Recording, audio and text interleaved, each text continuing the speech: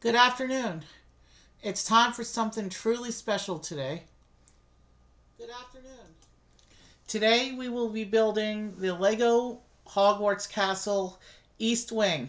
This is the third of big all-day core sections of the castle.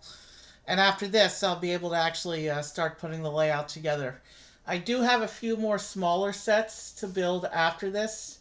Basically, we're down to Hagrid's hut and the Forbidden Forest.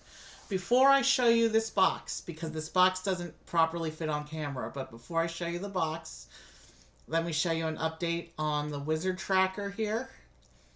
You can see we've pulled 21 wizard tiles so far, and we've got 12 different ones, and a lot of duplicates at this point. We have 6 chances left. We're going to get 4 wizard portraits in the big castle section today, and then there will be 2 final portraits when we do Hagrid's hut, which will probably be sometime next week. So we only have 6 more chances to pull the 2 that we're still missing, which will be this one in the knight's armor in the top row, and then this one at the bottom. This other sinister looking wizard who represents Salazar Slytherin, who is actually prominently featured in the set today. So maybe we might see his tile. We pulled the Gryffindor tile in the set which prominently featured Gryffindor, and we pulled the Hufflepuff tile in the set which featured Hufflepuff. So we did not pull Ravenclaw in the Ravenclaw set. We pulled Ravenclaw in the Hufflepuff set, but here we are. Let's see if we can pull Slytherin and this other Night Wizard. And we're guaranteed at least 2 of our tiles are going to be duplicates, though, because I'm only missing 2, and we're getting 4 today. I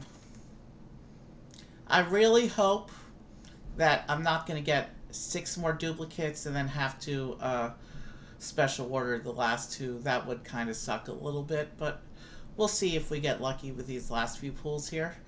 We're doing 4 portraits today, 2 on the Hagrid's hut stream, and then there'll be no more chances to get these last 2, so we'll see what happens. We'll look into the tracker again when the portraits come out. Now we'll take a look at this big giant box. And as you can see, I can't really get this big giant box on camera. You can also see a slight curve to the front of the box. The box is actually bulging. The box is not big enough to contain the awesomeness inside.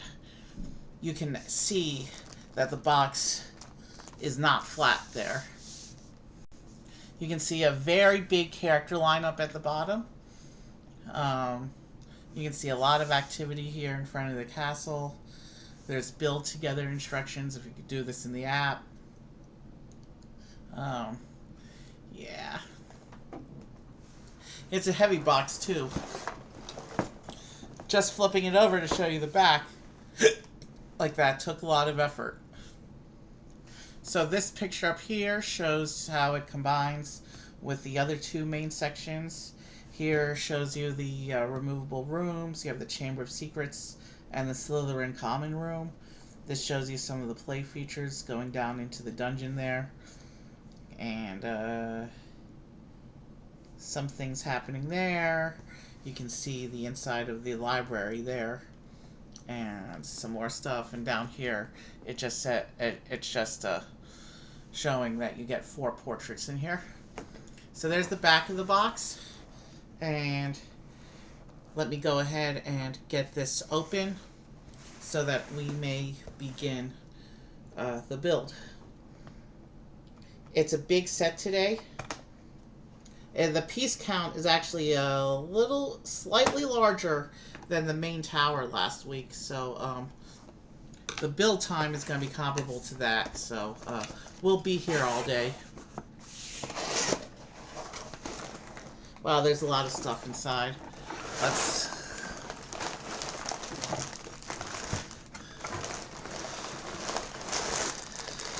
Wow. Okay. Alright. We we got all the bags out. Give me a couple minutes to get organized here. 2 paper packets. Okay, we'll have to see what those are after I finish getting the bags organized. But let's...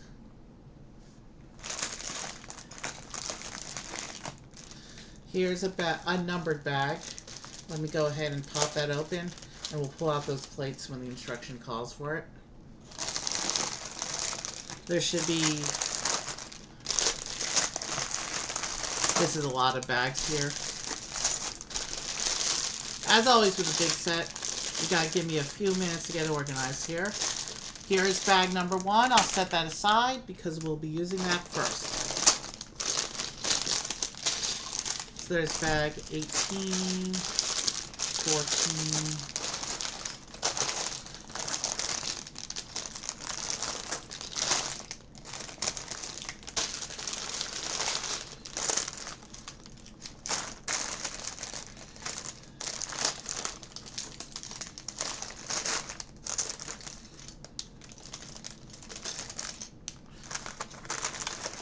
so we go up to bag 19 in the set.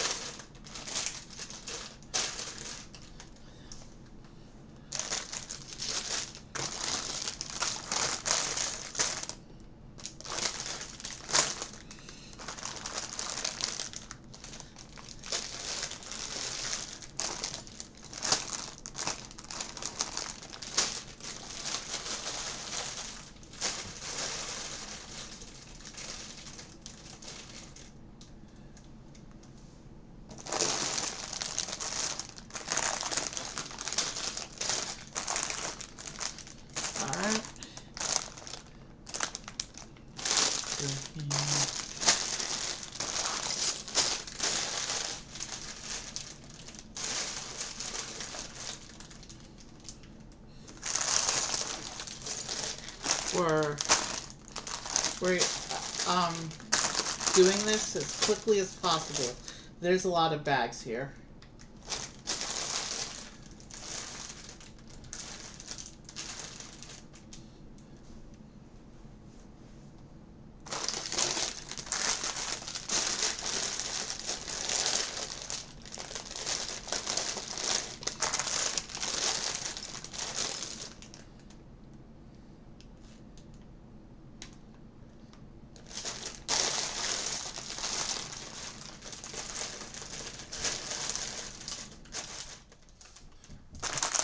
Alright, we're almost ready.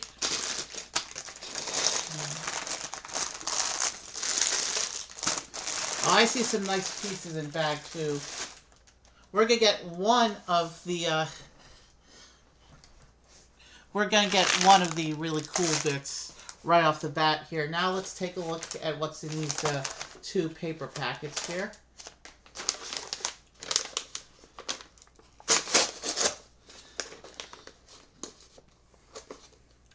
It's interesting to see the old plastic bags in this set because this set literally just came out, and this year, for the most part, they've mostly switched over to the new paper bags. So it's interesting to see that this set is still in the old plastic bags, which I haven't seen. This is the first set that came out in 2026 that I've seen the old plastic bags on. Every 2026 set I've done so far this year has had the paper bags. Now, most of the sets I've done this year have had the old plastic bags because they came out in the plastic days. Alright, so we have a stack of instruction books here.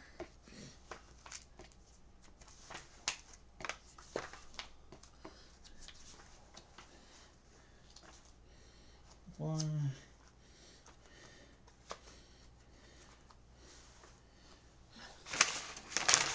And then in this paper packet,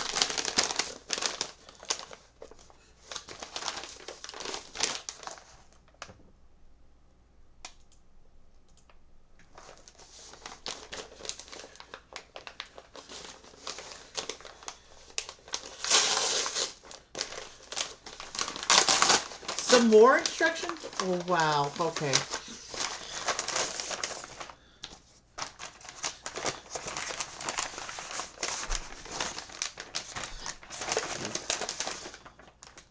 And a sticker sheet. Okay. So we have 4 more instruction books and a sticker sheet. This sticker sheet also uses the mirror-backed shiny stickers.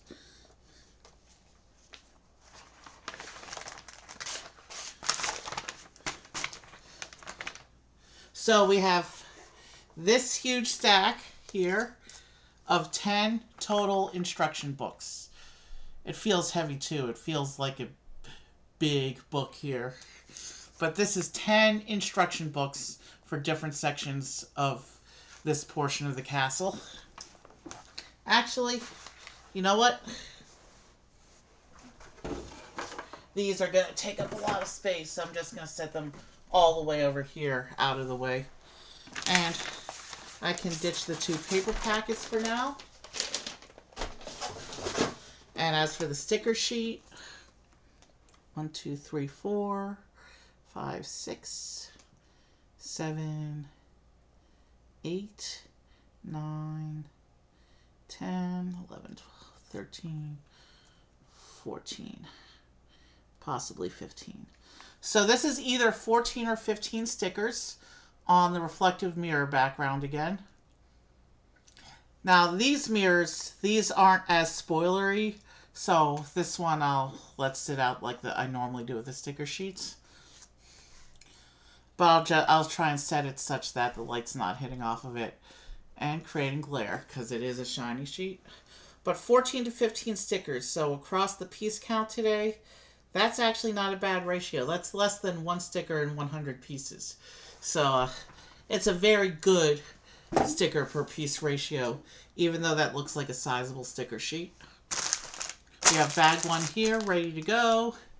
Let's pull up our instructions and get started. So here is the first instruction book on my screen. And it looks like in this book, in this section, we'll be building the pull-out room for the Chamber of Secrets. So we're building one of this set's coolest features right off the bat here, before we even do any structure. We do get a brick separator. Let's go ahead and open this up and get started. And this shows how families can each take a piece of the set and build together.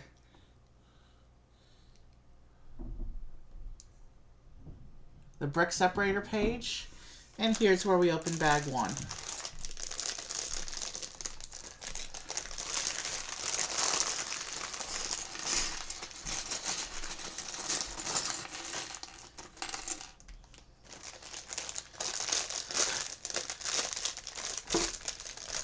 There's a lot of characters in this set. We'll be meeting them gradually throughout the day. And I'll take the brick separator and set it over here.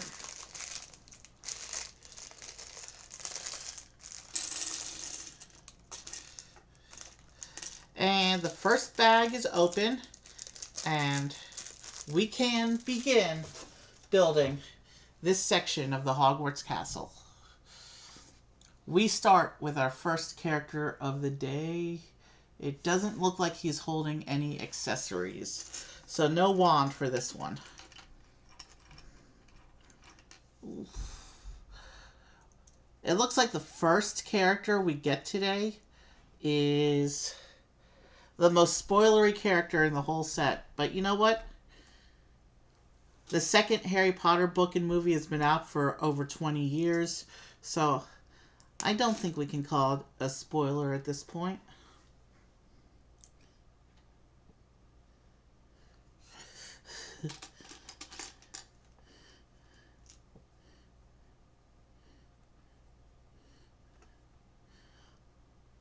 We have here Tom Riddle, or part of the soul of Voldemort. This is Voldemort as he appeared when he was a Hogwarts student of House Slytherin, way back however many years it was before the Harry Potter books took place. But this is Tom Riddle, who everyone knows by now is Voldemort. And he'll be the first character in our character lineup. And I'll do that the best I can along the front edges here. Meanwhile, let's start putting brick to brick and building this thing.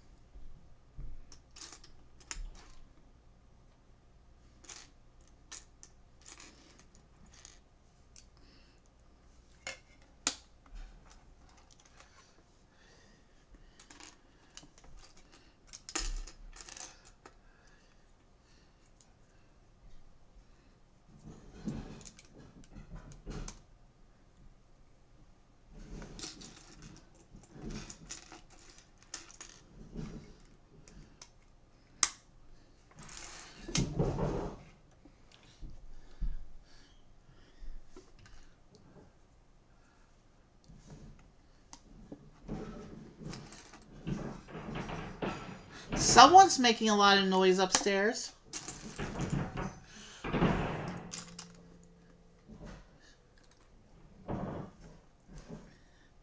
Like an inordinate amount of noise from upstairs.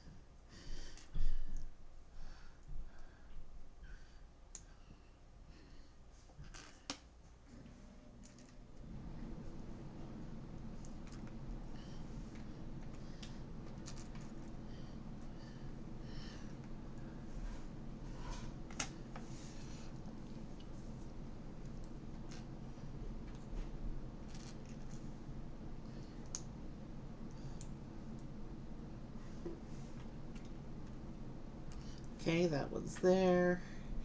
And then we'll get one more of these hinge bricks.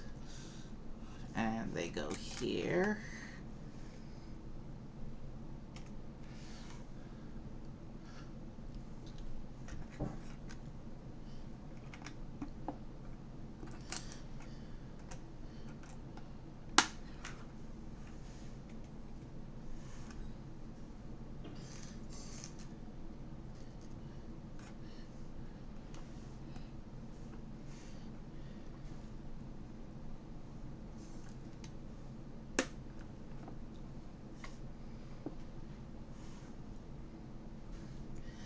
Okay, so the structure for the Chamber of Secrets room is coming together pretty efficiently.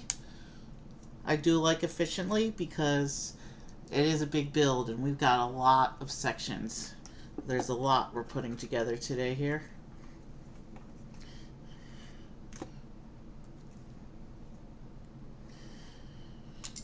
But I just put this piece on with some dust attached. I want to make sure I'm not doing that on a brand new set.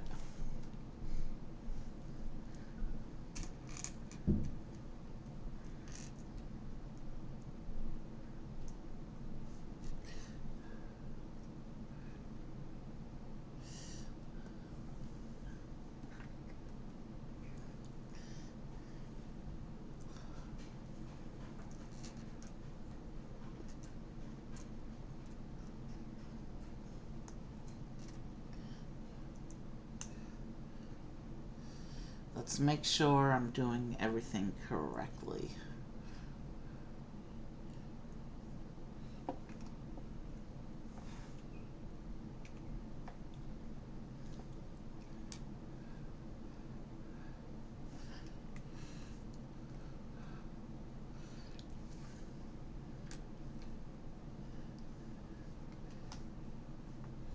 So the Chamber of Secrets and the Slytherin Common Room are the pull-out rooms for this set. And then, of course, we'll have all the fixed upstairs rooms, which I think are some corridors in the library. This set also contains the two iconic bridges that connect this section of the castle to the main section, with the Great Hall and the main tower.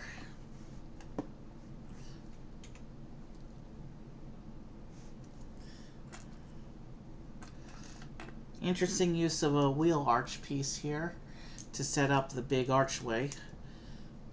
This is like the Chamber of Secrets is like in the sewer system underneath the castle.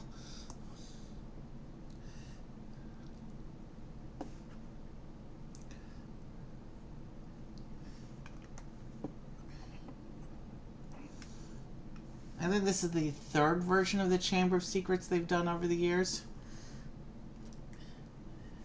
But it is such a classic, iconic sequence and scene and location.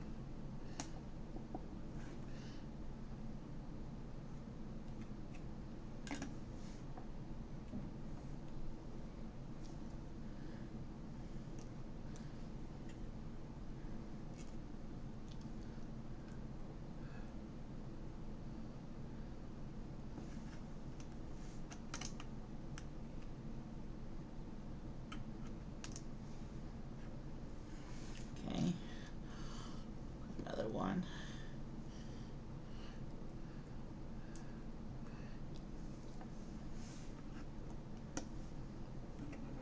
Yeah, that goes there.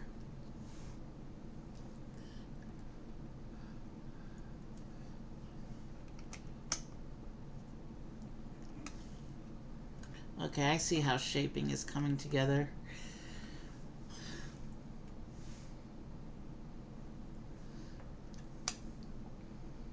The payoff, of course, will be in bag 2. And I know you can't see everything that I'm doing right now because I'm turned away from the camera. I need to be able to see what I'm doing because this is precision parts right here.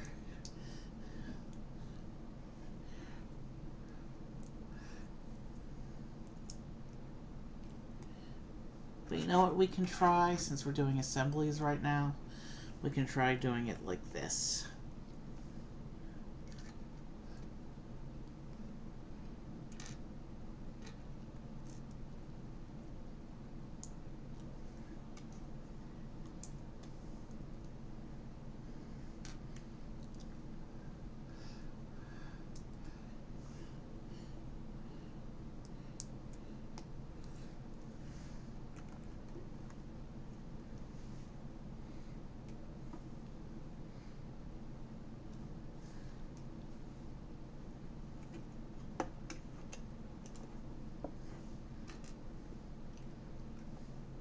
I won't be able to do all the sections backwards like this.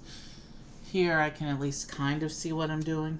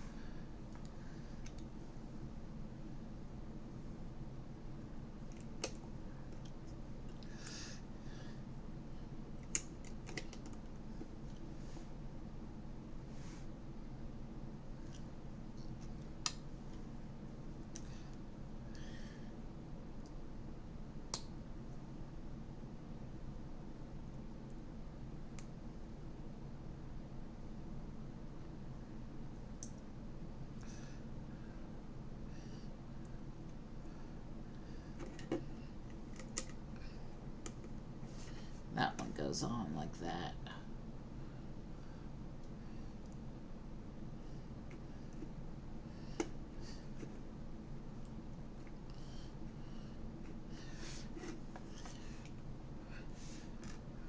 And then this goes right there. And with that, we're ready for bag 2 and our second character of today. But before we do that, alright, so this is our Chamber of Secrets room at the halfway point. You can already see some shaping around the main tunnel there.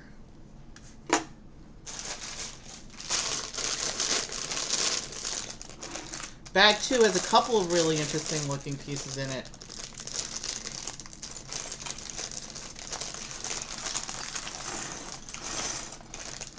This set's getting into some of its cool stuff right away.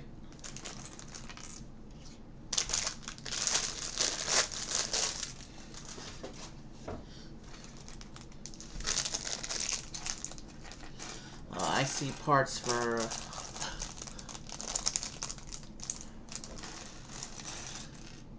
I see several key iconic parts. Props we'll leave in the room. Characters and animals can be part of the character display. We're going to start with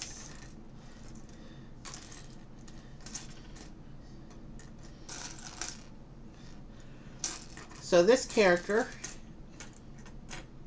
is going to be Ginny Weasley. This is Chamber of Secrets, so she was a first year. We need to find the leg piece before I can put her together. And I see a number of iconic props in here.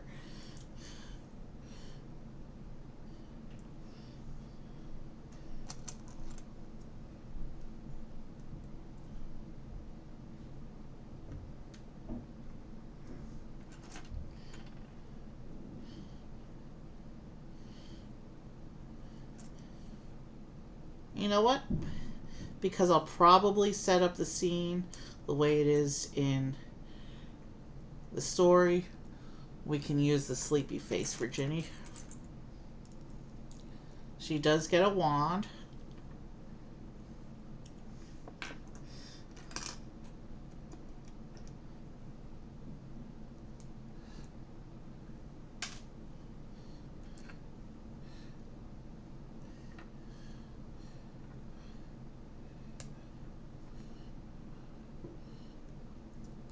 I'll show you her regular face, and then I'll switch it to the sleepy face later. So there's Ginny. Ginny Weasley, her only appearance in the castle sets.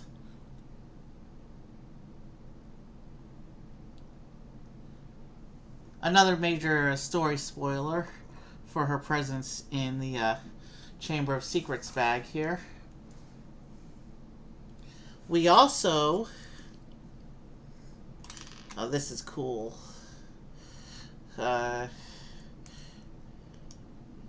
We get Dumbledore's Phoenix Fawkes. We've seen Fawkes before with folded wings, closed wings. He's in Dumbledore's office. But here is a flight pose Fawkes. And you can see it's even got some translucency on the wingtips there.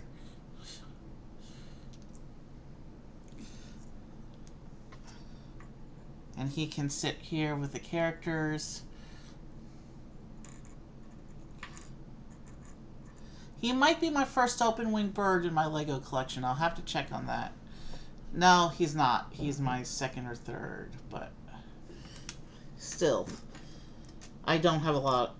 Open-winged birds are not as common in Lego as closed-winged birds. So, the next thing we're putting together here is one of the props here.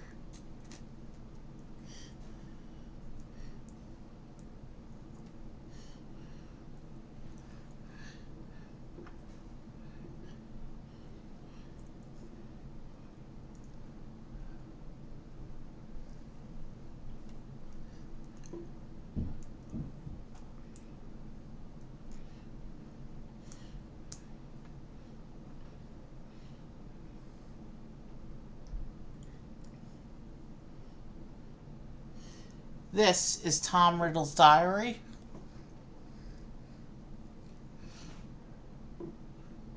Revealed later on in the series to have been one of Voldemort's Horcruxes. This is how Riddle possesses Ginny and communicates with Harry, and and it is one of the standard openable Lego books, but there's nothing on the page inside. But I think the diary appears mostly blank until the writing magically appears in it, so it makes sense that there would be no writing inside there. There's the cover one more time.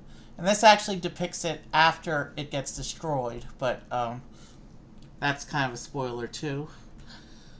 And that's a prop, so that will stay with the room.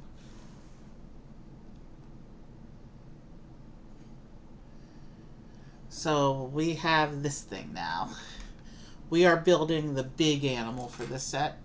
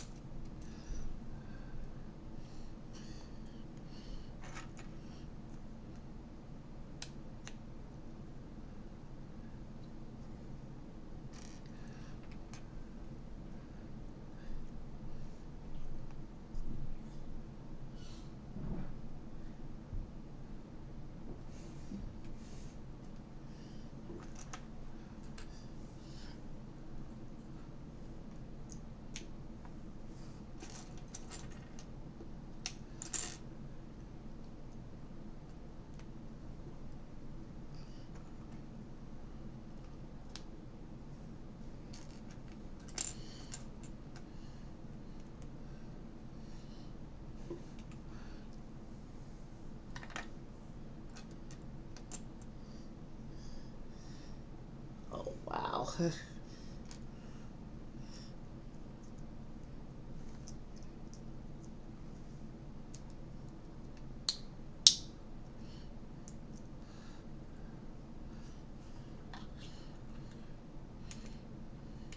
So what we have here is the basilisk, the big giant serpent that lives down in the Chamber of Secrets and turns people to stone. He does open his mouth, and these sections are posable. Let me try something there here. Let's see, does he sit like that?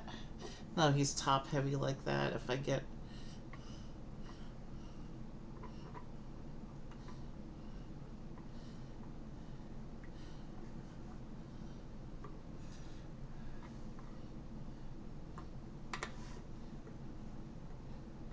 Oh, he's pretty top heavy. But we can put him in the character pile like this for now, I guess.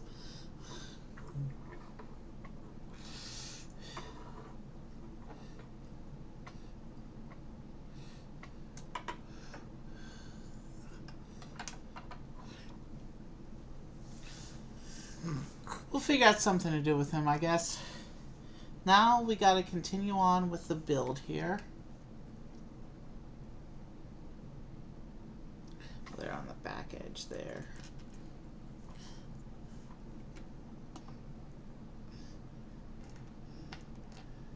I still see one more iconic prop in here, two more iconic props in this parts pile, which we will go over when the instructions reveal them.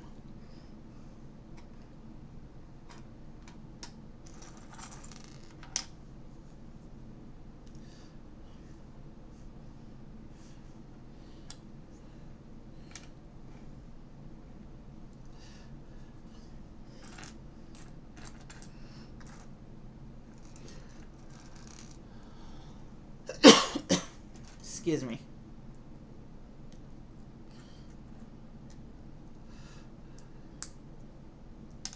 I ate lunch right before starting stream, So hopefully we should be able to breeze through the first couple sections before I need to think about a break. But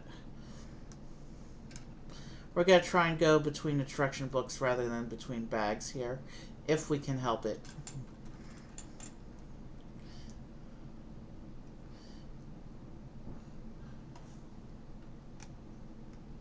Alright. Here's where I have to turn this back towards me so I can see what I'm doing. Because that bit we just put on the back cut off my view of the stuff in front.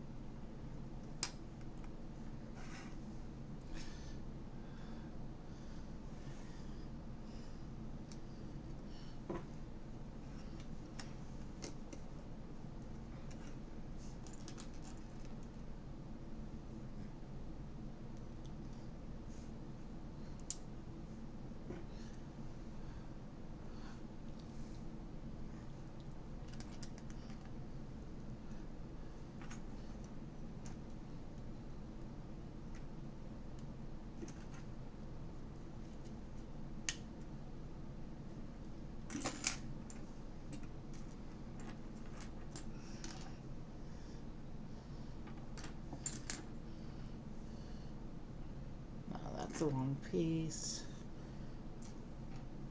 There's the piece I want.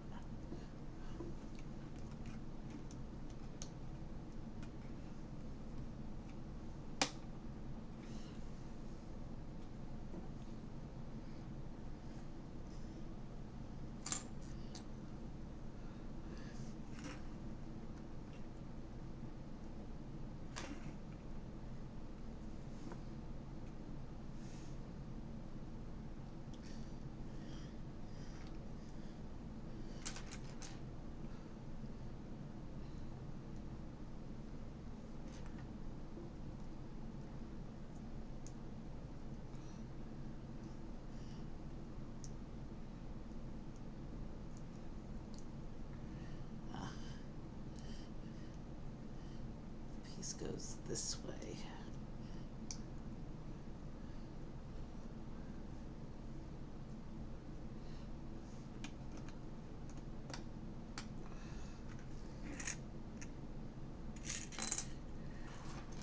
I see what's going on here.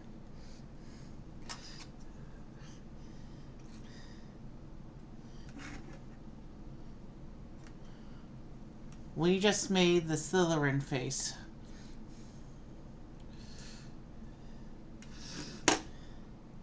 That's the iconic part of the basilisk tunnel.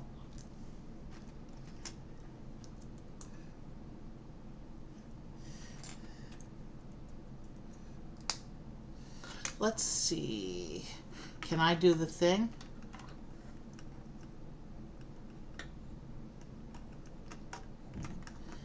He's still top heavy if I try to do it this way.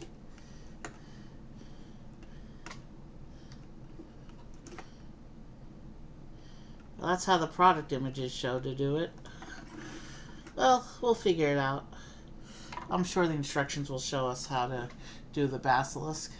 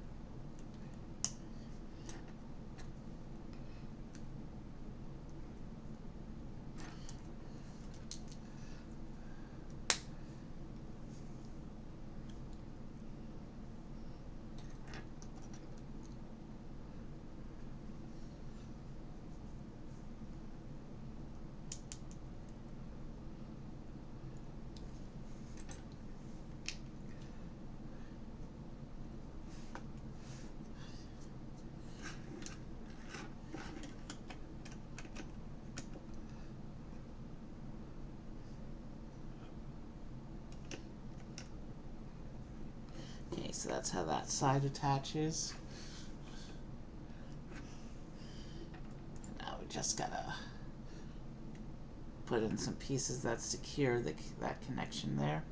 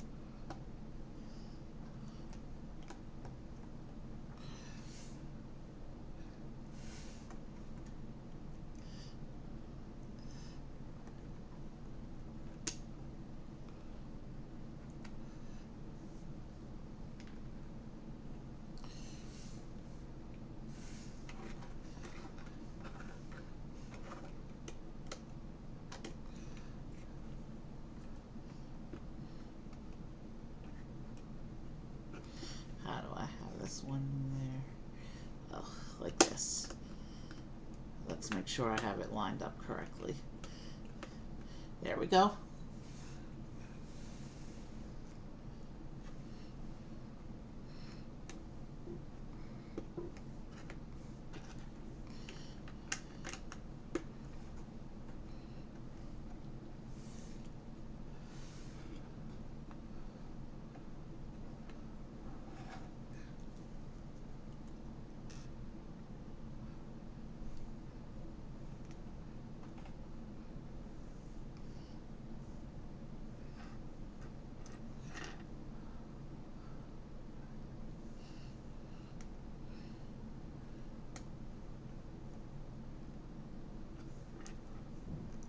Couple clip pieces here.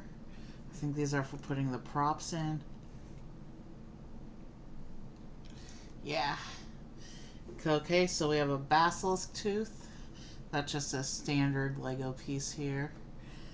Nothing really consequential to show here. But we do have the Sword of Gryffindor.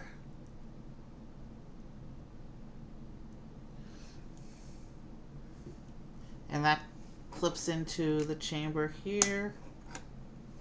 And we also have the Sorting Hat, which also clips into the chamber here.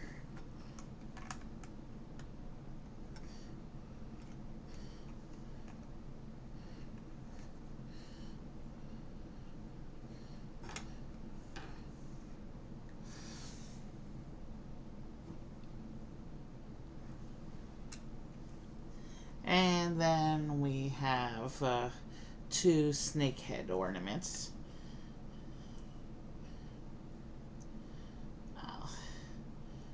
The snake head ornaments are a nice piece. I like this. So here's the snake head ornament.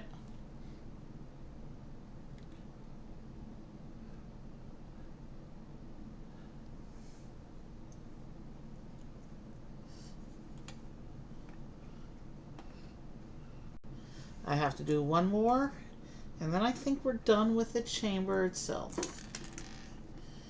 If I can do this without dropping pieces, but at least they didn't go to the floor that time.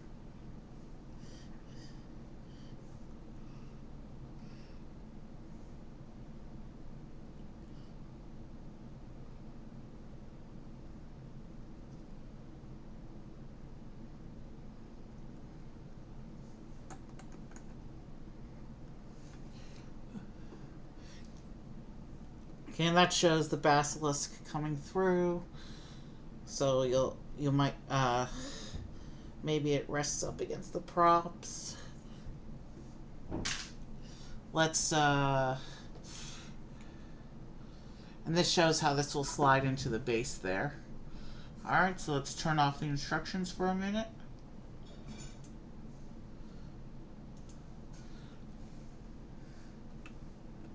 So it took us about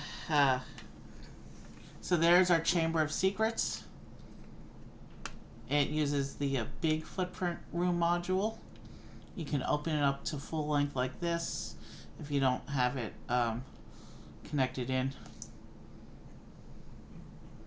Or you can close it up for a more compact look like that. And let me just see.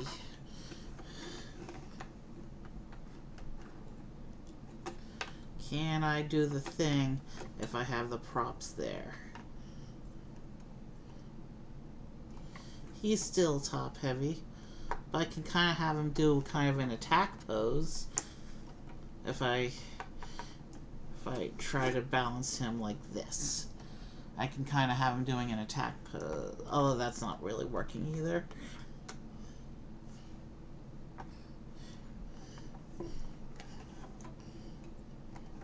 Yeah, this basilisk is really difficult to pose, but maybe with the castle in place we can figure it out. I'll worry about it later. The diary doesn't have a place to clip in. Actually, what if we got a pose. We got him to pose doing the thing.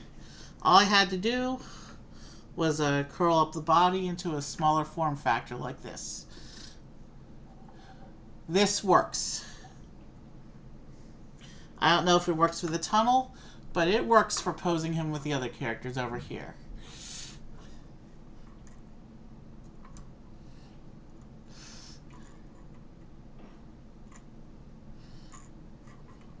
He does take up a lot of space, though.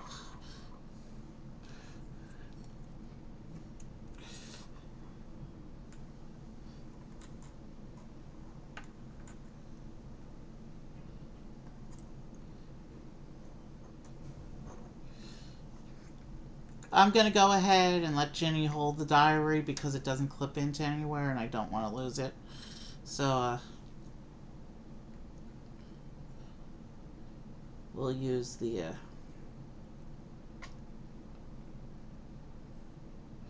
there.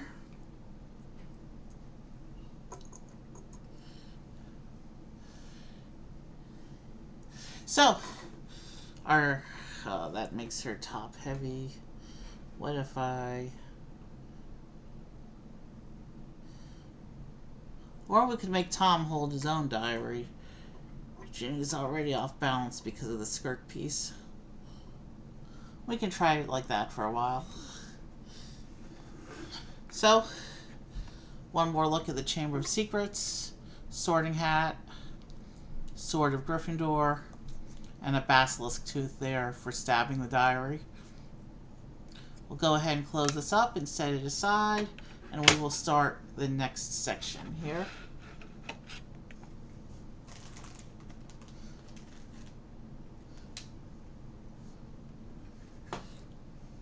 Let's pull up the instructions. So here it looks like we're going to be building the rock structure, the cliff at the base of the section, the famous Hogwarts cliff. Let's get bag 3. And bag 3 will reveal our next character.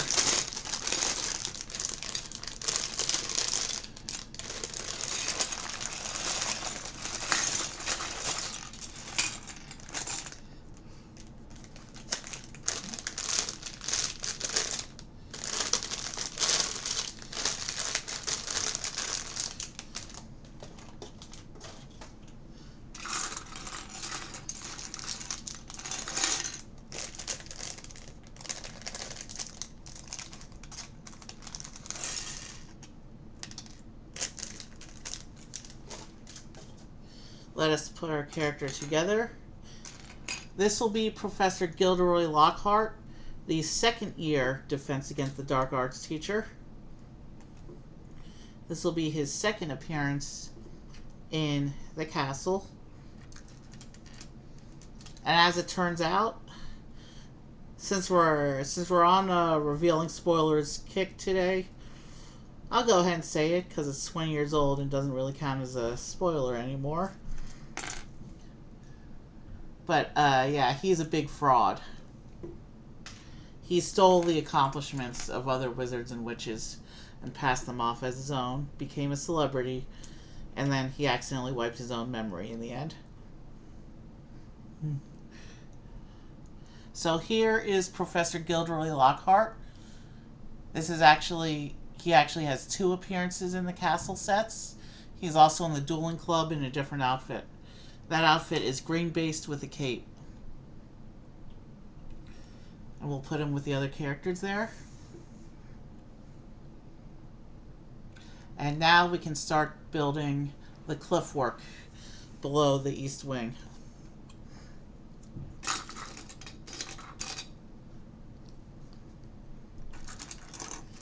So we'll be here in this section for this instruction book goes on until bag 6.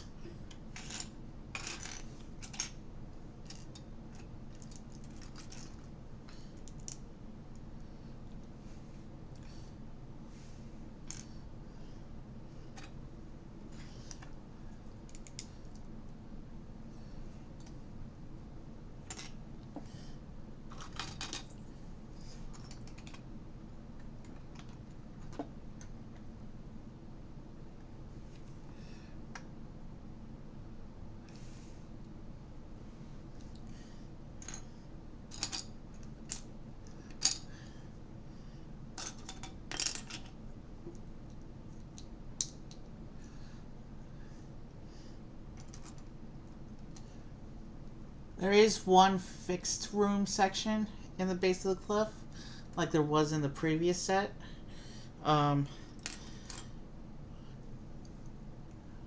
Which it looks like we're building the part of the cliff that has that room in it now.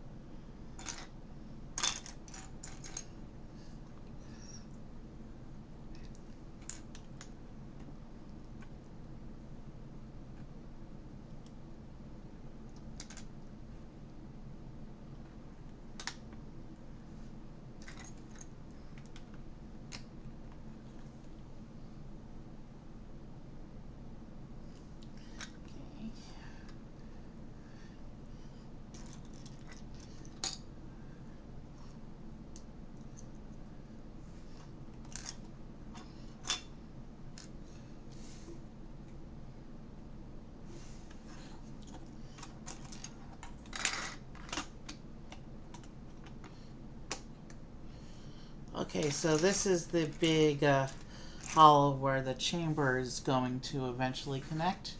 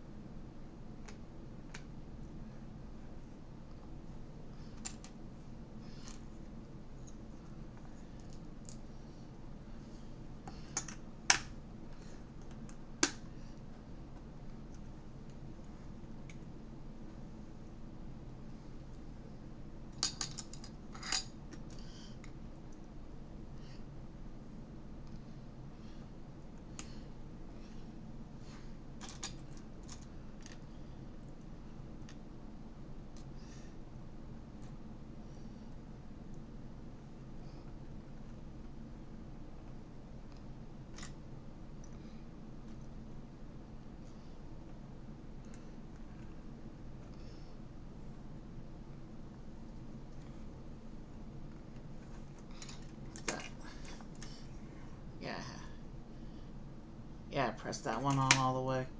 The shadow is making it look awkward, that's all.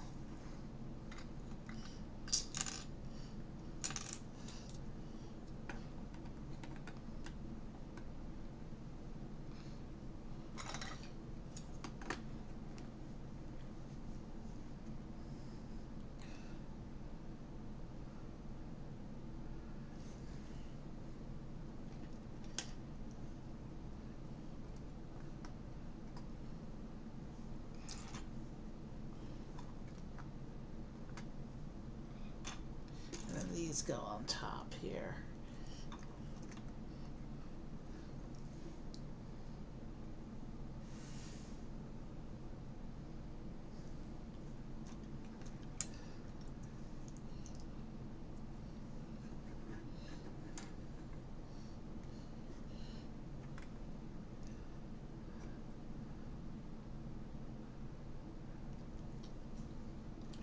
And these go here.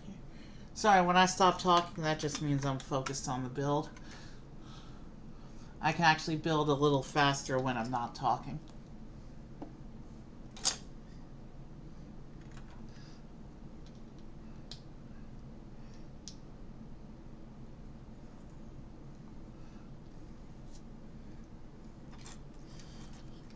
Well, we've got the very beginnings of rock work for this cliff section here.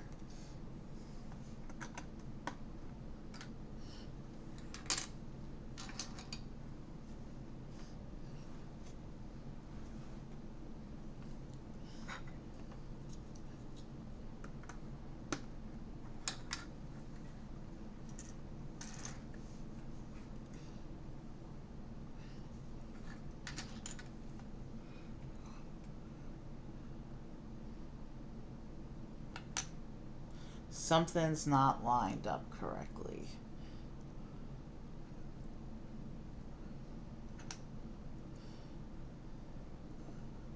Picture shows.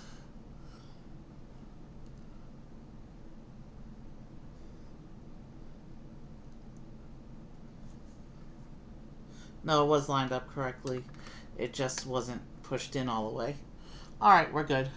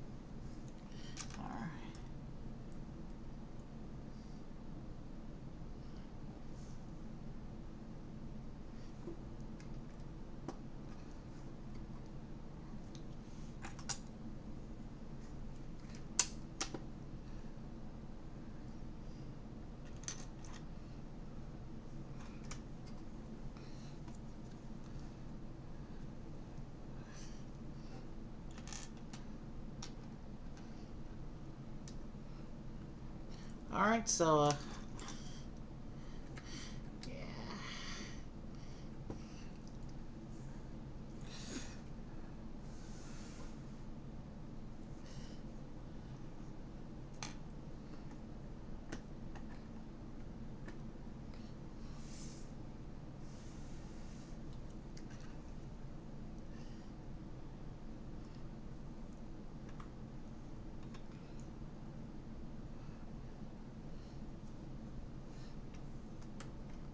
Interesting. So this room under the cliff here is doing some interesting structural stuff. Be cool to see what it actually turns out to be.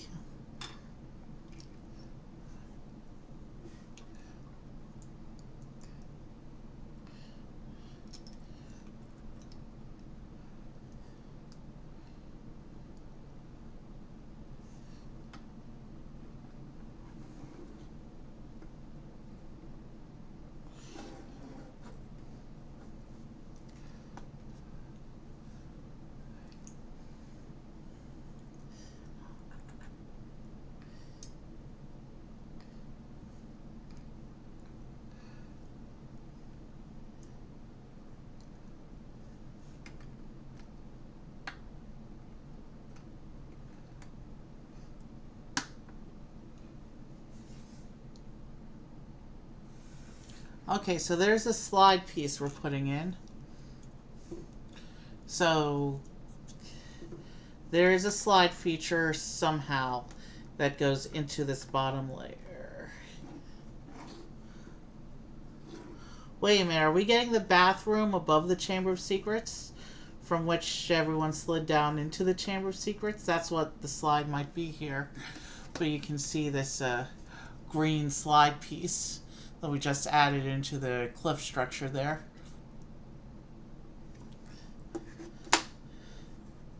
This is probably the secret entrance from the bathroom above.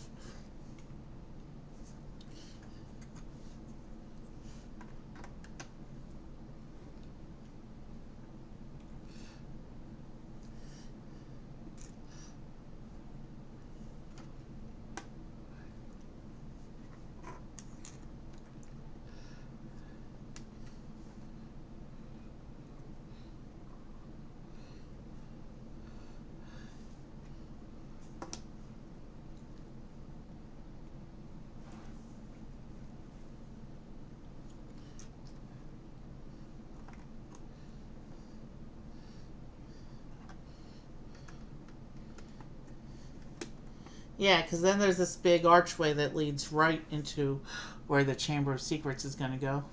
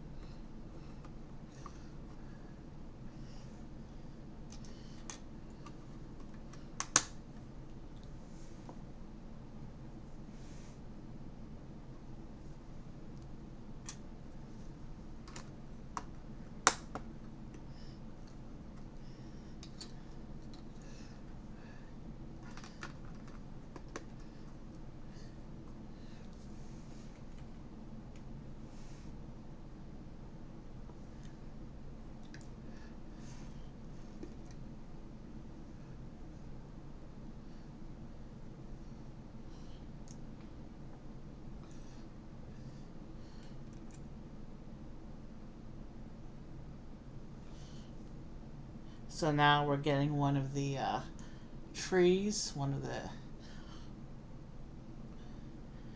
think this is our 9th one. Across the project, I mean. Obviously, it's the first one on this section. But it's our 9th of the Hogwarts trees across this project.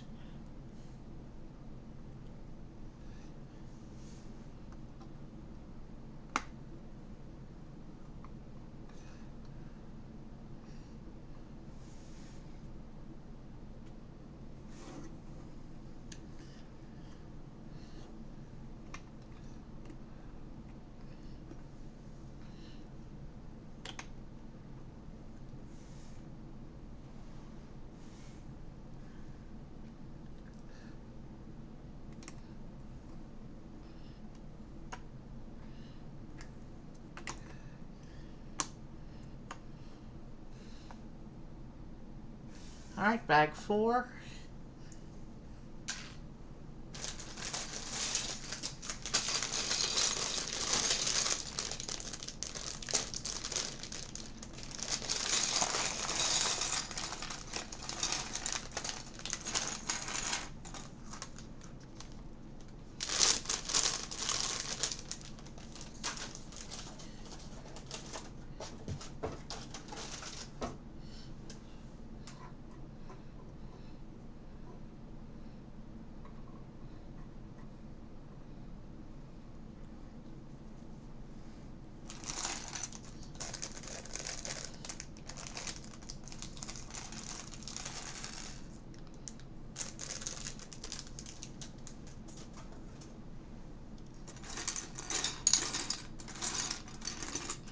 Alright, let's get right back to it.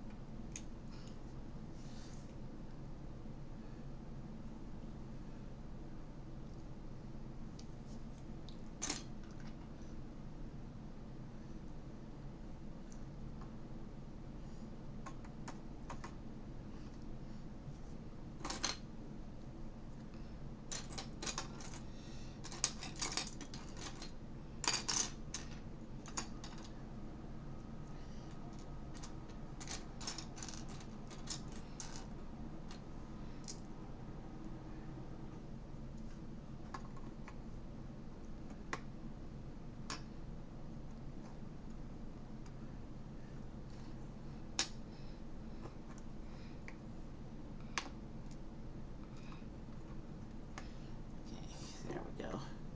It connected finally.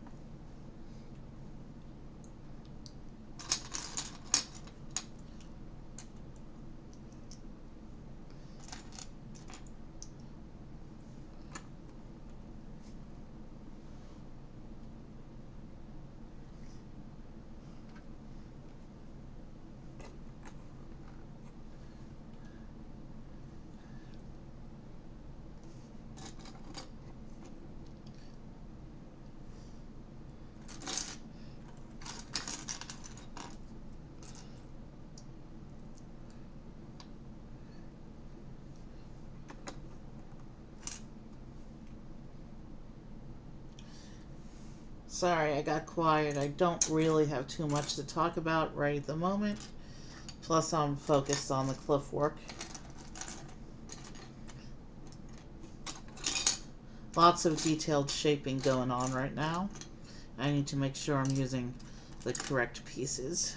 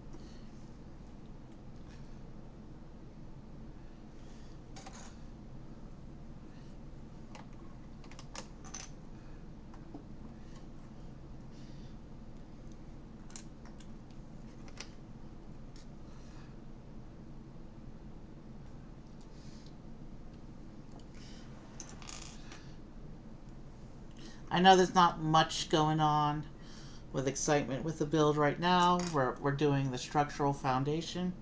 Obviously, once the cliffs are done and we start working on the building proper, we'll get into a bunch more cooler stuff. This is still pretty cool, though, seeing all the techniques for the rock work here.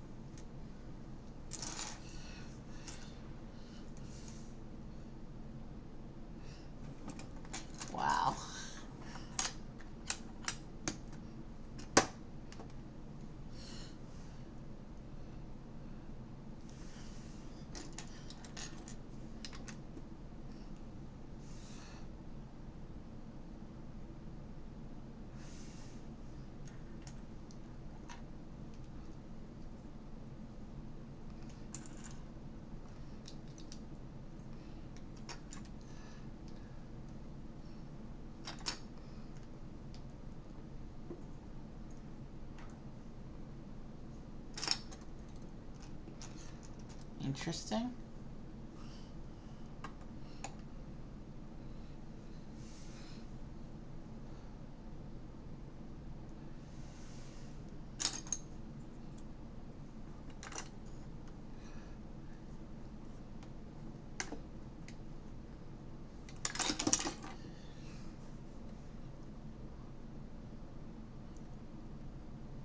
What fell off here? Did it go on the floor? It bounced towards me, but I need to see if it fell on the floor. I don't see it. Oh, yeah, there it is. We're good.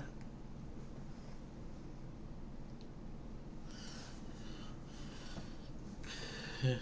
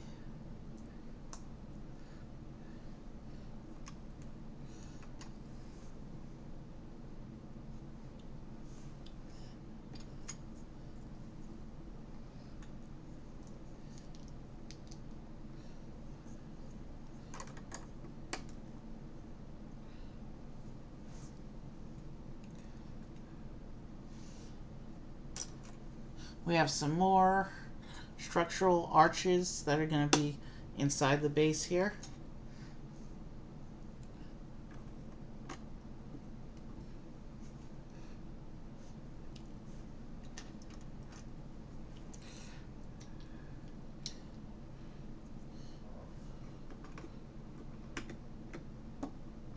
Not sure why we have black on the exterior. None of the rest of the castle has that. Guess we'll find out soon enough.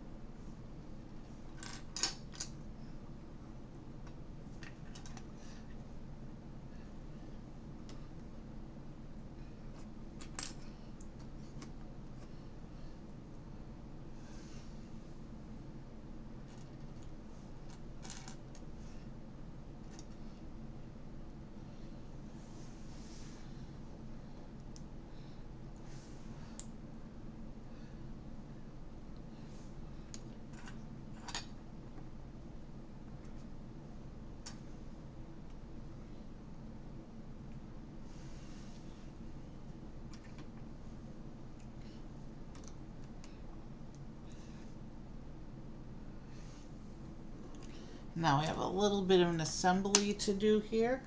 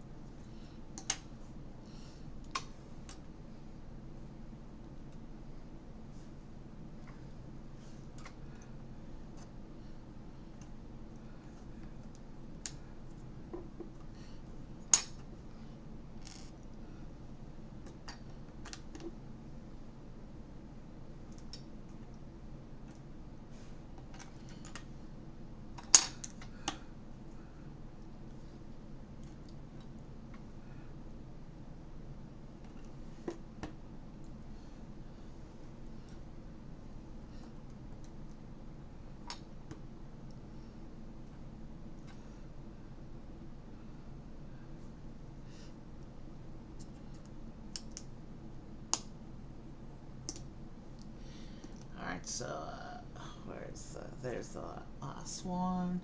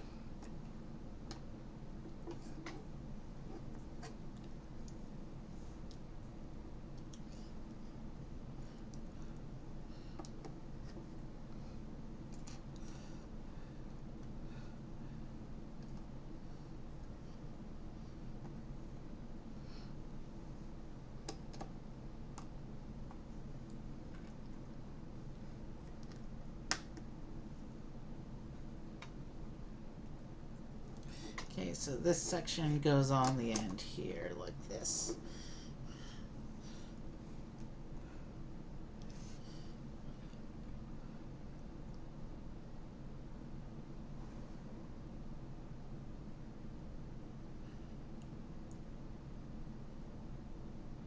Oh, I see where that goes.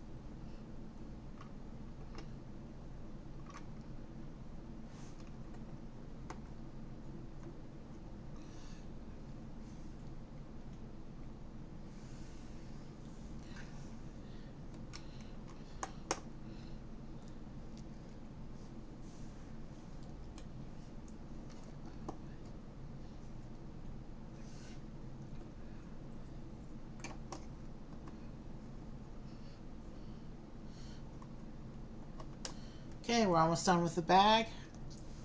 We do get another one of the trees.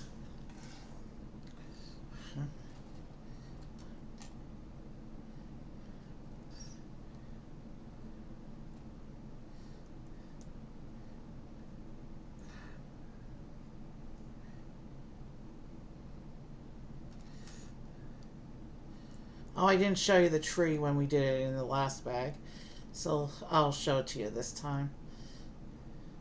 This is one of the standard Hogwarts trees that go, there's a bunch of them around the different sections of the project. This right here is the second one for this set.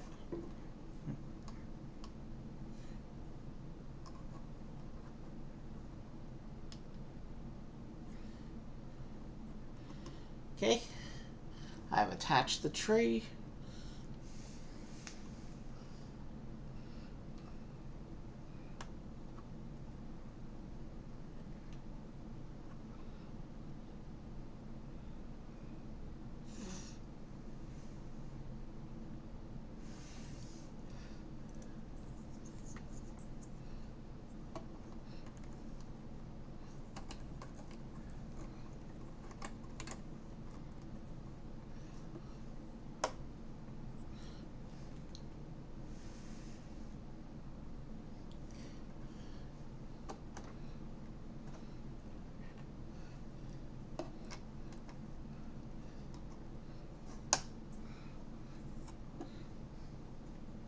Bag 5, in which we continue the cliff work.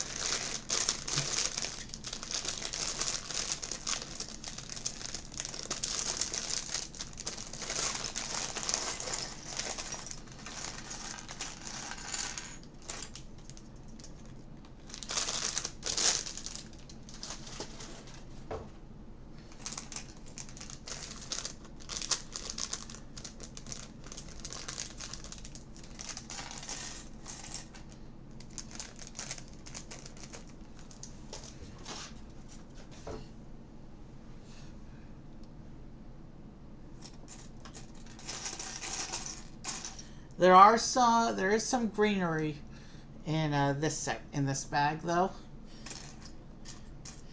along with all the grays.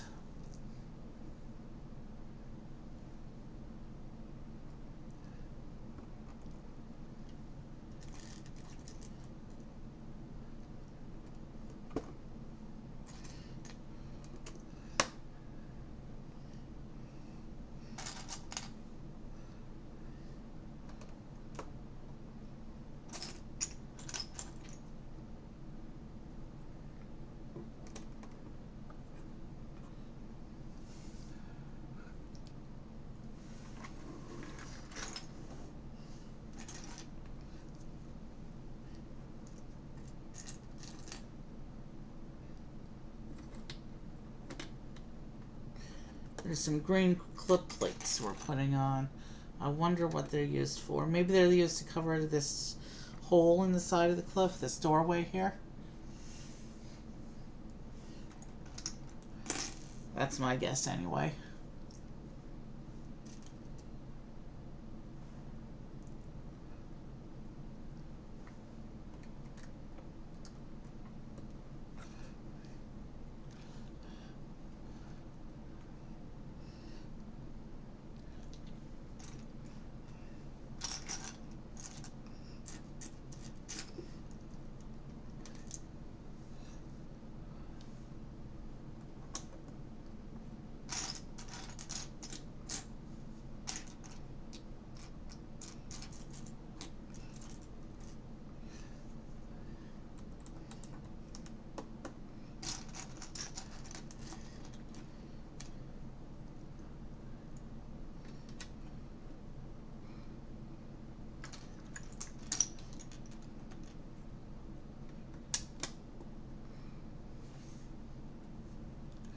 Okay, so now we have an assembly. And these are in the Hogwarts wall colors, this assembly. So maybe we're looking at the base foundations of the school, or this section of the castle structure. So yeah, I think we're building the base foundations of this section of the castle into the cliffs here.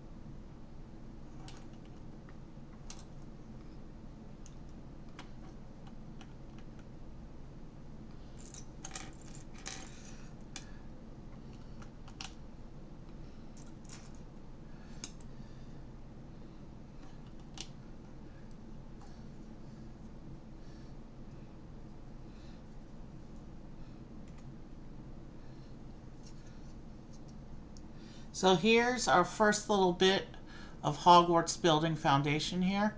That's going to go onto the cliff here.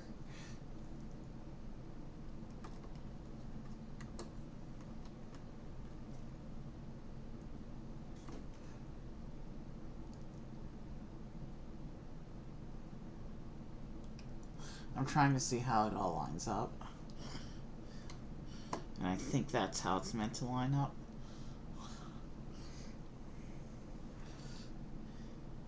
Alright, let's keep going. And if I line that up incorrectly, we'll fix it if and when a problem becomes... But we probably don't have anything to worry about. I probably did that correctly the first time.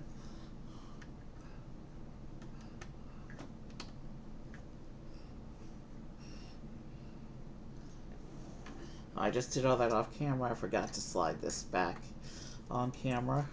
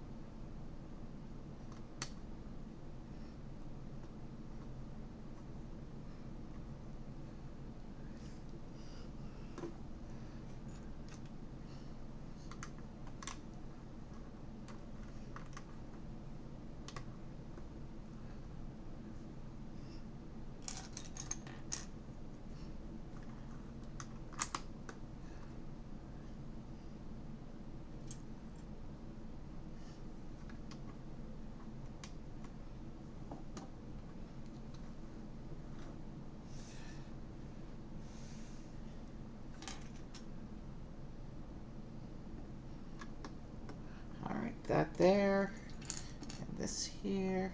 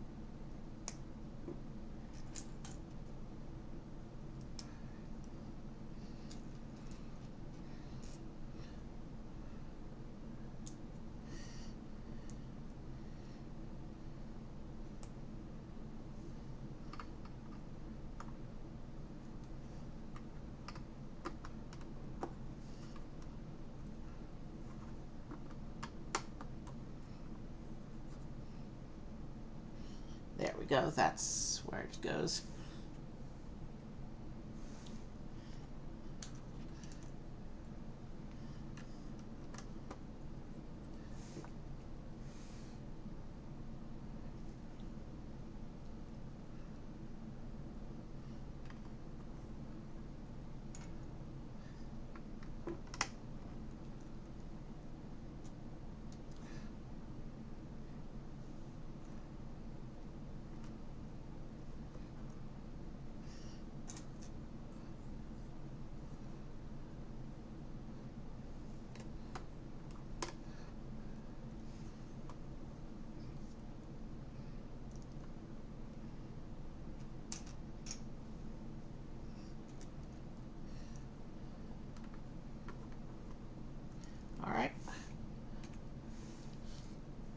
I'll have more to talk about, of course, once we get into the castle structure proper.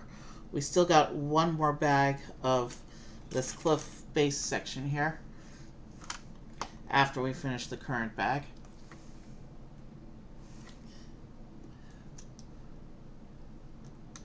Right now I'm just enjoying the process.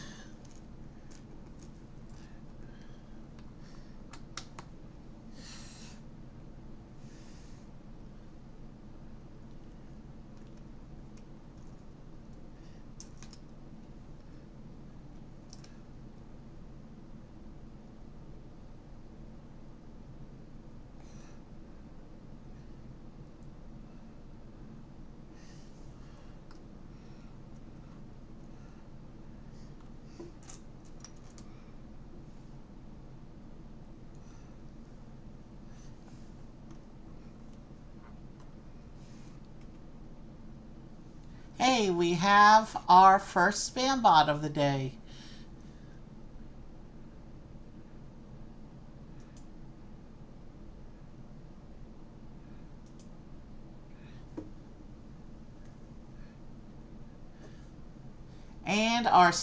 And the spam bot has been eliminated.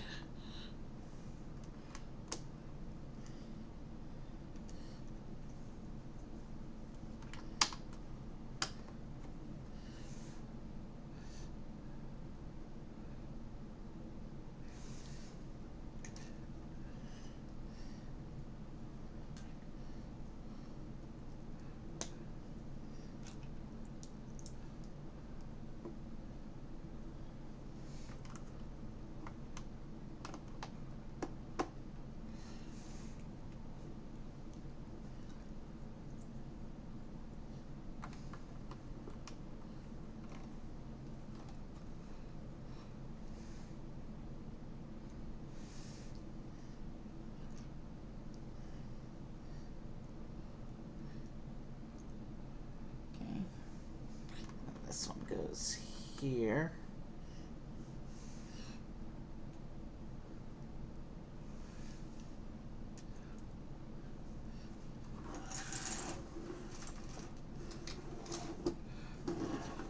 Now I gotta turn this around so I can see what I'm doing here.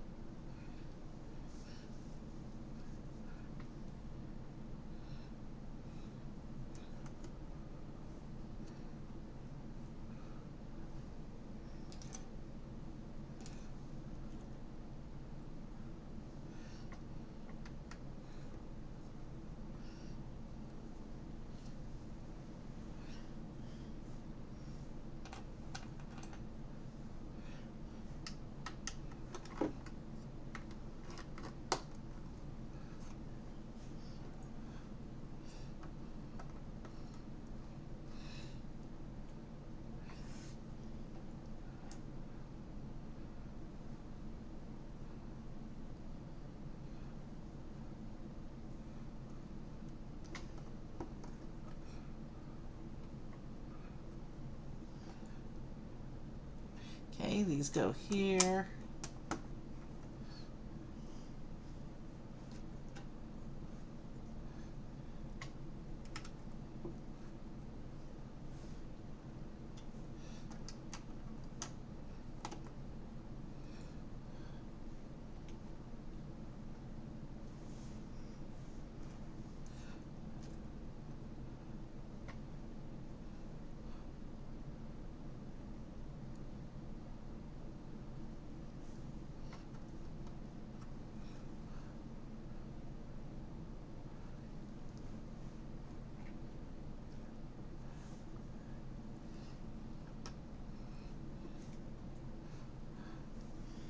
All right.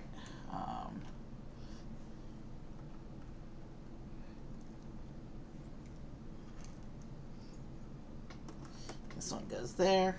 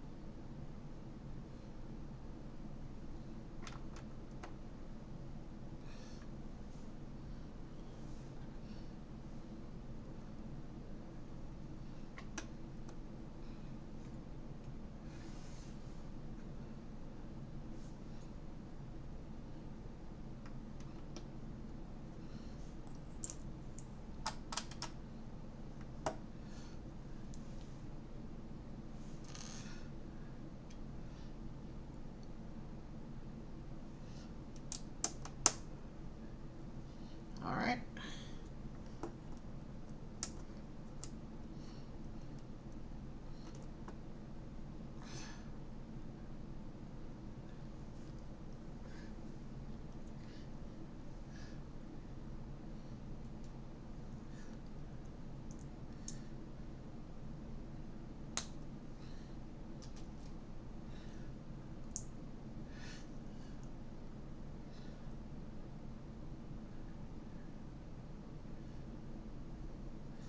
This goes here. And then this one here.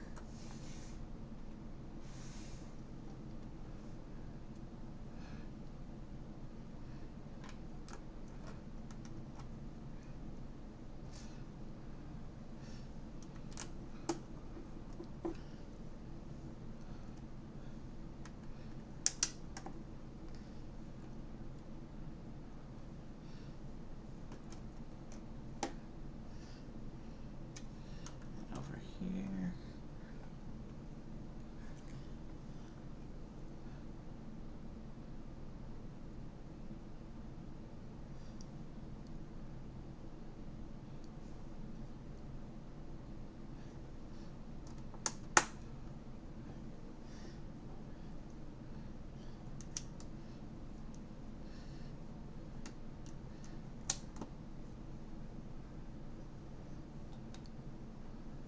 Okay.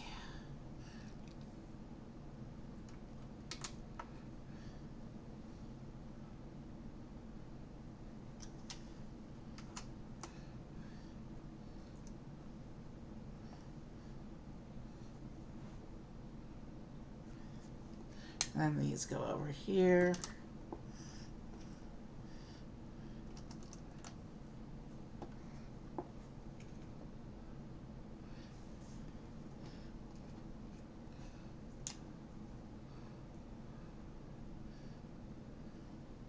And then a little more rock shaping over here on this edge.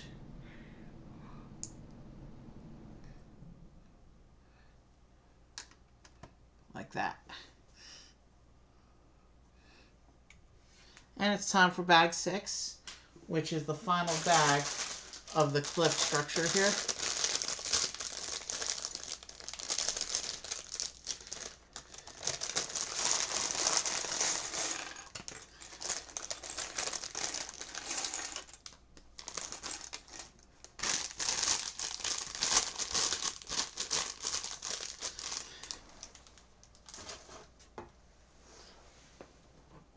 All right, so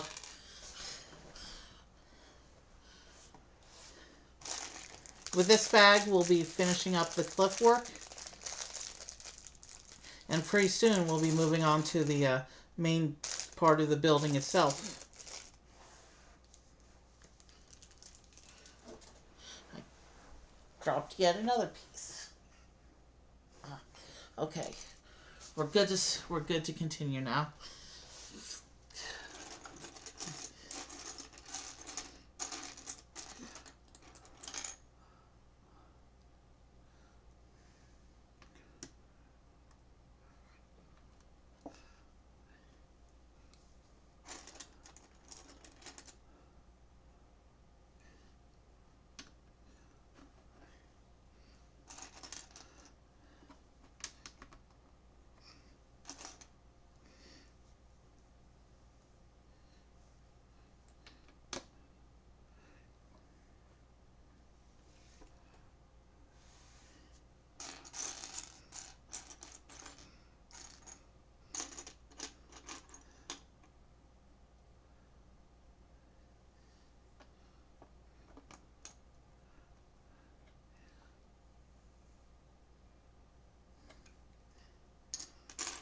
Alright, we need one more of those.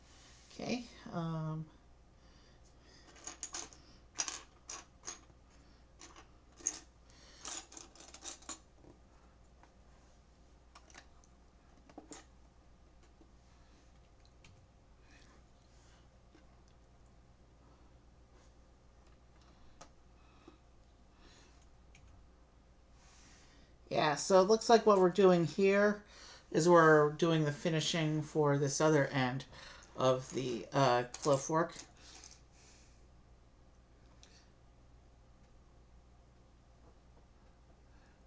Where's that meant to go?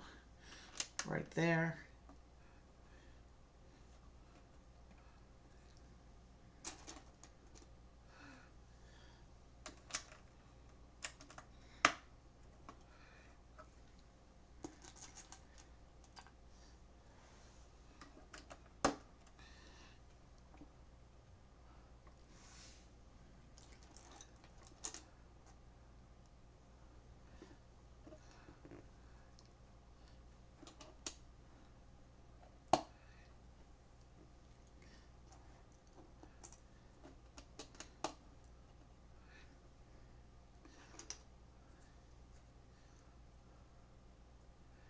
Yeah, this one goes here.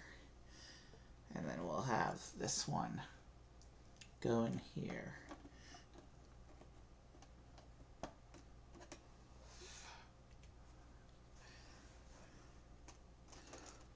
And then that goes there.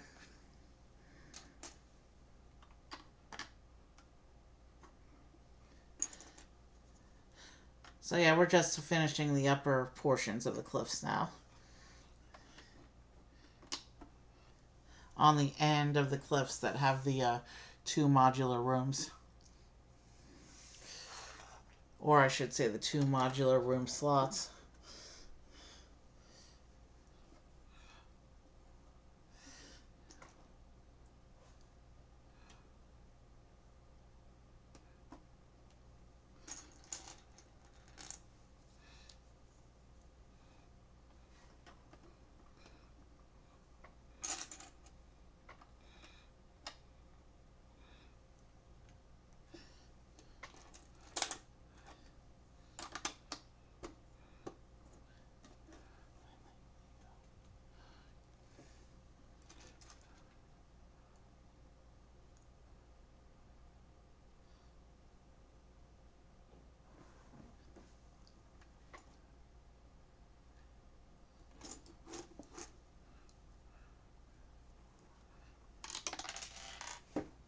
Oh, it didn't go on the floor.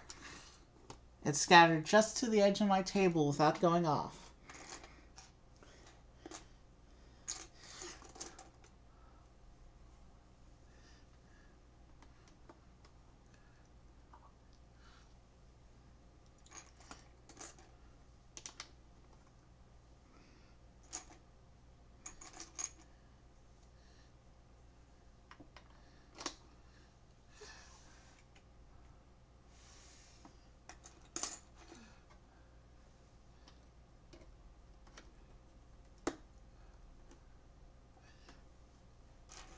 All right, so yeah, this last section is coming together pretty well.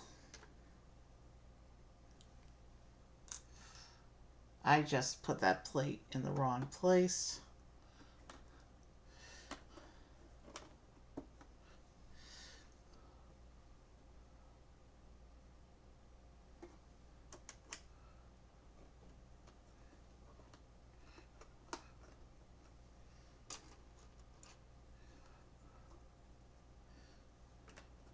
There's that.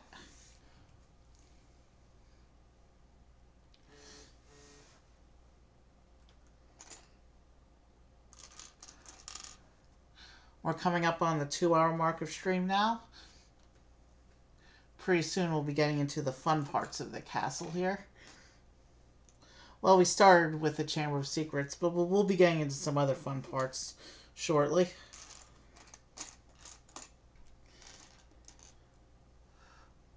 This looks like a little bit of a castle balcony section.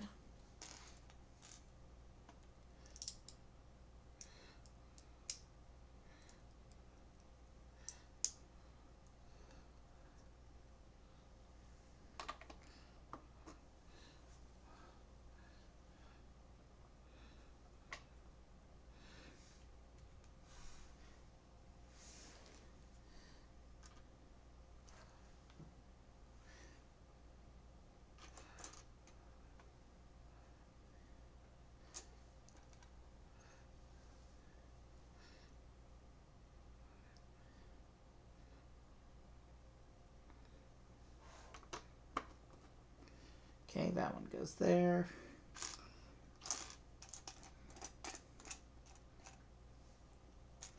And then this one goes here.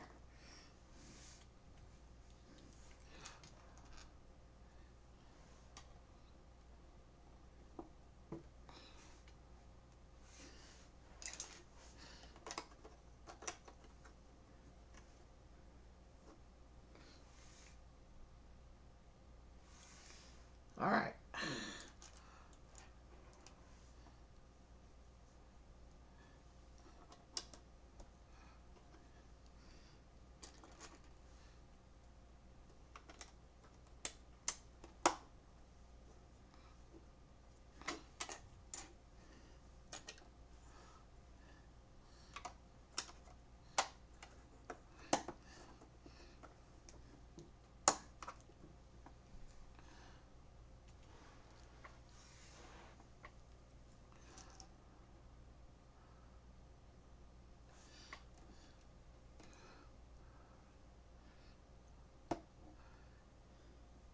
Okay, I need one more of those pieces. There it is.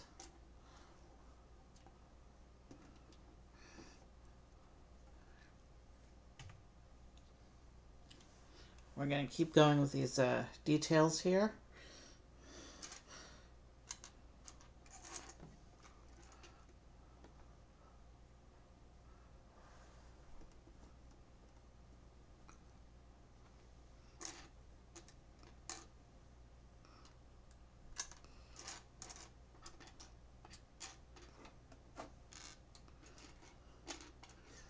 Oh no.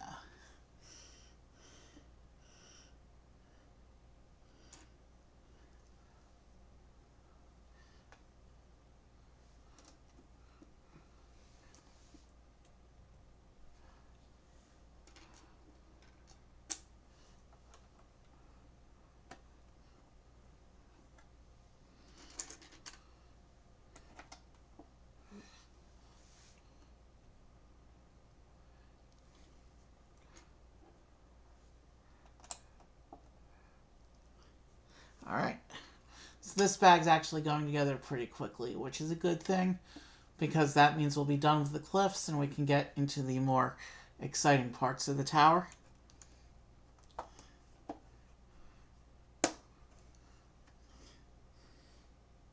And that will give me some stuff to talk about again. Once we get into stuff that's actually recognizable story stuff. We do have a little bit of a structural assembly to do first, though. These are unusually bright colors for being a structural assembly on Hogwarts rockwork, though.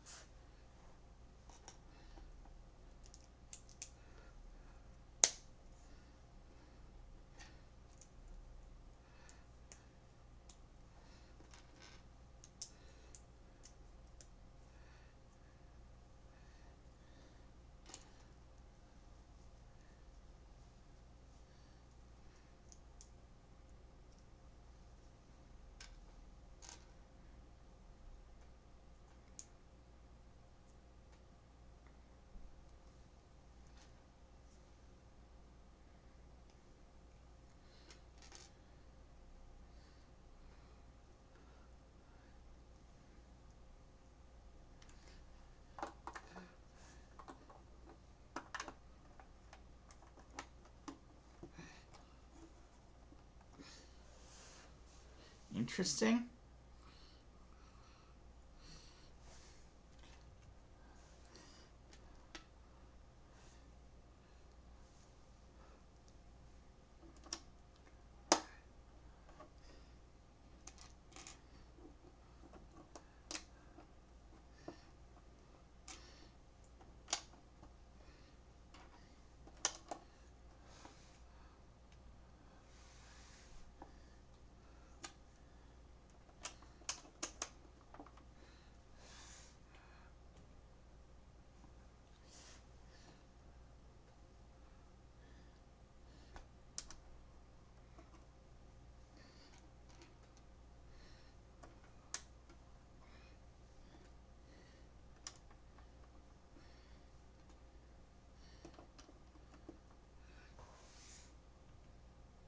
foundational supports for the main castle building, I guess.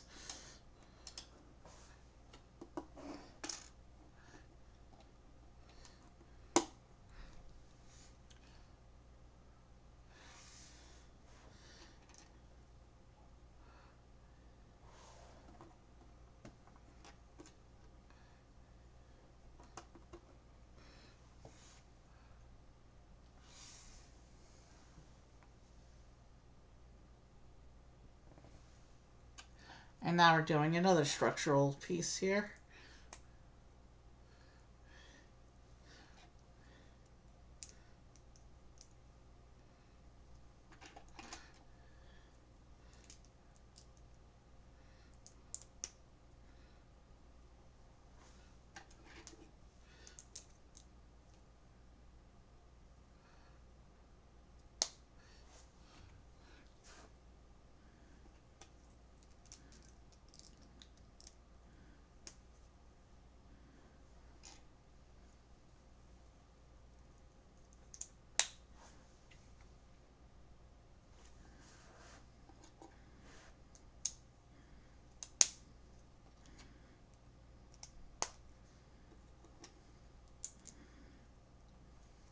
Oh yeah, none of these colors are going to be showing once we put the building on top of this foundation here.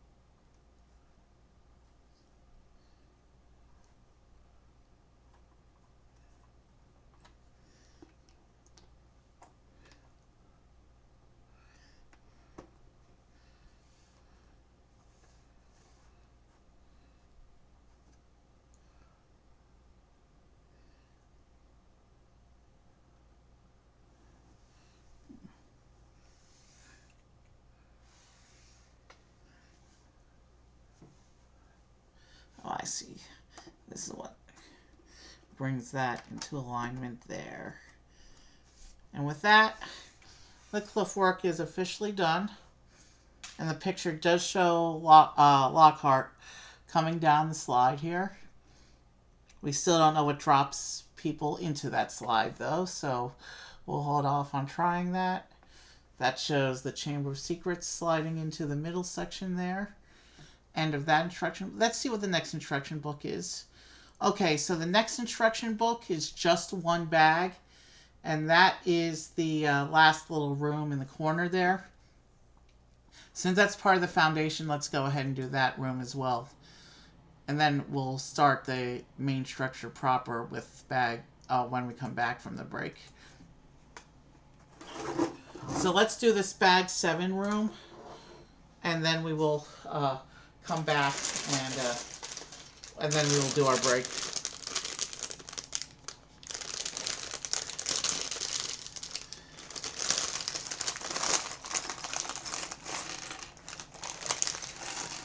We do finally get our next character here. I see a minifigure head. It looks like it wants to roll away, so... Oh, there's also a skull head.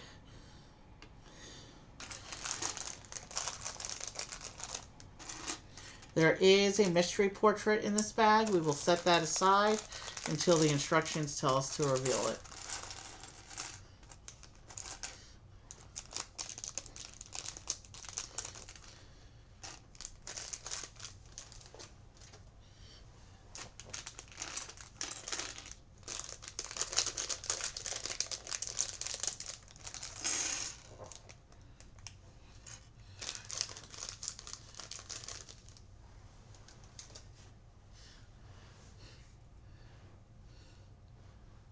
So our character for this bag is going to be Draco Malfoy.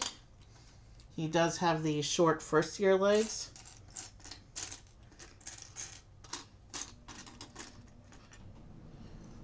And he's going to be our representative Slytherin student for today.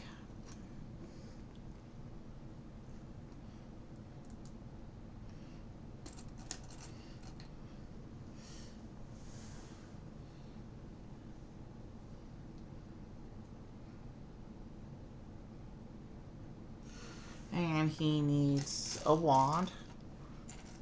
And then we can start building this next room. This is going to be the Slytherin common room.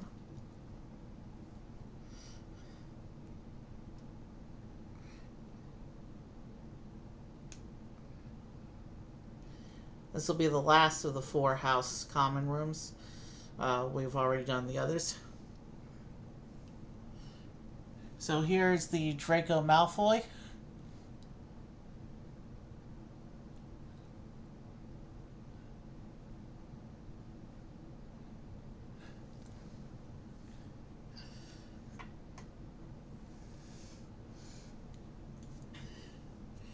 And let's begin building the Slytherin room.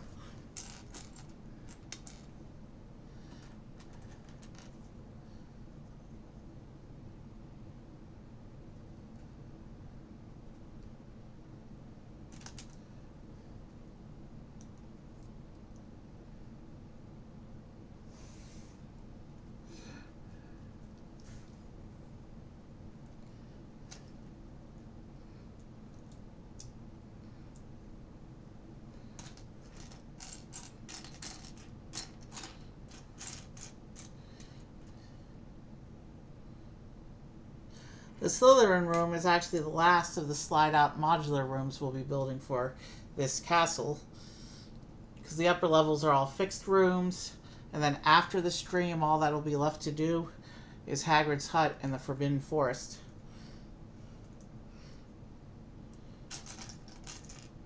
So obviously those, being outside, won't have the modular slide-out rooms.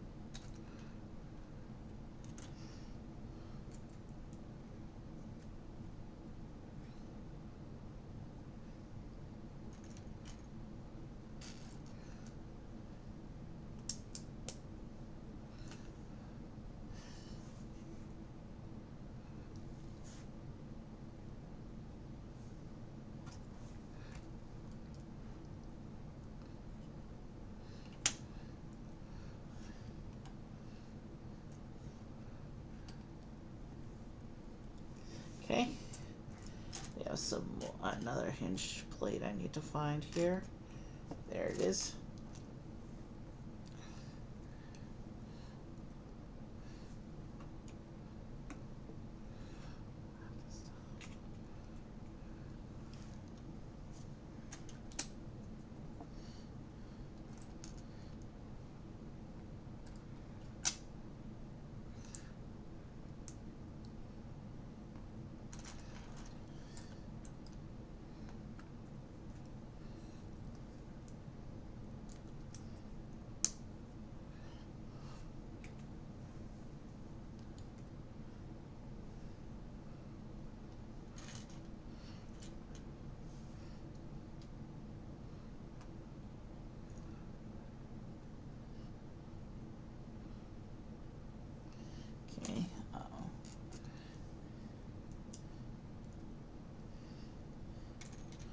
All right.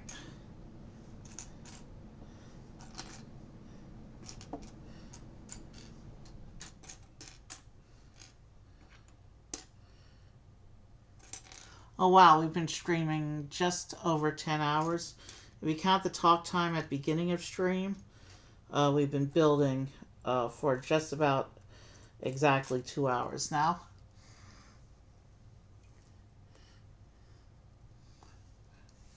And I haven't taken the first break yet, but we're definitely taking a break after we finish the Slytherin common room here. Because the next book starts the building as a whole, so this is a good place. This is a good place to take a little break at once we finish this pile.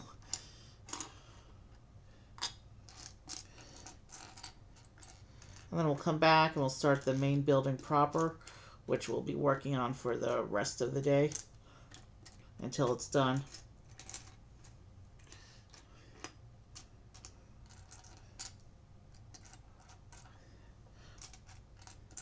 I'm looking for a piece in my parts pile.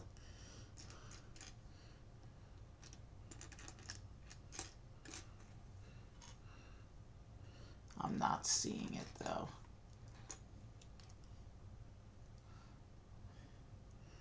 I am seeing this piece in my parts pile. Let's go ahead and put this one on.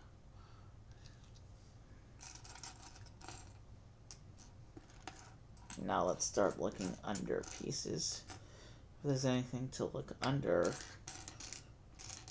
There's the piece.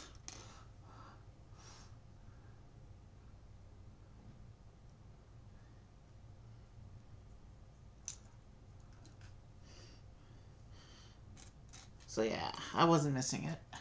It was just under something, and I couldn't see it.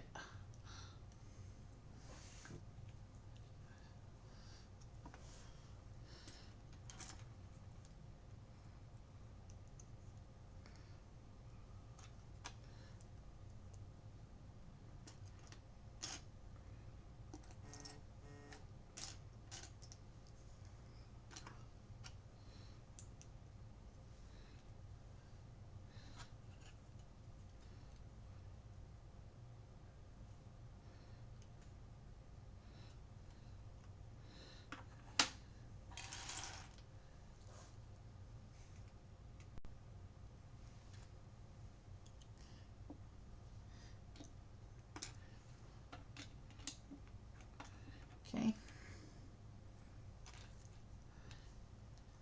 This room is doing interesting things with the shaping here. That's pretty cool.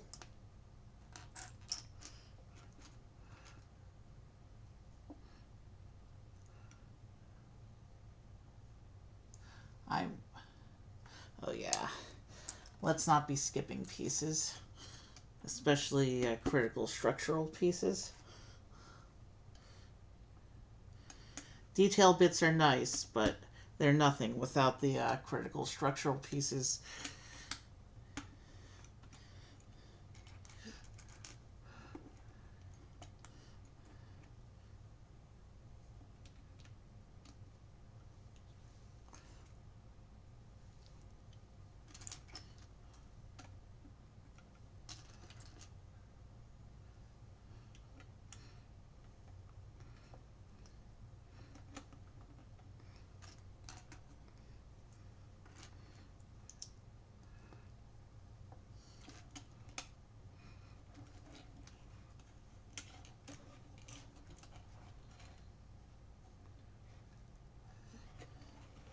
Interesting.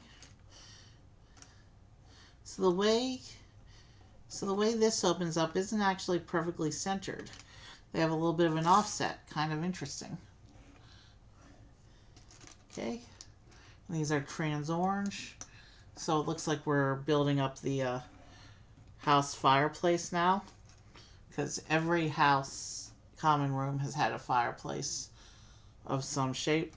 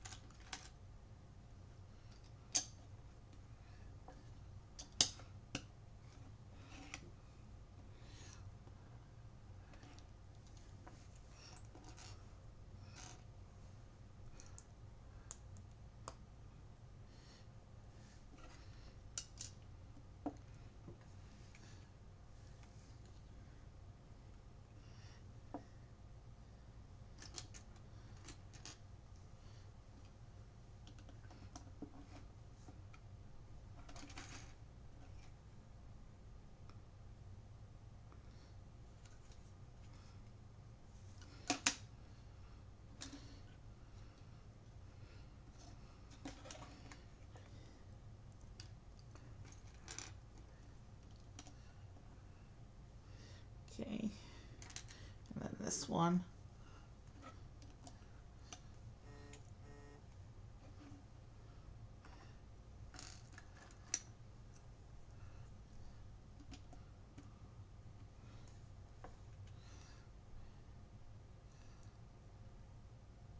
And it's time for our first sticker of the day.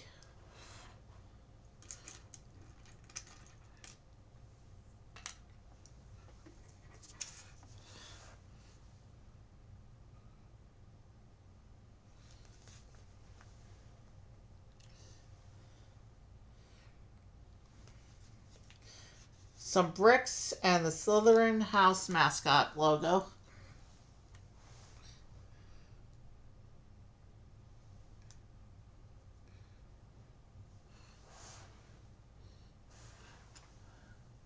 First sticker of the day right there.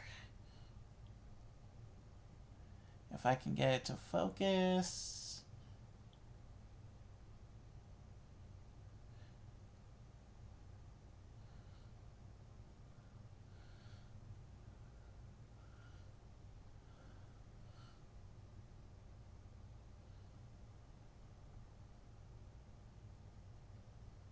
It doesn't want to focus right now. There it goes. There's the first sticker of the day. And that goes above the fireplace here.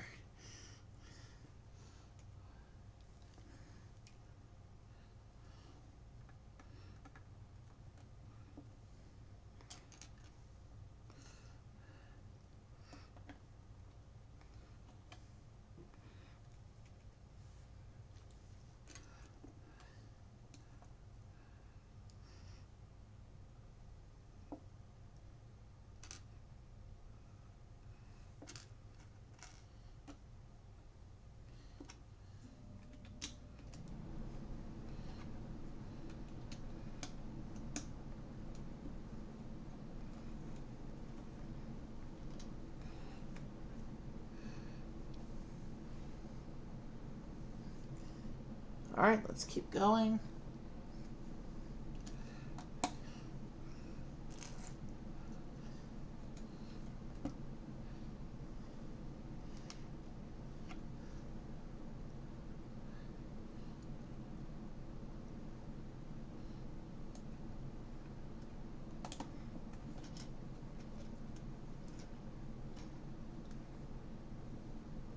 Interesting.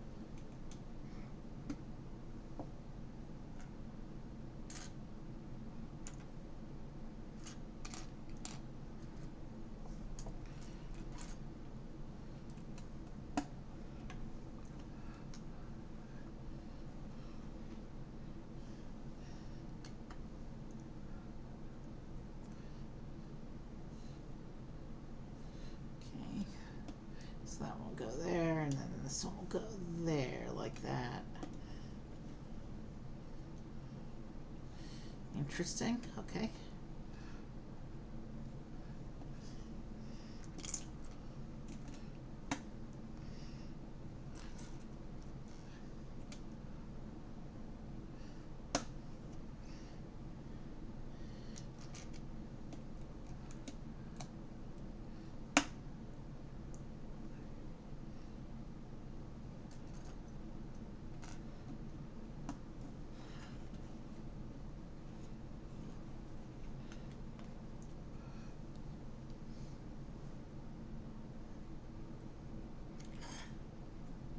So they display a skull above their fireplace.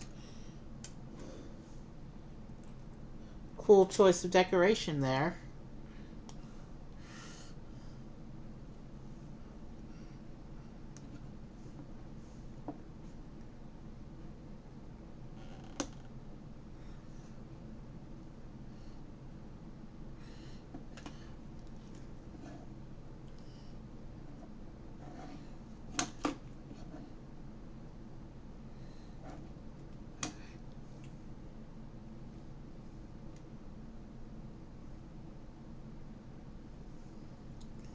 And now we'll start, I guess, working on the main part of the room here.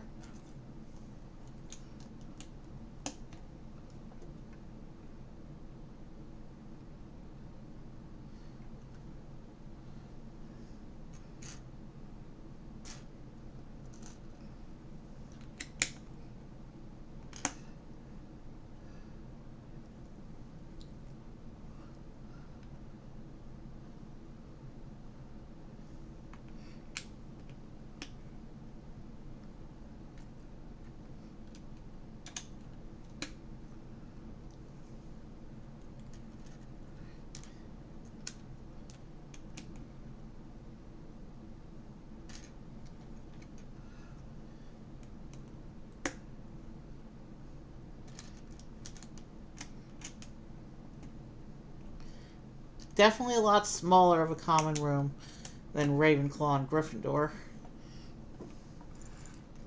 Comparable to the Hufflepuff one, actually.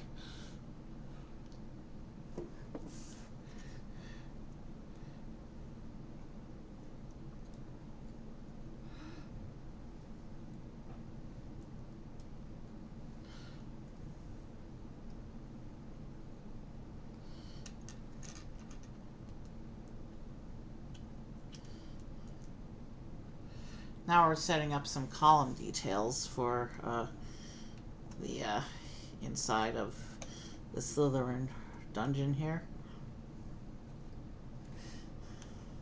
I need one more.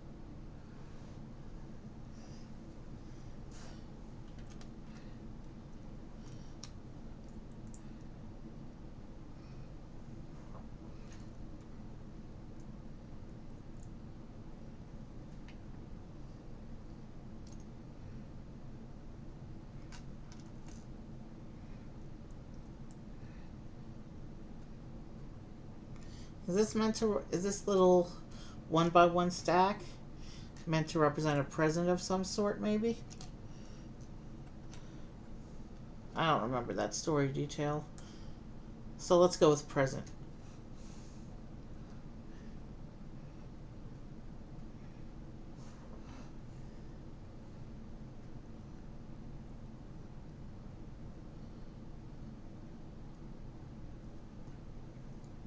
So here's Slytherin's little table with a present and a drink on it. And that I'm going to put here in the room.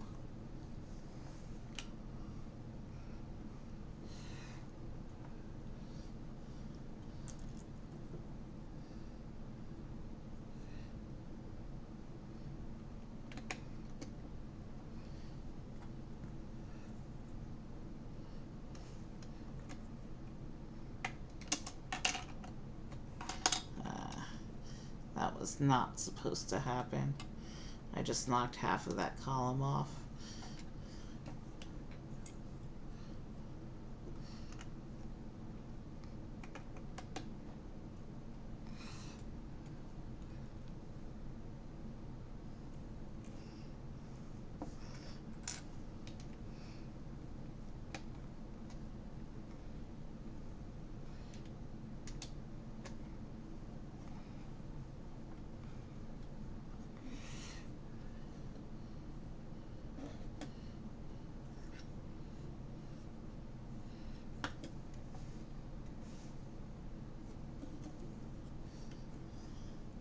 Alright, let's keep going.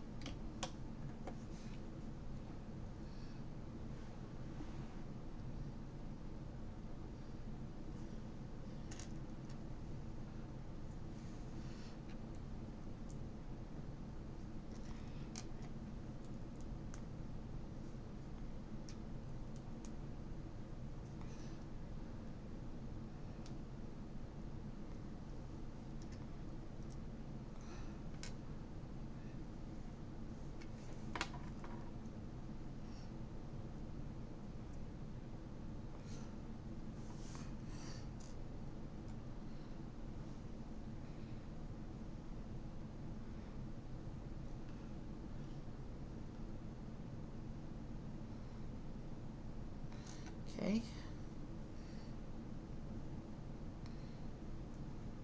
So we're putting a little candelabra onto this column. That's going to be in the forward end of the room.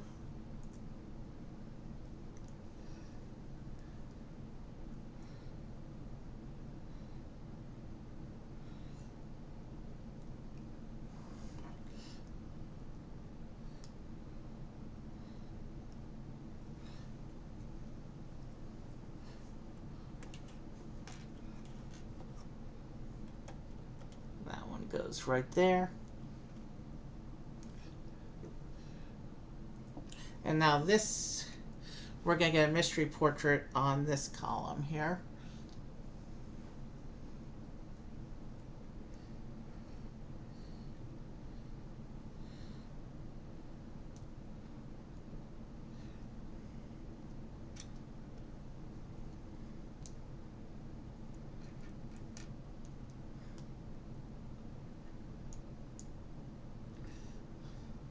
And it's time to reveal the portrait.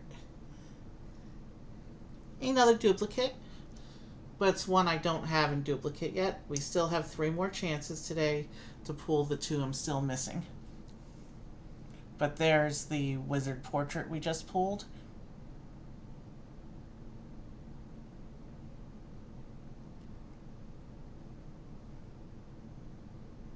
And I'll mark it off during the break on the checklist. And we'll go over the checklist later, after break.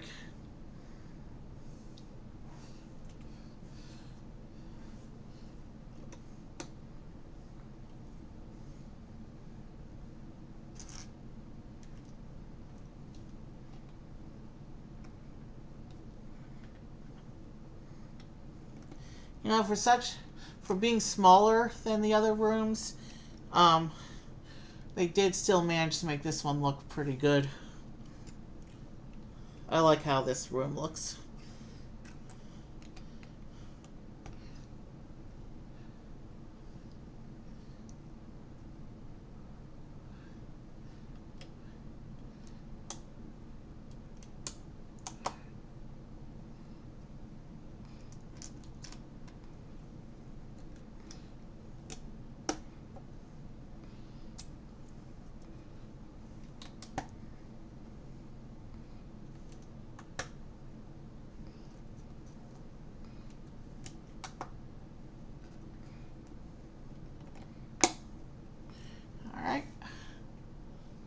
And now we have to make 2 chairs here.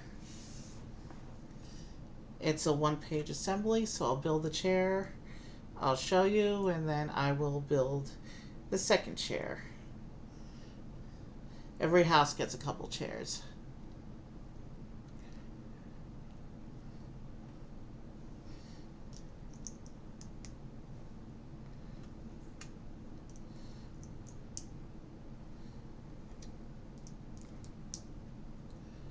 Here is the chair. Nice fancy chair for the students to relax in. Gotta do one more.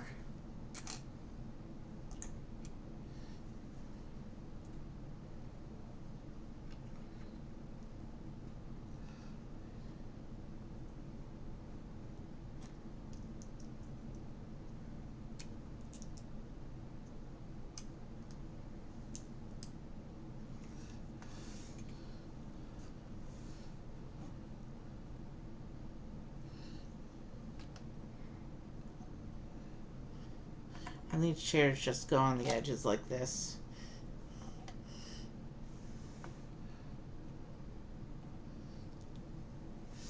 And now I need to do some column tops here.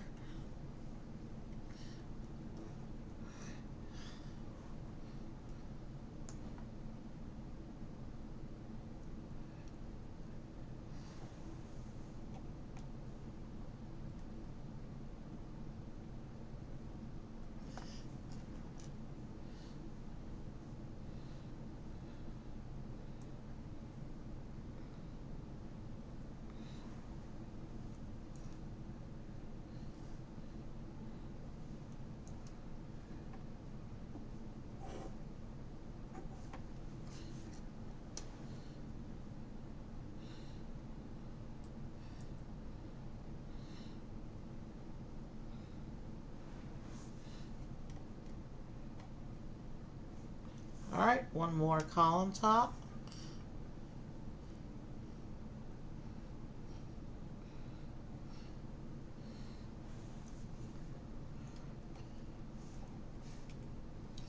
Alright, so Slytherin house is done. That'll slide into the cliff. That's the end of that page of instructions. So let's take a look at what we've done so far and then take a break.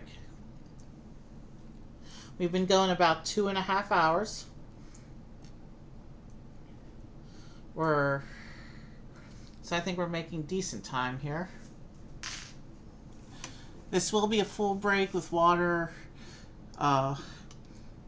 full stretch, everything. So it may be a little bit of a longer break. So here's the Slytherin house folded up, and then you can open it up. And then when you can see the detail in the middle, the skull over the fireplace, the house logo.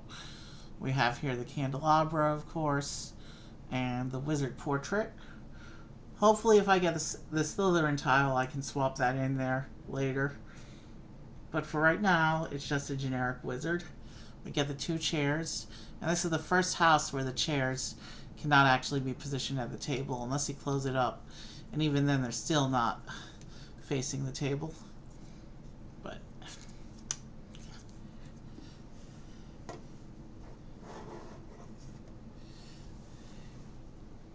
here is the cliff face, the Hogwarts cliff that the building is going to be situated on top of. You can see 2 trees. There's an arch there that goes into where the chamber is going to be, and a big window there for the side of Slytherin house, and the open back where the rooms go. So I'll put that like this. We'll open this up. I'm giving you stuff to look at while I go on a quick break. So there's Slytherin house, and over here I have the Chamber of Secrets, complete with some props back there. And this I'll put over here.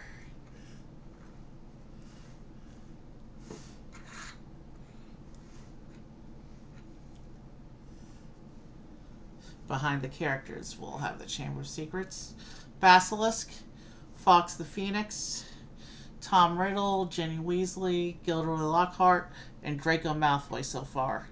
There's still a lot of characters still in the bags there. When I come back, we will start building the main section. It looks like the next bag is going to have the second portrait for today.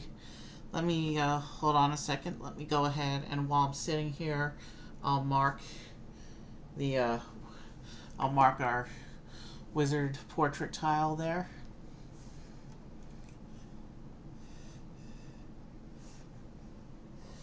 Okay.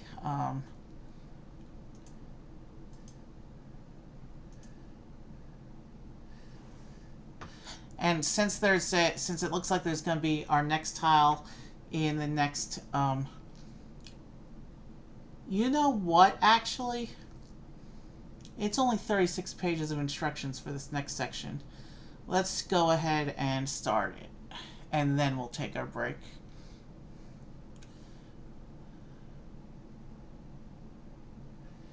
So let's see, this is the wizard we just pulled.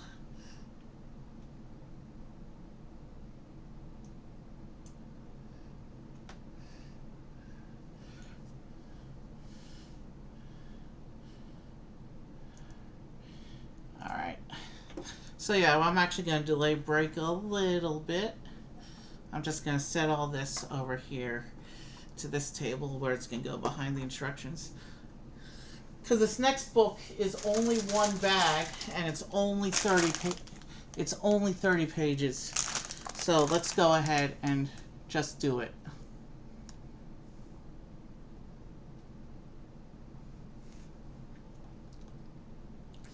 Let's bring the instructions back. So what we're going to do in this instruction book, in this bag, it looks like we're going to get 2 more characters out of this one bag. And then we're going to build this main little central section, this entrance doorway for the main building.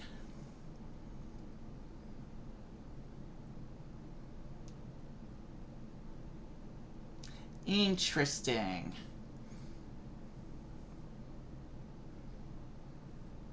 Okay, so this shows how Harry and Ron can take on disguises as Crabbe and Goyle. We're just going to use the standard Harry and Ron faces, though, because they have their standard Gryffindor outfits. Without the Slytherin robes, I can't take their disguises seriously.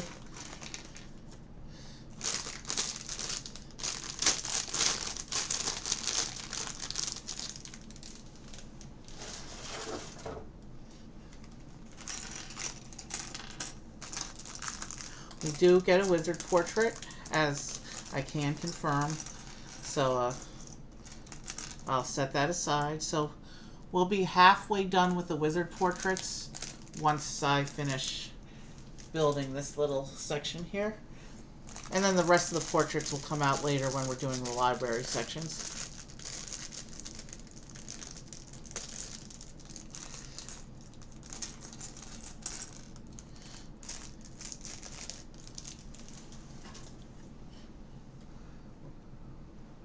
So it looks like first things, we got to make 2 of these little polyjuice cupcakes. That's how they're able to take their disguises.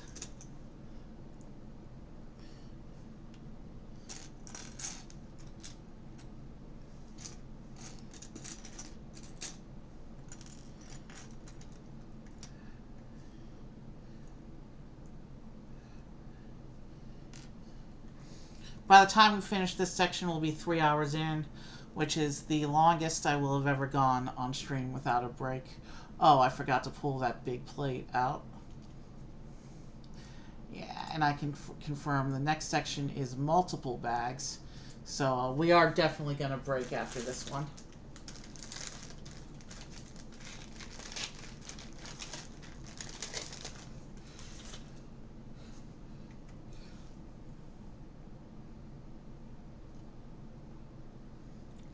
Okay, pull that.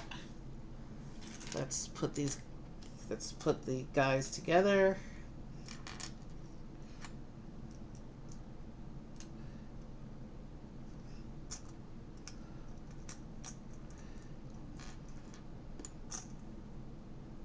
Okay, that's definitely Harry.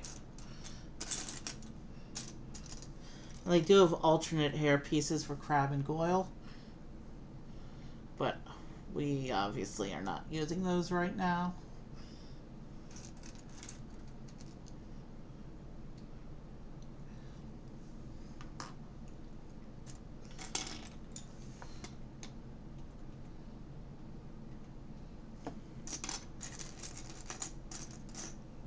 And they do have different wands.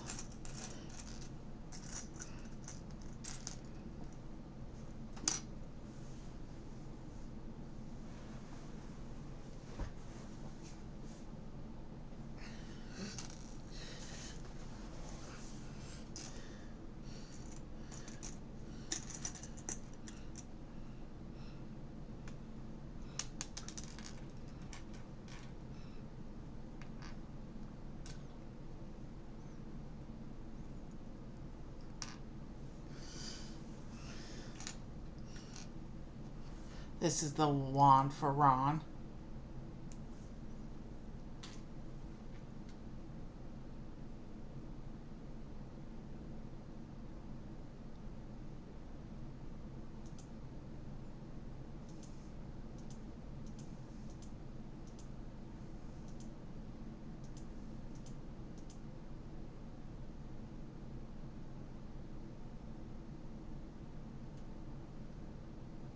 Alright, sorry about that. Computer was doing a pop-up. So yeah, we're not going to do the Crab and Goyle transformations because we don't have Slytherin outfits for them. So it wouldn't quite work right.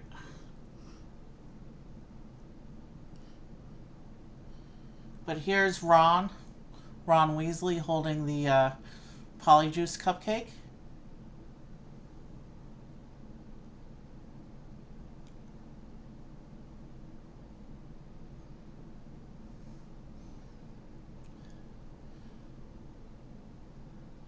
It's not focusing.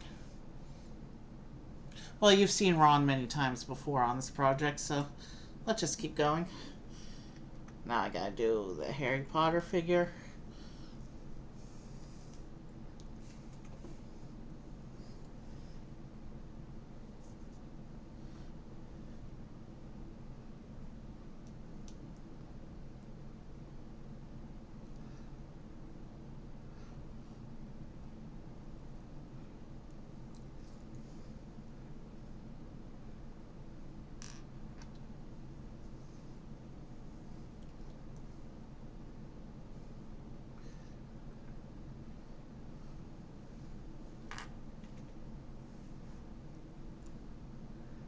And I'll take the Crab and Goyle hair pieces and set them aside because we will not be needing them for the rest of tonight.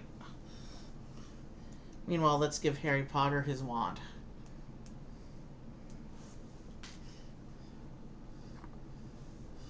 It looks like Harry is also supposed to get a lamp.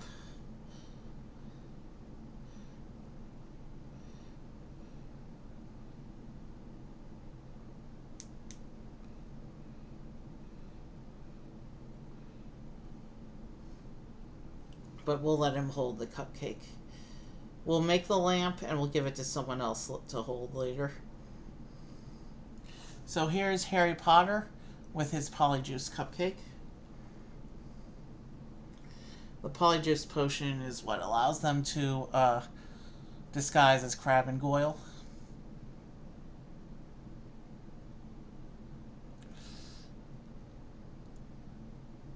You've seen Harry Potter a bunch of times on this project, so we'll just set him aside and we'll keep going. We still have to put his little lantern together. And then we will build this first little tiny bit of the castle building. And the lantern I'll just set aside with the basilisk until we have someone to hold it. Let us begin.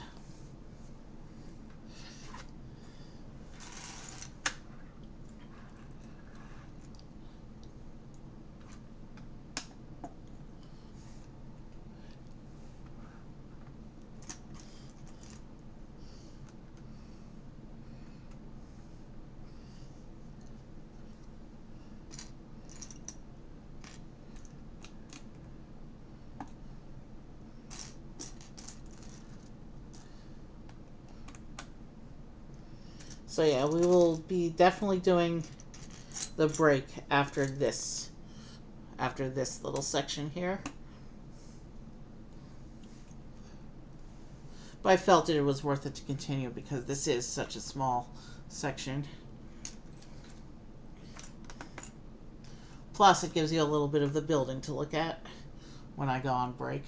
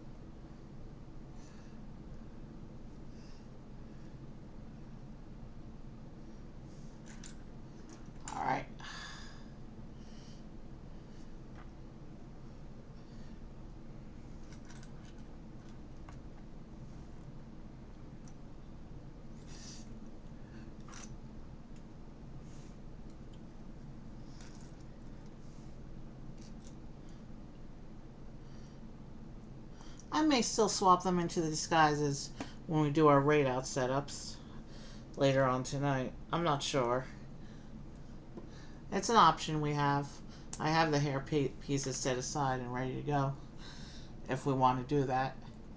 But that if we do that, that means there won't be they'll be wearing the wrong uniforms, and there won't be Harry and Ron in the raid out scene. It's probably more important to have Harry down in the chamber, actually.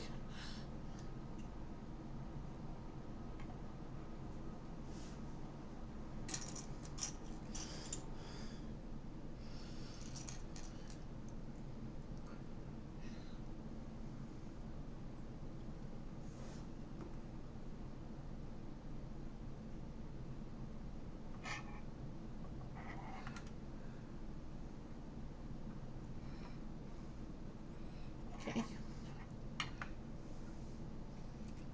So basically we just put those two little standard Hogwarts torches onto the beginnings of these wall structures here.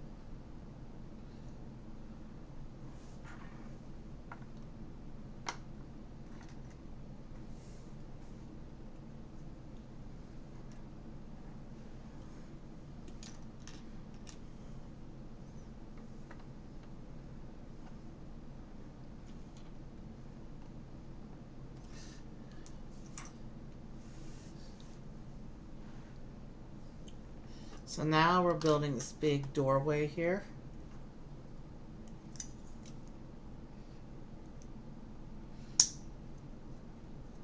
Which will be the main entrance to the East Wing of Hogwarts Castle.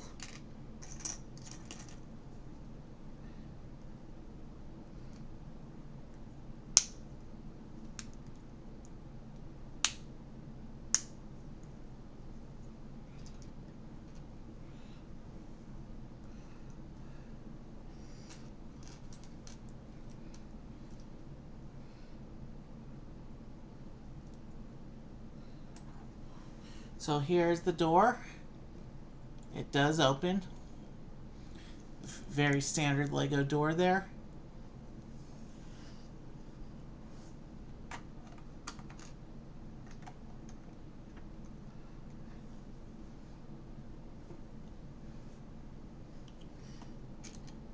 So now we're going to continue the column work.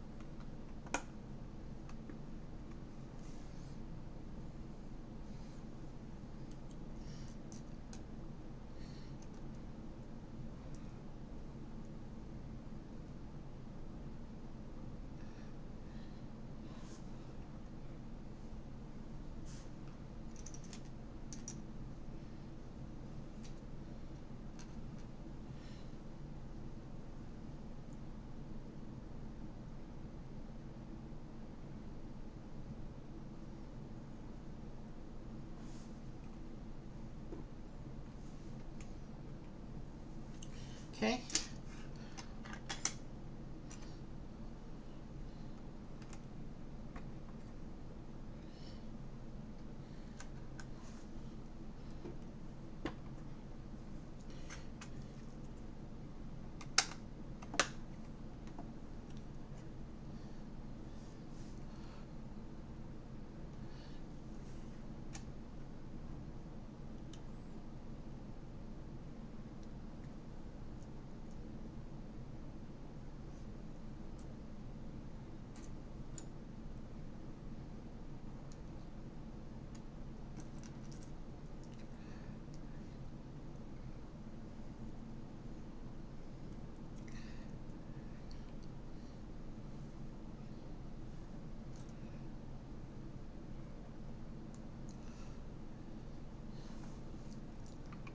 This one goes up here.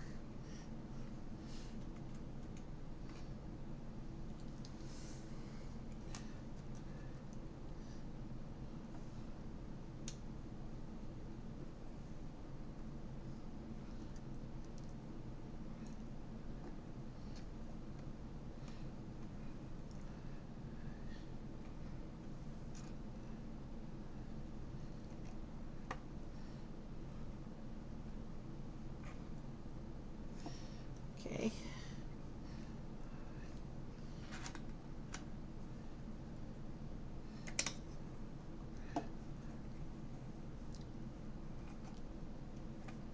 That one goes in there. And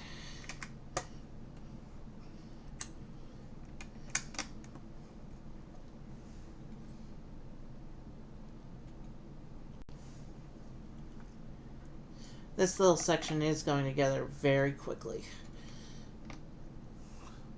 which was suggested by how small this instruction book was compared with some of the others.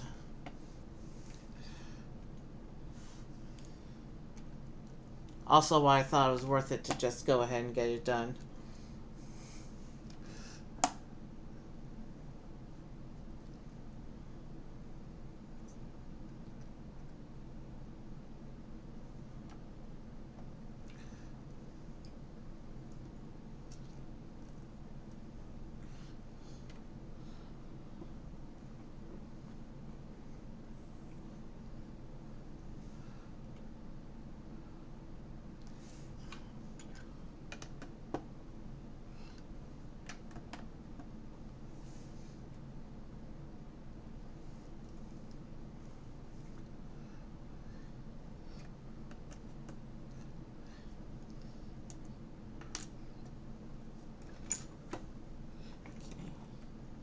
That one goes there.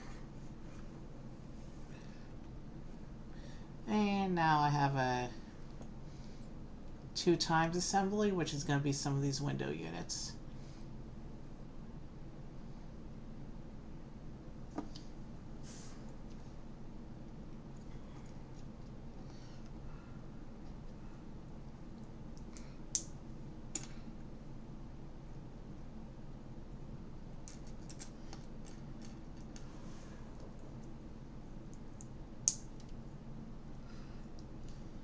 The classic Hogwarts windows.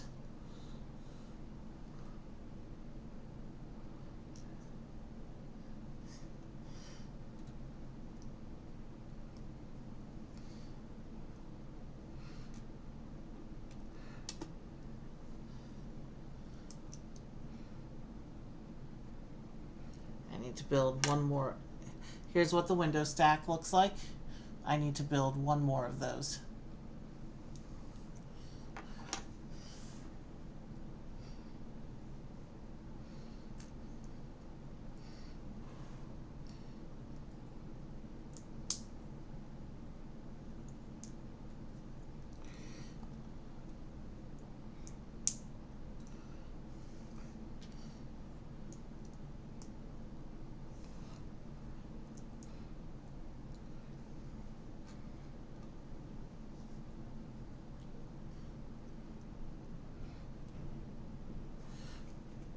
So I have 2 window stacks, and now I put them on the building.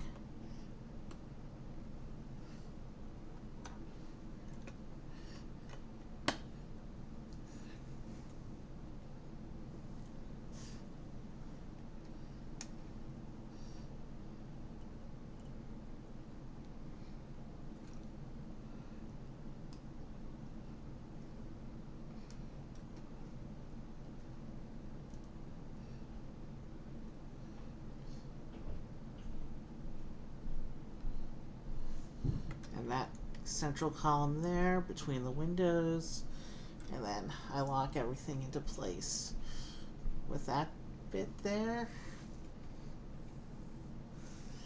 And now we just keep building up.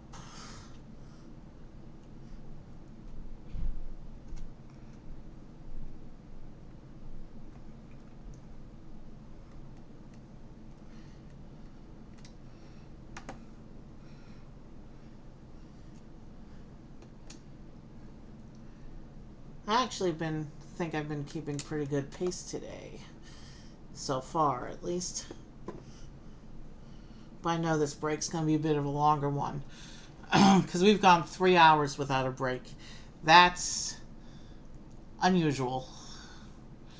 That's pretty much non-existent for me to go that long without a break.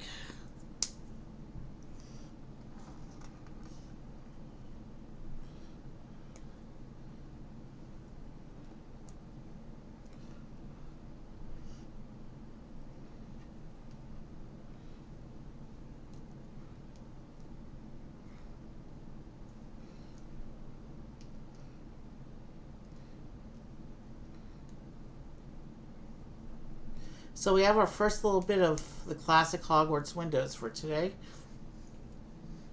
And this bit will go on the back here, like this. And we put in our mystery portrait. It's the Slytherin tile. We got the Slytherin tile. You know what that means. We got to come down here to Slytherin and swap out the generic wizard tile. That also means we have 2 more chances today to pull the only wizard tile we are still missing.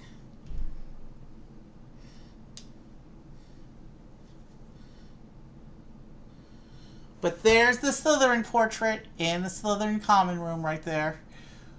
We did it. We're only missing 1 portrait. We're missing the wizard with the knight's armor. But there we go. Let's see if we can get a close-up on that. We got him. We got the Slytherin portrait tonight. We're only missing 1 at this point. We still have 2 more chances later tonight. And we're going to have 2 more chances when we do Hagrid's Hut. So this generic wizard, I can now put on this page of the instructions where it says to put the portrait in above the entrance to the East Wing here. Like that. So that's what that looks like, the portrait in there between the windows.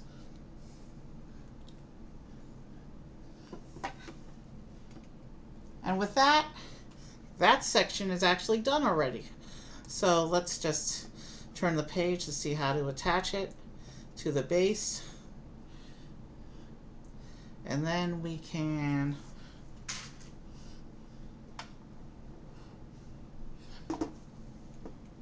so it shows it lining up with this center section here. So yeah, it lines up with that open section. Alright. We'll turn the instructions off so we can get a good view of the tables here. So this open section here, where the balcony splits, that's actually going to be where one of the bridges is going to go. That's why that's open like that. Right now, it's a safety hazard, but there will soon be a bridge to connect that to the main unit. And the building studs into these studs here and just sits on the 2 support bars behind it like this. So that's how that goes on. We have the main entrance door to the East Wing. Our first little bit of castle structure for today is in place. And you can push the doors open like that. And then on the back there, you can see how the entrance corridor looks like so far. Obviously, it's very open. There's nothing built up yet. We have to build in these side sections. But here's some visual interest for you to look at while I go on break. We'll bring Slytherin back over here. And you got the characters and the Chamber of Secrets over here. So you got plenty to look at and enjoy while I take my quick break. I will see you in a few minutes.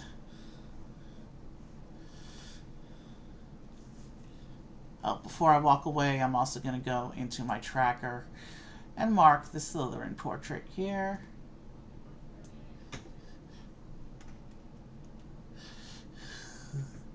So we are only missing at this point one wizard tile, and we still have 4 more chances, 2 today and 2 when we do Hagrid's hut, to pull the last one we're missing. This is getting exciting. Alright, I'll see you in a few minutes.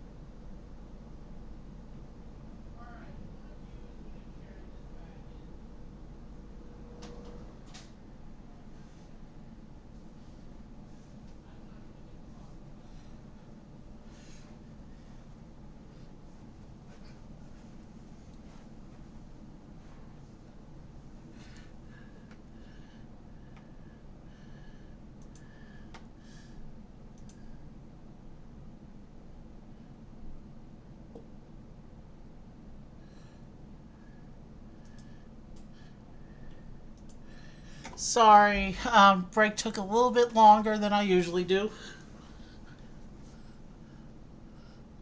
Sorry, break took a... Good, the audio is still working. So yeah, we've made good progress on the first bit of stream here. Break was about 15-ish minutes. I'll try to do better next time. Because I know we'll need more breaks. This is a big building we're doing. We've already got all the cliffs done, the 2 basement sections, and this main entrance, this main entryway here. So we are ready to continue. Let's pull up our next instruction book. Oh, before we do, since we've pulled half of the wizard portraits for this set, let's just take a quick look at our wizard portrait tracker here. You can see across the project, we have pulled 23 tiles so far. We have found 13 of the 14 portraits. We have a bunch of duplicates. And we'll have 2 more chances in this build, and then 2 more chances when we do Hagrid's hut. So we have 4 more chances to pull the 1 tile we're still missing, which is that tile, that wizard in the top row with the knight's armor. So hopefully we can find him with our last 4 pulls, because if not, I might have to special order him off of Bricklink. That would suck if I had to do that. But it would be cool to get him in the last 4 pulls so we have a complete set. But even if we don't, I mean, we did pretty good with the wizards. And we have all 4 of the house wizards. So we have all 4 of the house founders. So we're in pretty good shape. I have all the house founder portraits in their common rooms now, except Gryffindor, because that common room doesn't have a portrait slot somehow. But Hufflepuff, Ravenclaw, and Slytherin, my portraits for those are all in their house common rooms.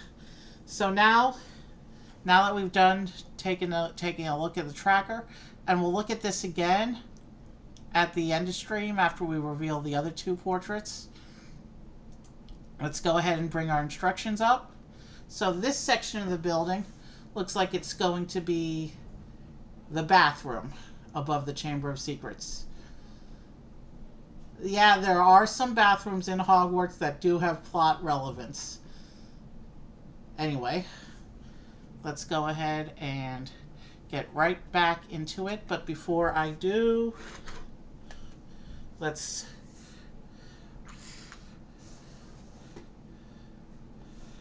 see, let's clear some space. Let's make sure,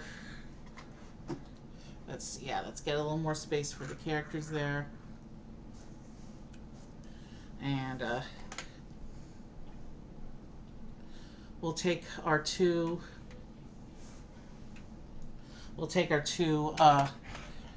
modular rooms off of screen. Here. One more quick look at the Chamber of Secrets there. And then here's one more quick look at Slytherin House.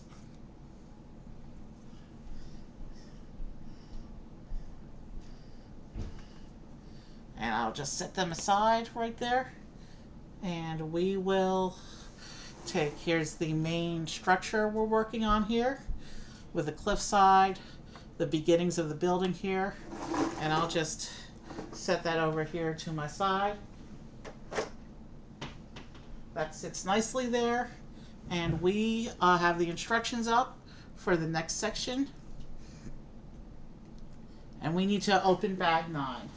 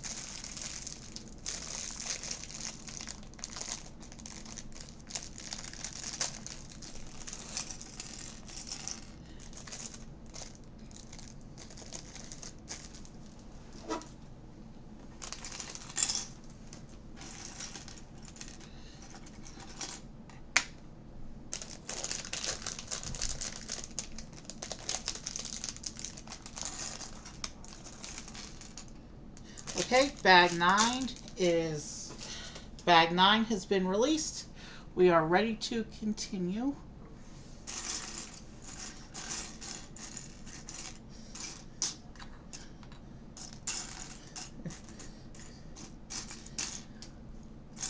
There's the skirt piece. So we're doing Hermione right now. And unlike the boys, her Polyjuice alternate face is too silly not to share.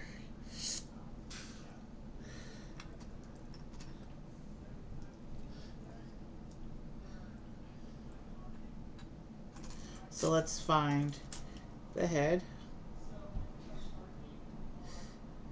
We are doing the silly alternate face for Hermione.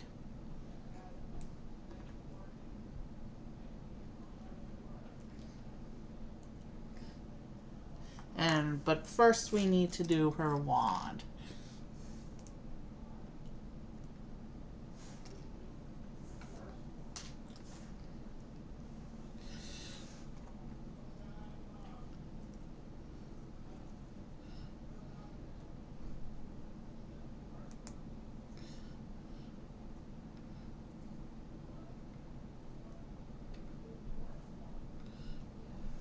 So this is Cat Face Hermione.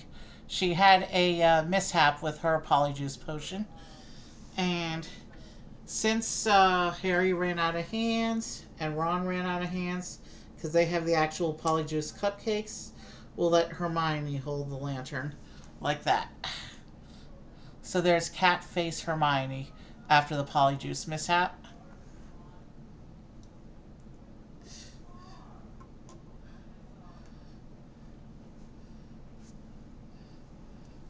Alright, let's get on with the build.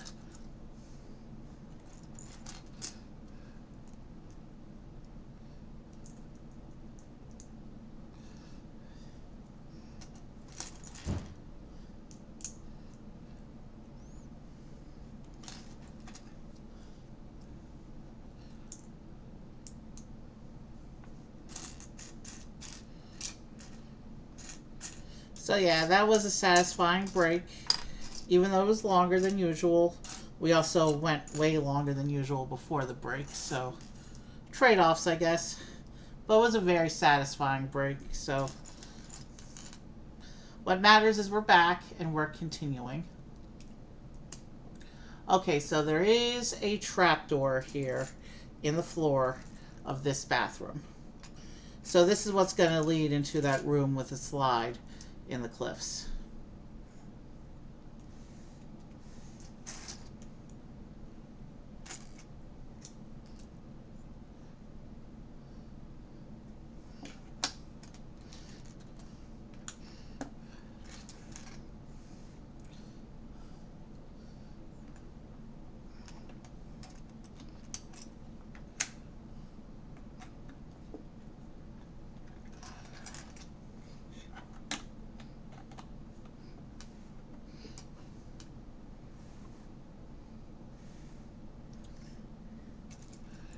So it looks like this bag is going to mostly be structural stuff for the bathroom. This is actually the second bathroom in the Hogwarts project.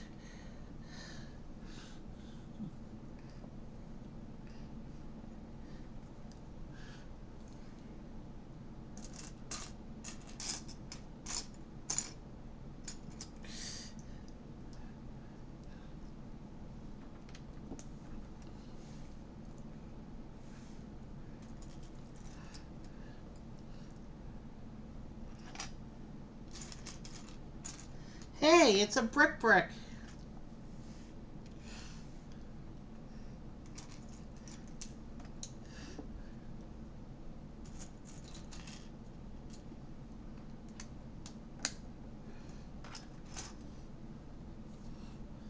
That basilisk figure is so cool.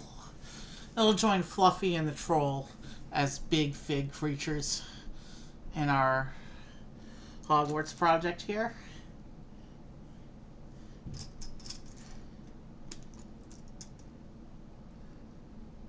I have another add-on big fig creature to do as well when we get to the Forbidden Forest. One that didn't actually come with the sets here, but that I added from my collection, or that I will be adding from my collection. We'll talk about that creature when we get to it, when we do the Forbidden Forest.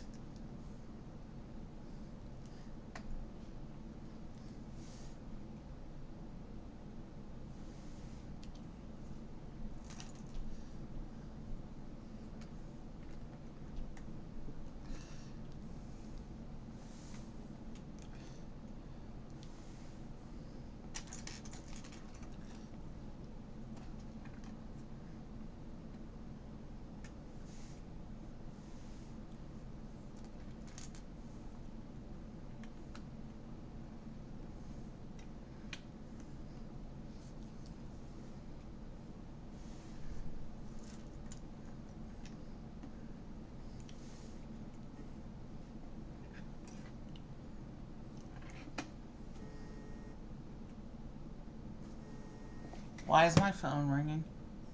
I need to take this. Hold on. I'll be back in a moment.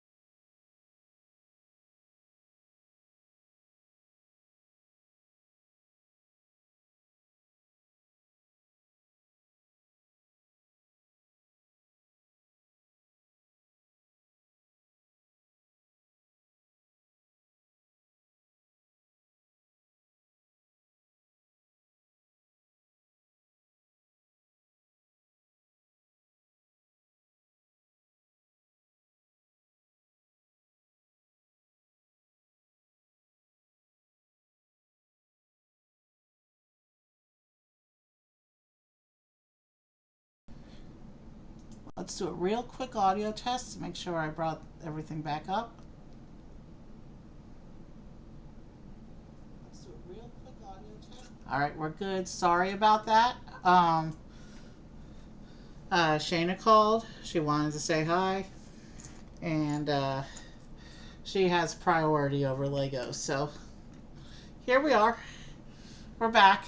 And now we can actually continue.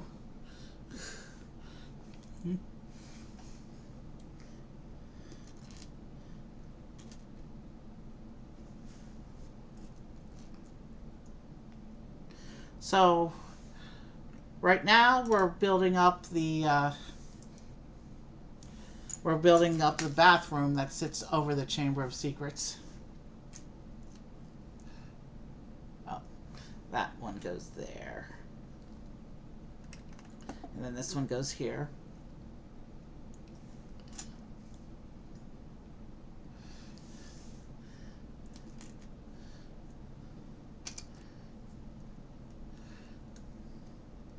So the rest of the family's going to a concert, but they got short the number of tickets. There was a miscounting of the number of tickets we were supposed to get, so I opted to stay home so I could work on this.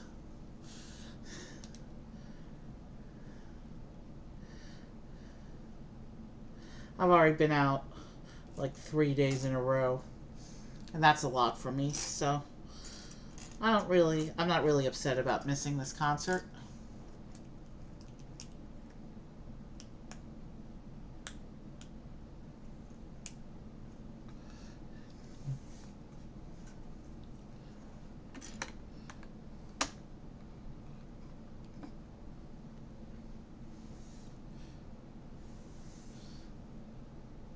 Okay, so it looks like we're gonna have a sticker for the doorway here.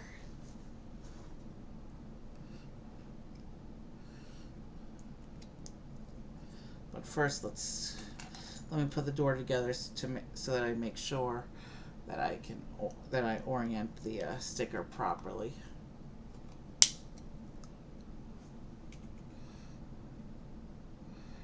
Okay. Alright, so now it's time to put the sticker on.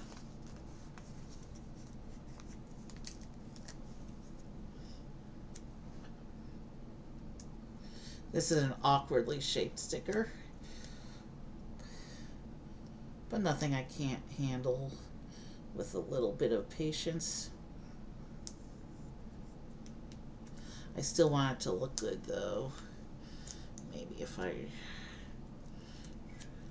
try from the straight side. Maybe if I try lining it up like that.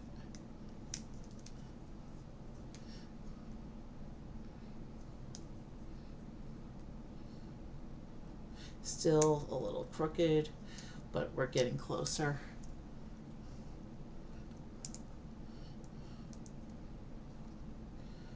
Oh, that's even worse.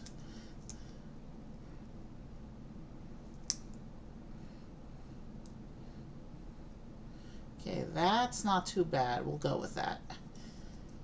I just don't want us to be spending too much time on the sticker. So here's a sticker on the door here. This door also opens.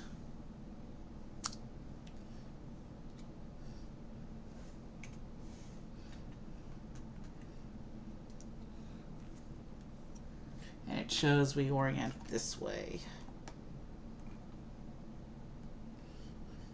So that must be one of the bathroom stalls in there. Yeah, that would be. Because we have a little, we have here a little representation of a small toilet there, so.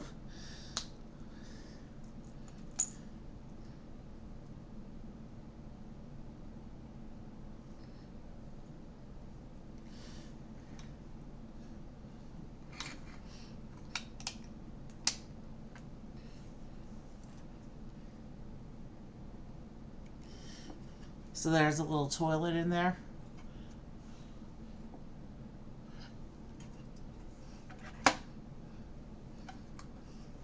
And we can keep going with the build now.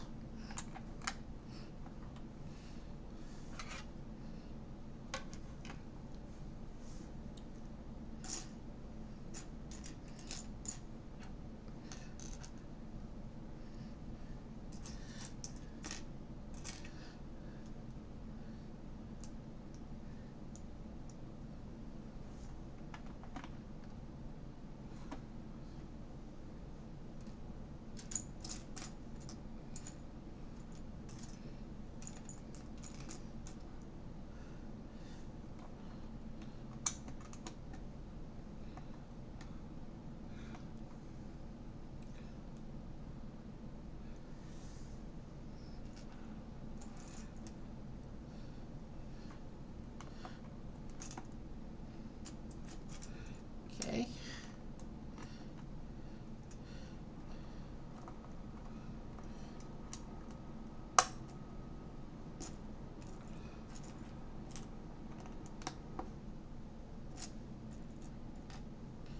And then this one here.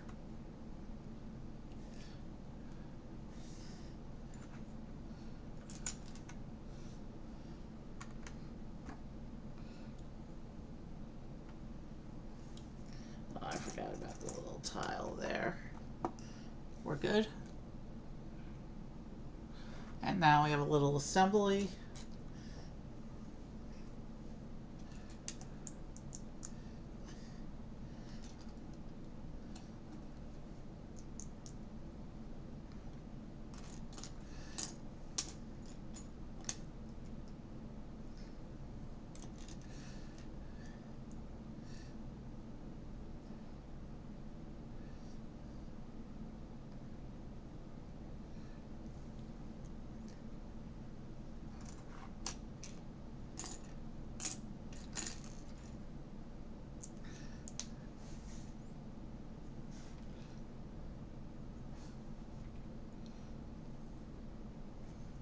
And now we're doing an assembly on the assembly.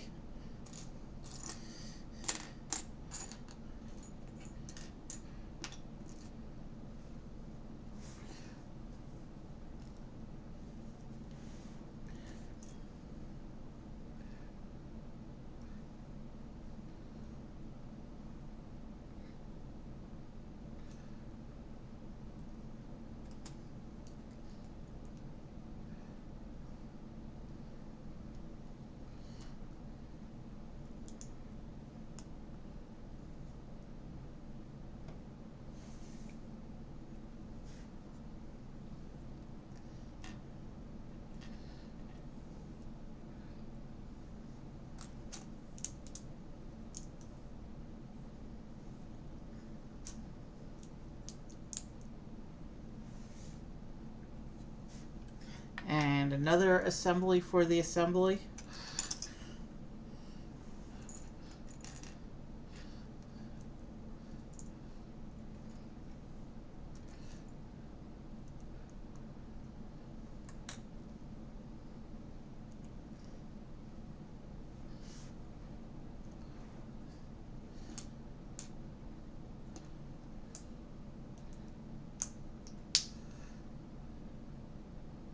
And this one's also going to get a sticker here.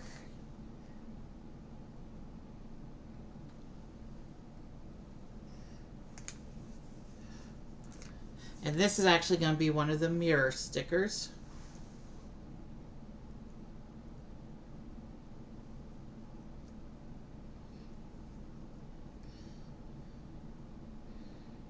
So here's the little mirror.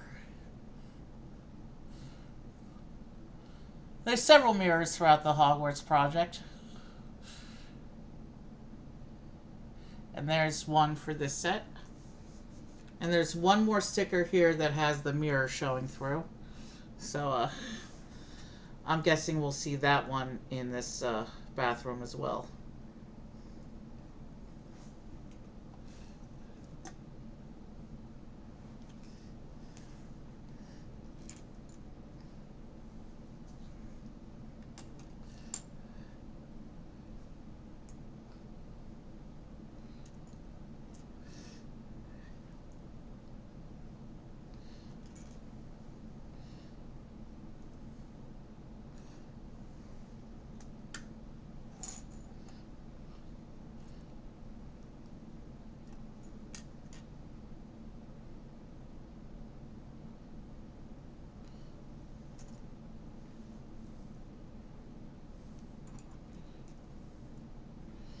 Okay.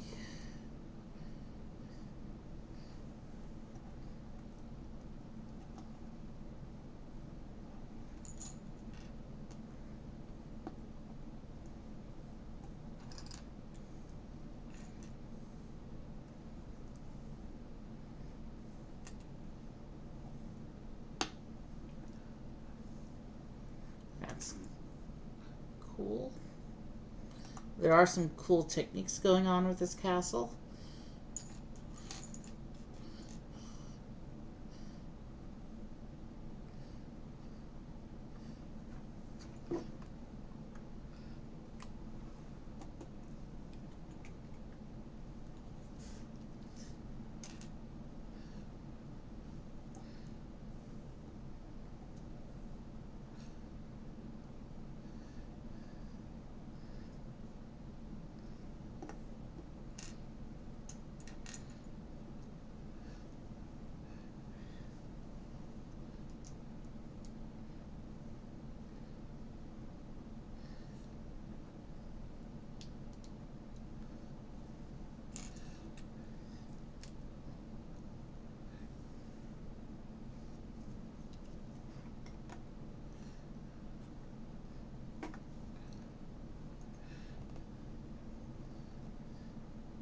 So here is the assembly we just made. It's got this mirror on the front. There's a little insignia by the tap there. There's a sink under the mirror, and then there's this section on the back, and it shows this going in. How?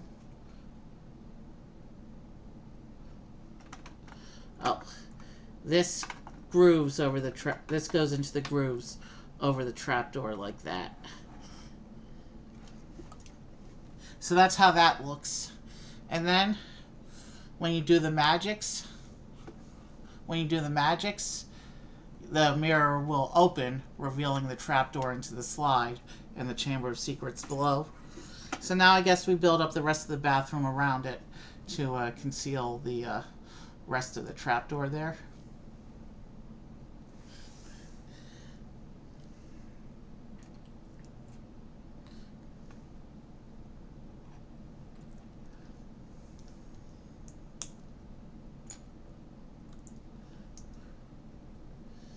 So now we're just going to keep putting more structural stuff and eventually detail stuff into this bathroom.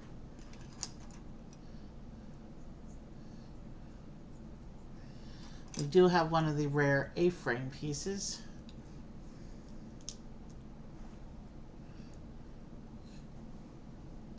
Let me move my chair a bit that way so that the camera stays over here for me. Or I mean, I stay within camera.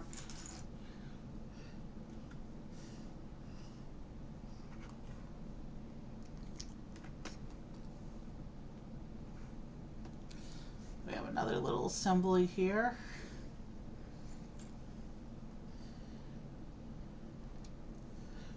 One more brick, one more window.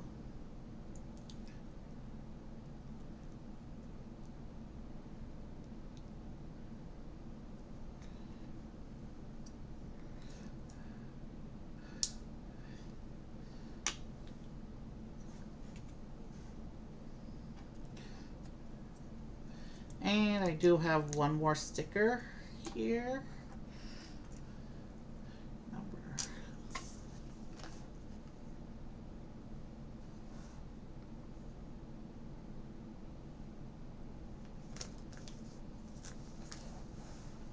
So this sticker will come up here and be a brick detail, similar to the stickers we've had on the other sections.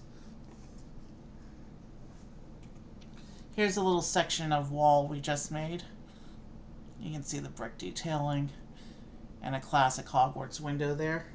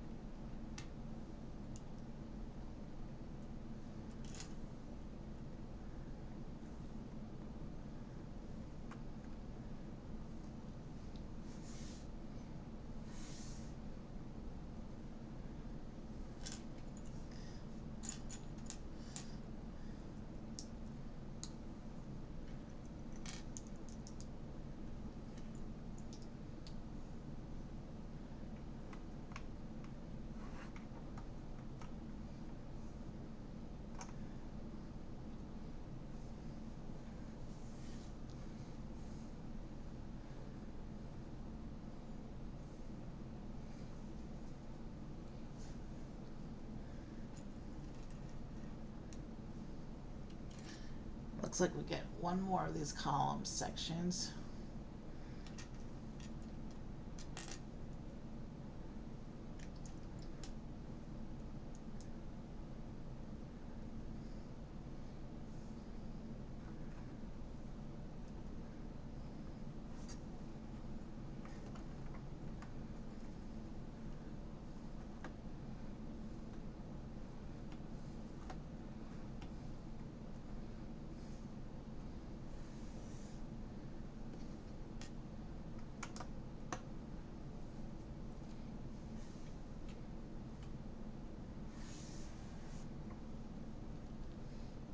And another section of another window stack here.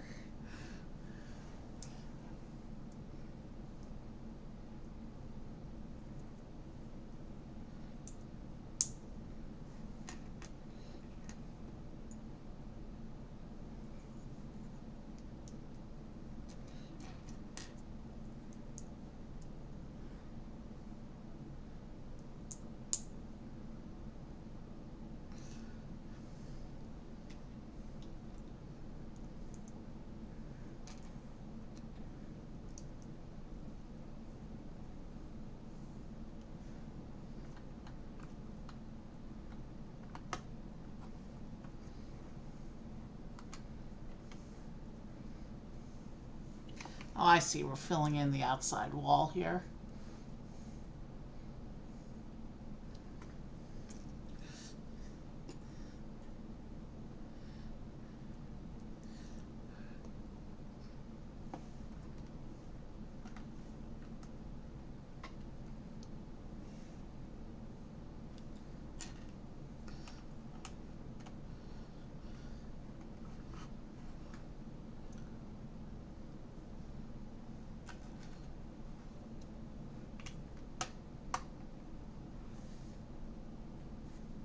We're basically closing off the area behind the mirror.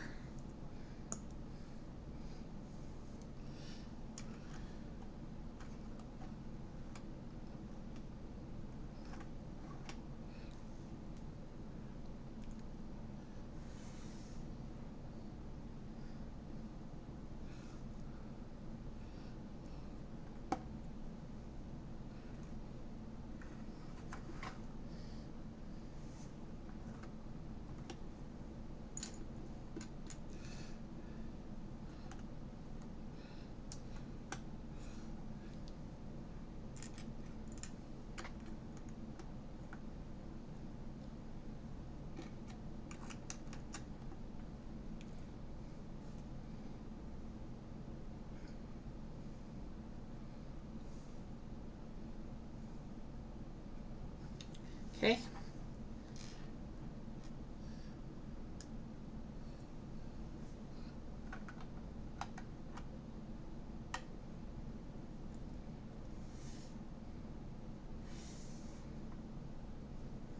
And another window stack.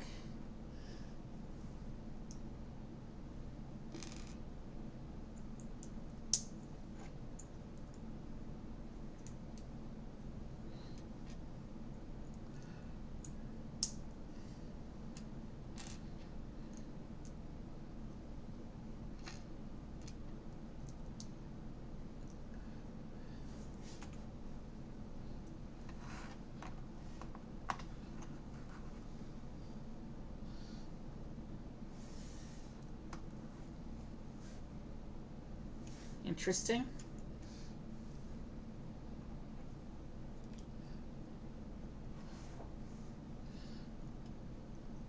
So what we're basically doing now is we're building up some of the outer castle wall around behind the bathroom here.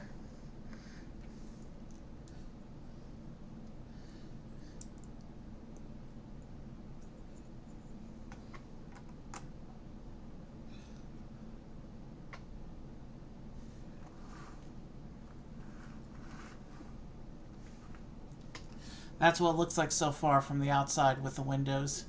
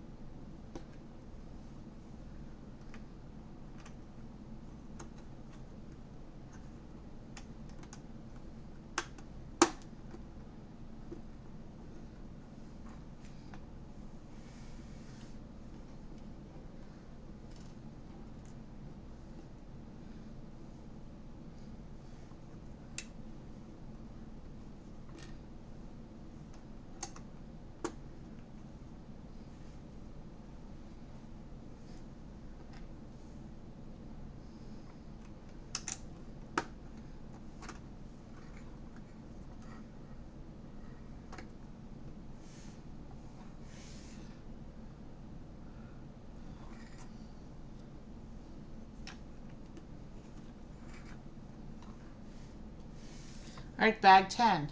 And bag 10 is going to give us a ghost character.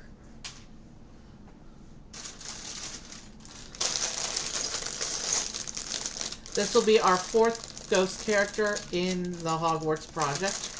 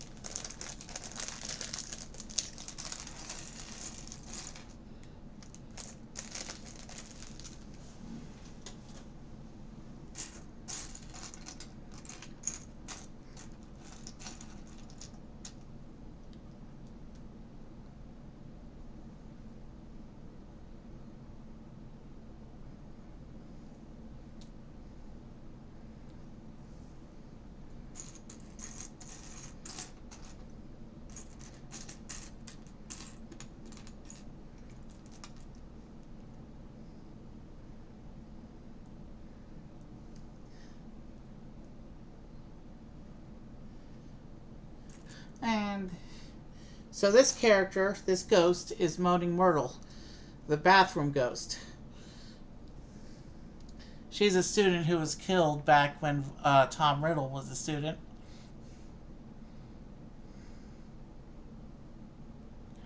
She's always upset, hence the name Moaning Myrtle. And so we're going to give her the upset face. This will be ghost number 4 for Hogwarts as a whole.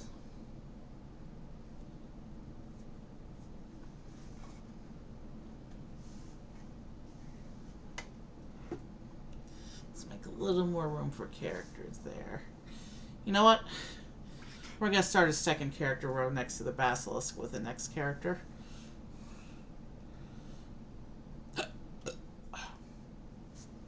You know what else I can do? Since I haven't really been using this area, for now I can keep this on screen if the builds aren't going to be...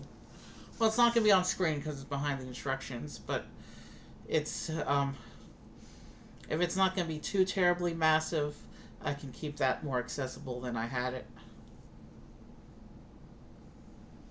So now that we have Moaning Myrtle in our character lineup, we can continue with the build here.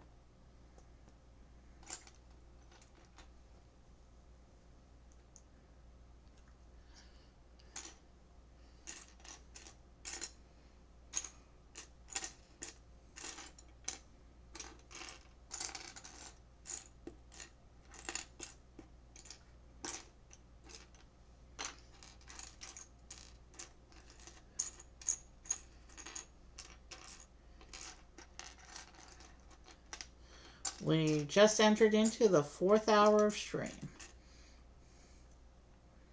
No, we've hit the 4-hour mark of stream. That means we're going into our 5th hour of this build. There it is.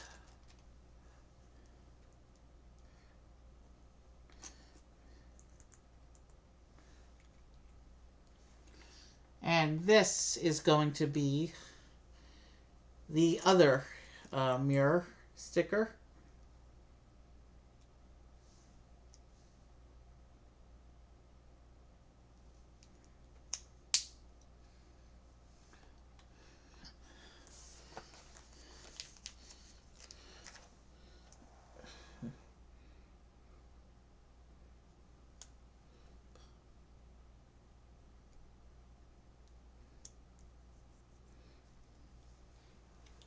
So this is going to represent a regular sink which is not the secret entrance to the Chamber of Secrets.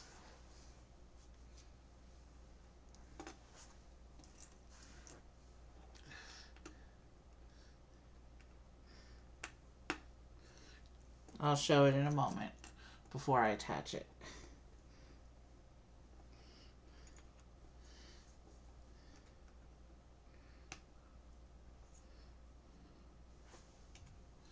So this is the other little sink. You can see this one doesn't have the little symbol by the little tap there.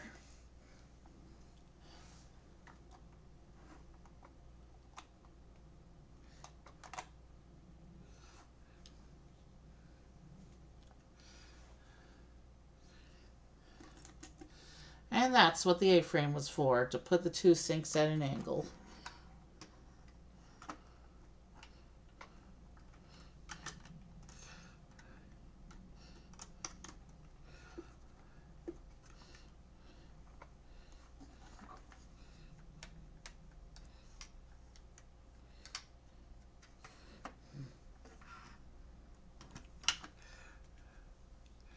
Let's keep going now.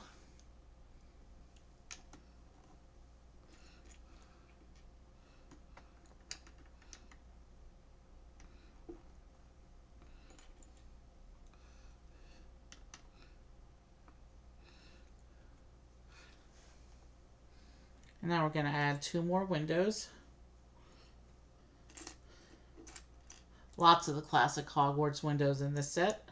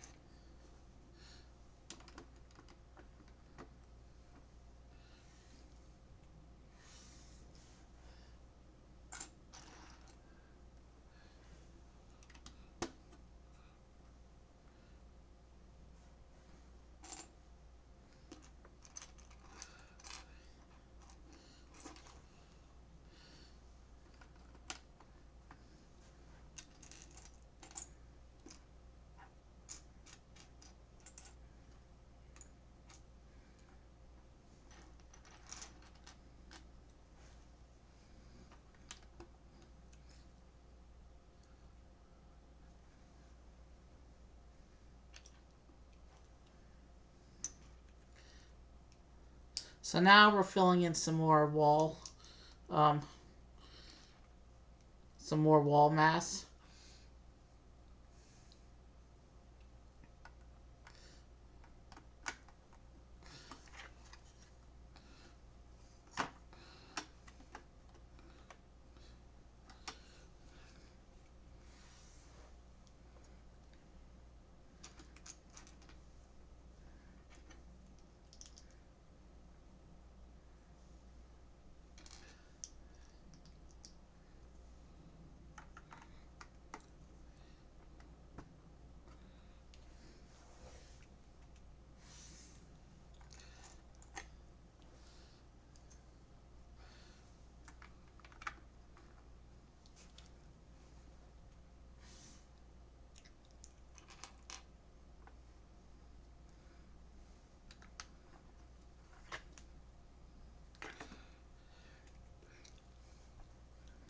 Okay.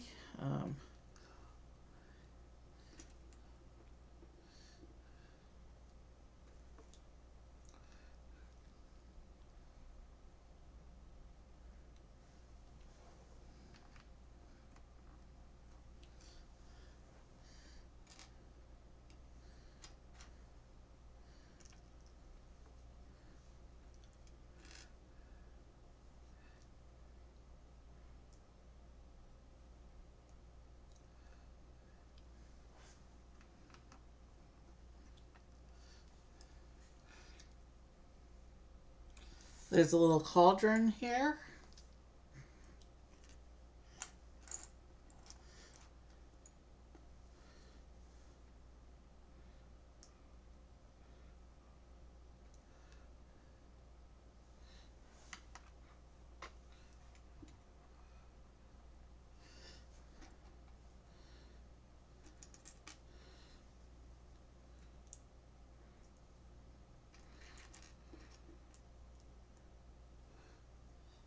Some more of this half column at the edge of the room.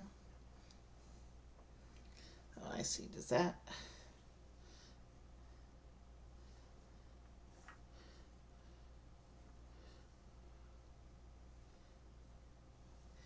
I think that lines up with the other half column in the entryway.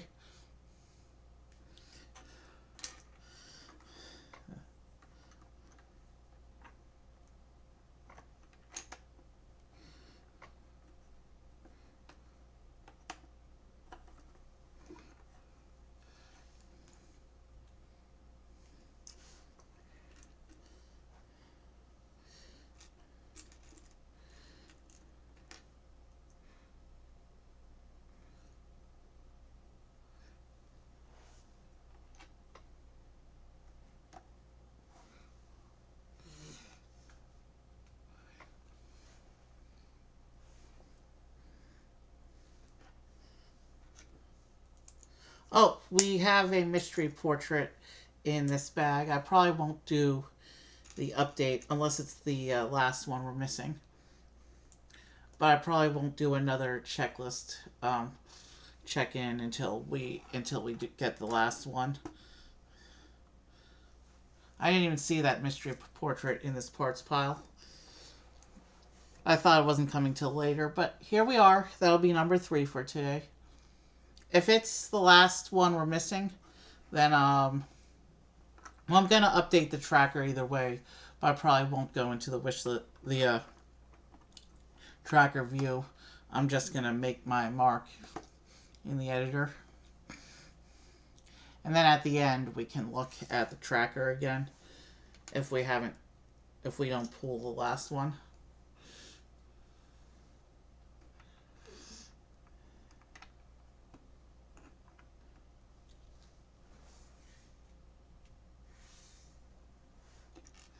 So yeah, it looks like we're just filling in some structural stuff to finish off the bathroom.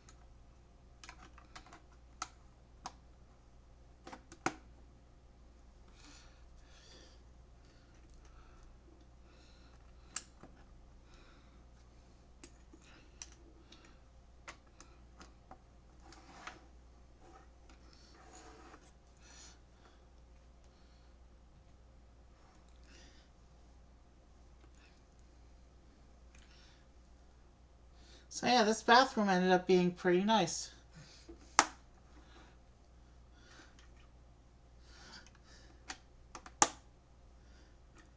This is actually the second bathroom that's part of the Hogwarts Castle project. There's also the Great Hall contains the troll bathroom from the first book. So now we're going to make another window stack here.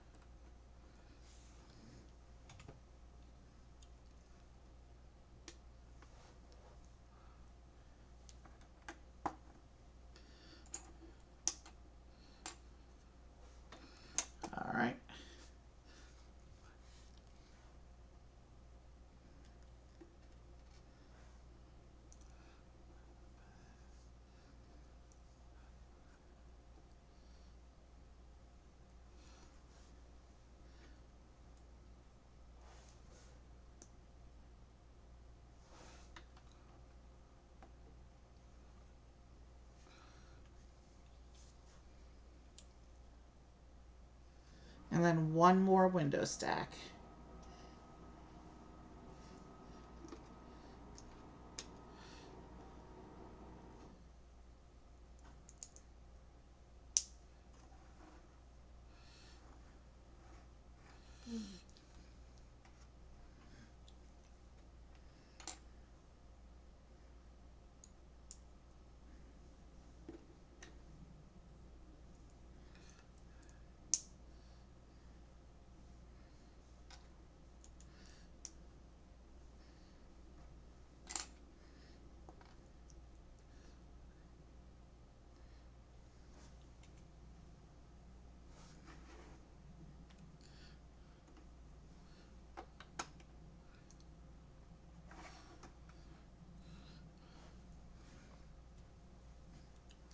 Okay.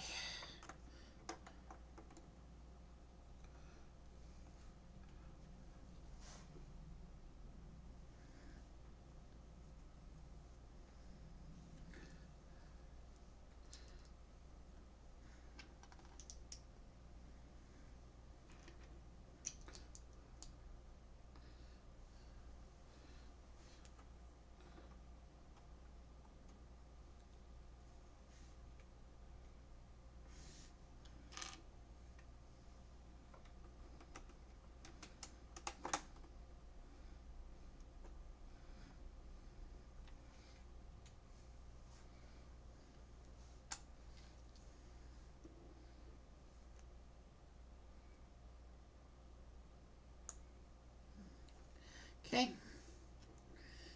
We're almost at the top of this bathroom here.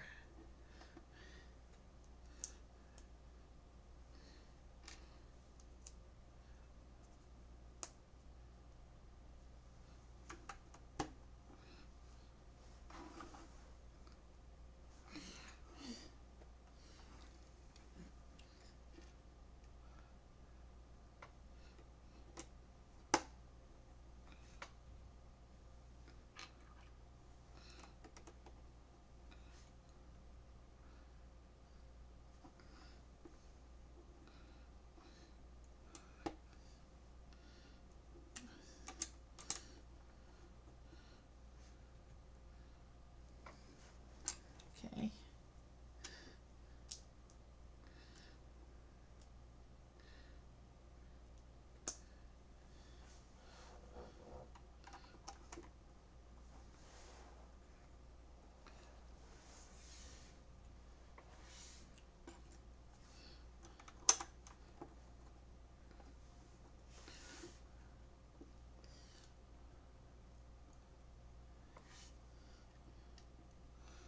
Okay. Well. All right. So there's a spoon in the cauldron there.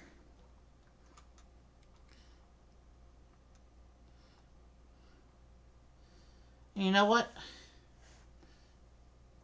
We're going to let someone else hold the lantern so that Hermione can hold the spoon. Because I don't want any loose pieces in the model itself right now while we're still building it. So Hermione will hold the cauldron spoon because she's the one who mixed the potion anyway. The lantern's ready for another character to hold it later. And it's time to reveal our mystery tile. It is a duplicate. This time it's the aviator. I think this is our third copy of her. So we did not pull the last one we're missing. So I'll go ahead and check her off on the I'll check her off on my tracker, but we're not going to go into a tracker review right now.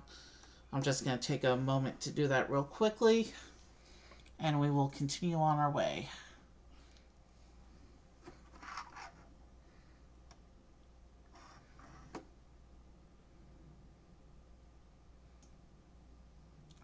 She was actually our first duplicate. So she's one of 3 tiles we actually have 3 copies of right now.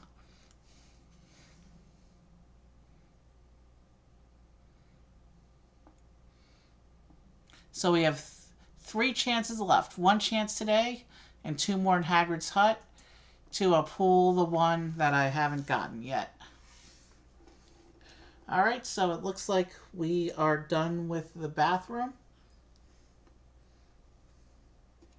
There's some interesting structural stuff going on with the upper portion of the bathroom here. So actually, you can't see, from the perspective of the characters, you can't see that portrait from the bathroom. So I think we're actually looking, this top bit here is the beginnings of a little bit of the library area, and these must be the steps. These here must be the steps, are probably going to be steps into one of the library sections. So this is showing me how to put it on the thing. We will close the instructions. We will make our attachment. And we will then continue. So,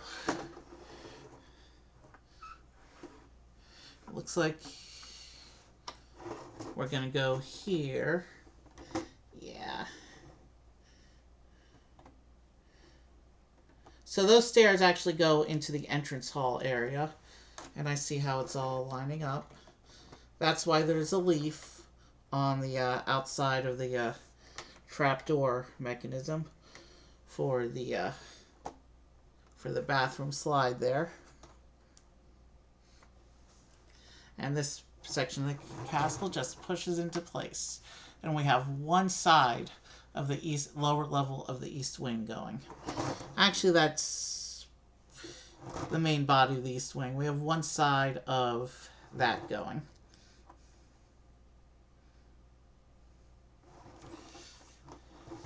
And then if we come in the back here, we can, you know what? Let's pull a prank on Draco. So Draco can come along here. Somehow, the magic mirror gets activated. I don't remember the spell for doing so. But you see Draco in the bathroom right there, right? So you pull this back from the secret rock on the cliffside here. Well, it's not the cliffside. It's right at the base of the tower there. And you pull that open. And then that reveals the trapdoor. And then Draco trips and falls into the hole. And when Draco falls into the hole, he comes out the bottom there.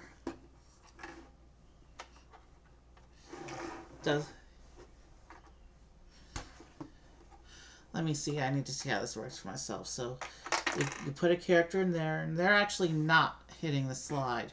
They're hitting under the slide. So something's not lined up properly here.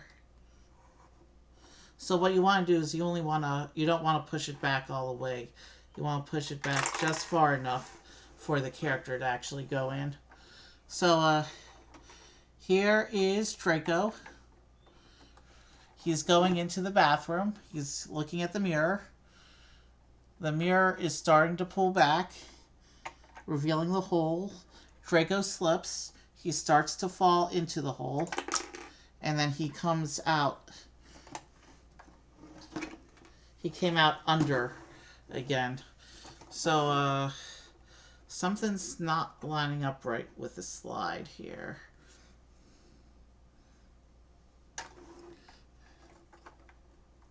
Let's try that again. He came out the front that time. So you don't want to open the hole all the way. You want to make sure that your character is going down from the front end of the hole like this. And then they'll come out the front here. You can see he got stuck on the slide there, but if you're putting the character into the front end of the trapdoor there, then they will come out the slide. But if you open this all the way and you just drop them in, they could end up behind the slide and get stuck forever in the dungeon. So there is our East Wing so far, again from the exterior. And now let's go straight into our next section, which is going to be bags 11 and 12. So that would be the part of the castle structure that's going to be over this part of the base here.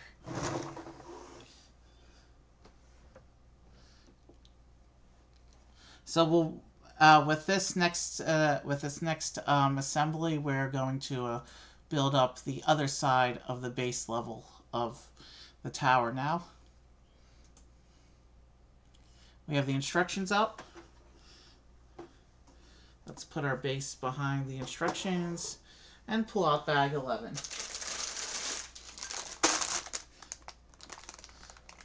And it looks like we're going to get a little piece of a bridge as well. And we do need the plates from this bag. And you know what? There's only one piece left in the large parts bag, so I'm going to go ahead and toss the large parts bag. I have that other piece set aside for when the instructions call for it. That might even be a piece of the roof, judging by the color. I'm not sure. We'll see. But we're opening bag 11.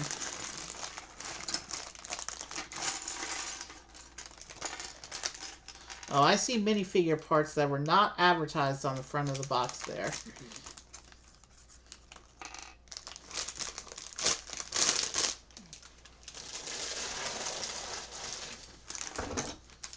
I also see these big window pieces that we saw before in previous sets.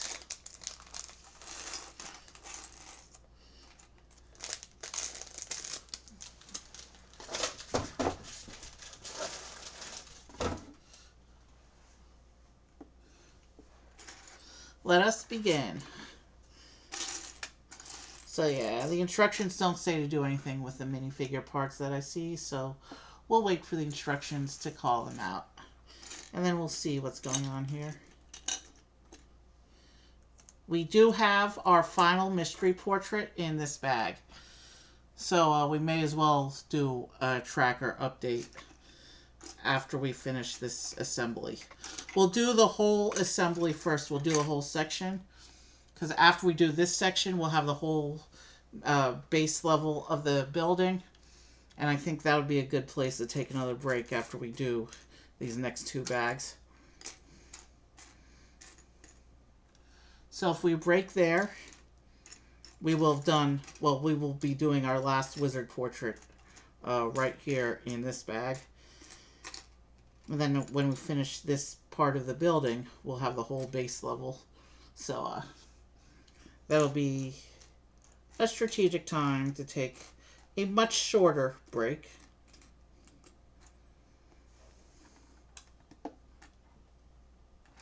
And then we'll start working on the upper levels of the building. But first, we have to do this whole section.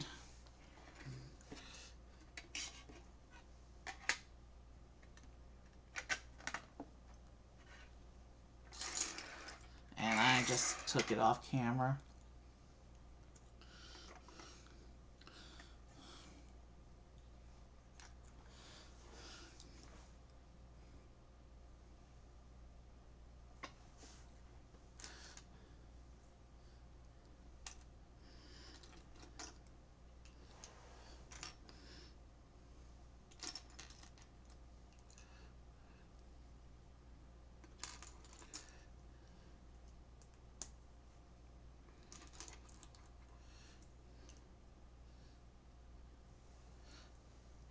Hey, welcome back to the stream.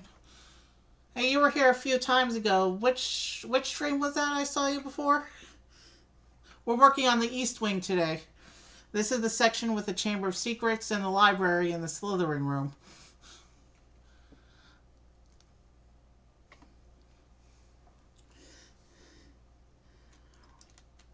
Right now, I'm on bag 11 of 19 I just started.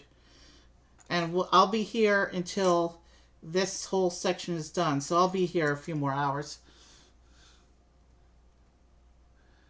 Yeah, that was way back that first stream when I did the Great Hall. Um, I did the main tower last week, and this is the East Wing. And after this section, I will have the. Well, actually, also done a bunch of the smaller sections on other streams as well. So all I have left to build after tonight is Hagrid's hut and the Forbidden Forest, and then I can actually make my layout.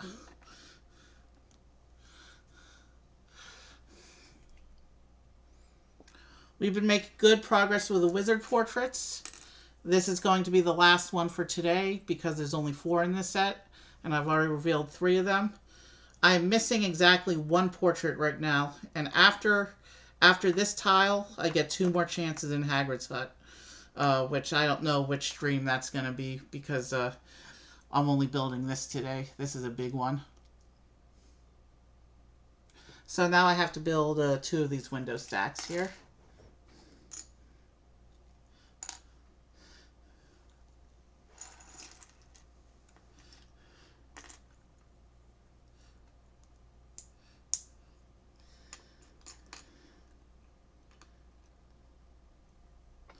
I've also got oh yeah, I did the owlery earlier this week, and I also did the classrooms. Everything's ready to go after this, except Hagrid's hut and the Forbidden Forest. I still have to do those. I'm still trying to decide whether to make that Hagrid's hut as a stream and the forest as a stream. I'll probably just end up combining them because we're so close to the being done with everything and being able to put it together at this point. I want to see everything put together.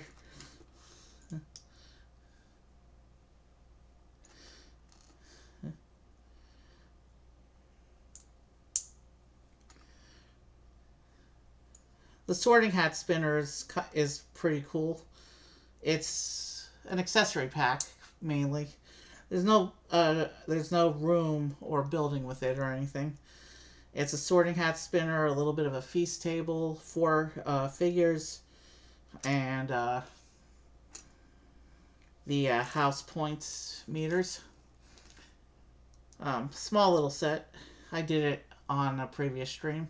So we have these window stacks that I can now add onto my building.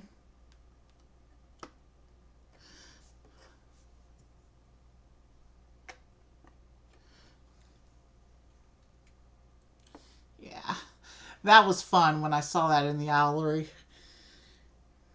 It's too bad it all gets covered up, but that was a fun little hidden secret in there.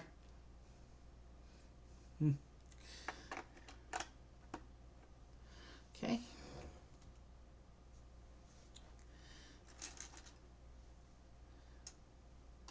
Looks like there's not a lot going on in this parts pile.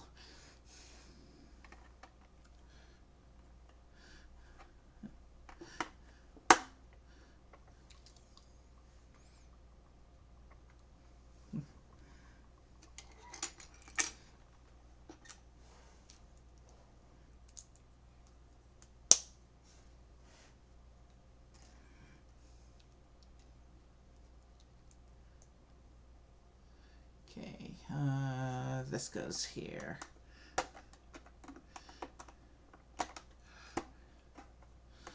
So this particular section of the building that we're doing now is this bag and the next one.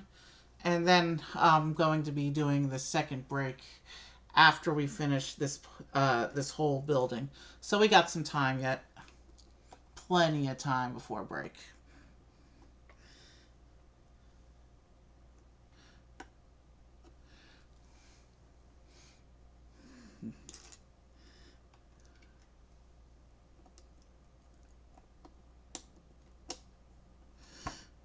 Okay.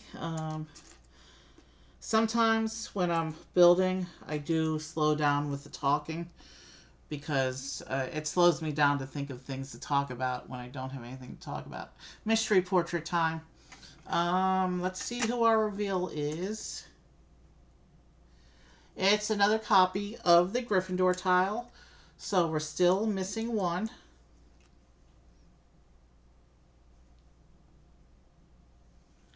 Yeah, I saw that one. It's on my wish list, but I have so much because it's a newer release. I'm focusing on the retiring sets first on my wish list. So here is our final wizard tile for today. This is the Gryffindor tile. And we do not have a full set yet. We are still one away from a full set, and we only have 2 chances left on this project when we do Hagrid's Hut. But let me go ahead and mark this one on my checklist, and we'll do a checklist recap later on.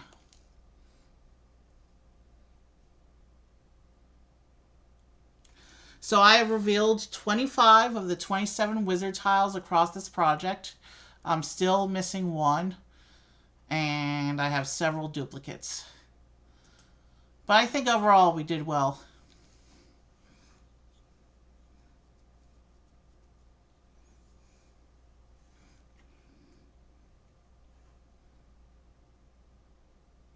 Okay. I know the one, when we get to the tracker, it's hard to describe, but there's a picture of one wizard in knight's armor. That's the one I'm missing.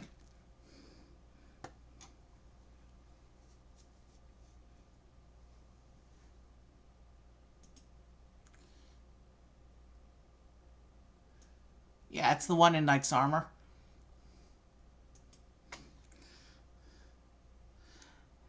Okay, so here's the bonus minifigure. Since he's a statue, he doesn't get to sit with the characters. He just gets to go right into the build. But let me go ahead and put together our little statue here. Speaking of wizards in armor, this guy wears a helmet. Yeah, I don't know the lore of the wizard tiles, except I know that the 4 Hogwarts house founders are included in them. And I have 2 each of Gryffindor and Hufflepuff, 1 each of Ravenclaw and Slytherin. I did pull Slytherin in this set earlier. Not the bag which contained the Slytherin common room, but the bag after that one.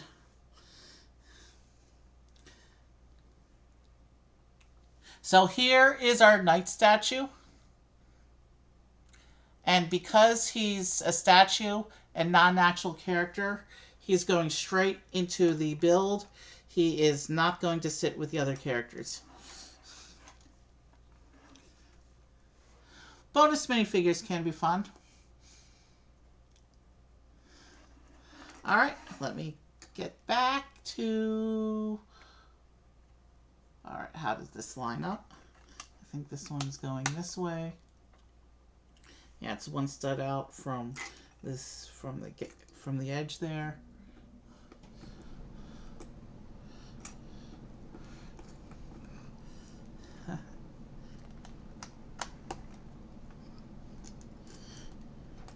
So yeah, I have linked up in the other room briefly the Great Hall and the main tower, and it already looks beyond epic. Once I add this section, it'll look amazing, and then beyond that, adding the other sections. I mean, this is definitely the biggest Lego project I've ever done. So I've done other big Lego projects, but they've all been single set builds.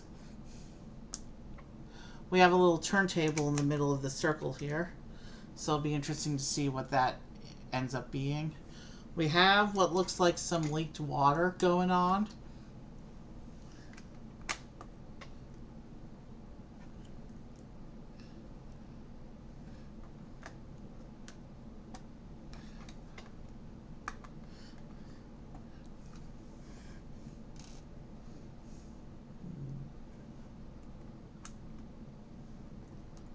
Ooh.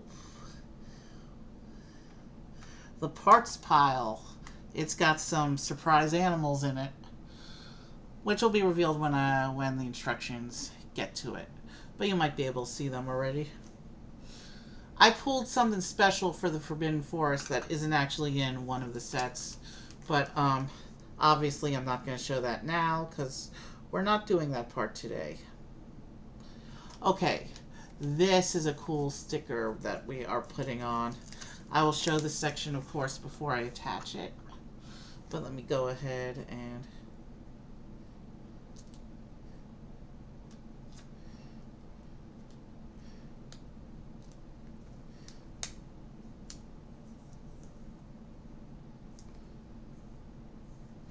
Okay, let me go ahead and build this little section here that the sticker went on.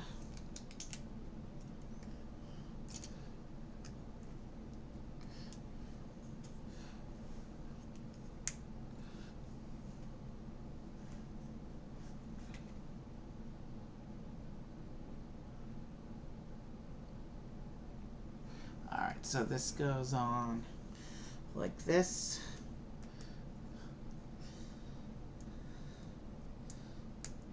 This is probably the coolest sticker in the set here.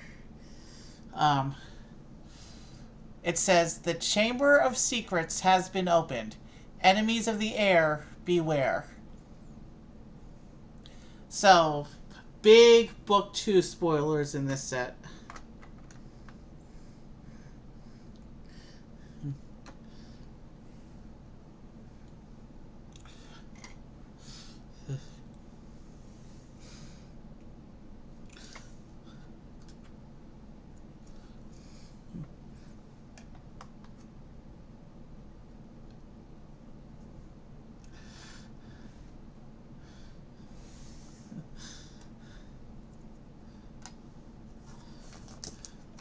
Alright, so now we're going to get some more brick detailing for this little wall section.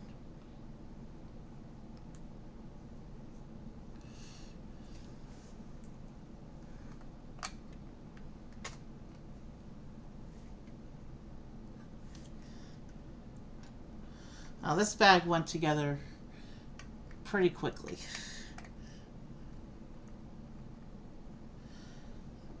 So I'm guessing this room is mostly just a corridor.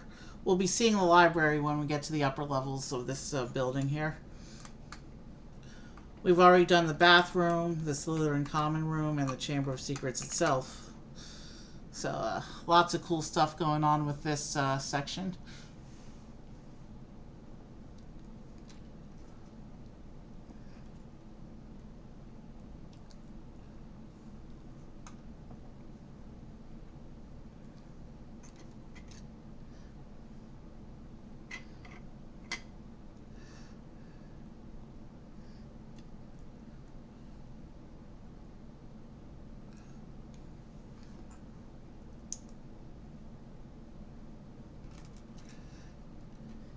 So it looks like we're getting another one of the potted plants that we sometimes see on these balconies.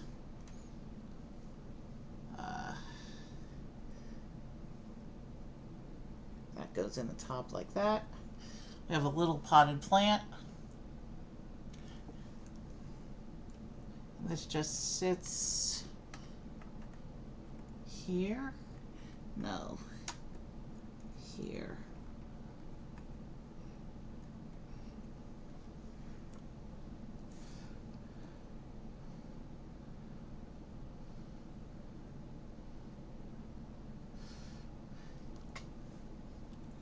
Alright, what's going on here? Oh, I see. So we're setting up the balcony for this end of the building here.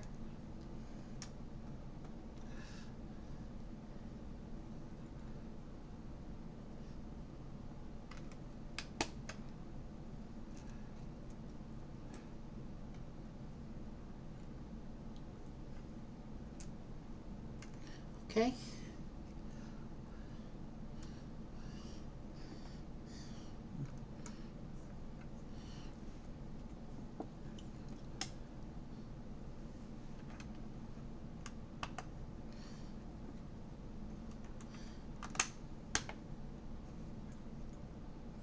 And now we have an assembly to do here. It looks like both of these big window pieces are going to go on.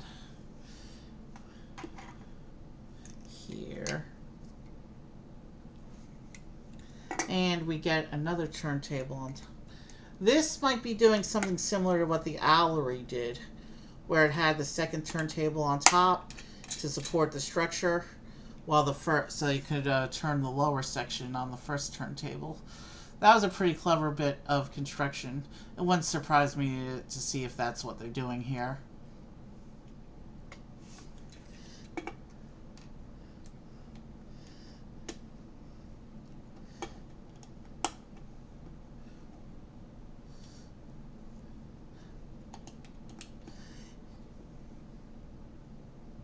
It could be that the turntables are just there to set up precise angles as well. Because this is perfectly symmetrical. I don't see any reason to be able to need to spin the window tower. So the turntables could just be there to set up precise angles once we add some more structural bits on top.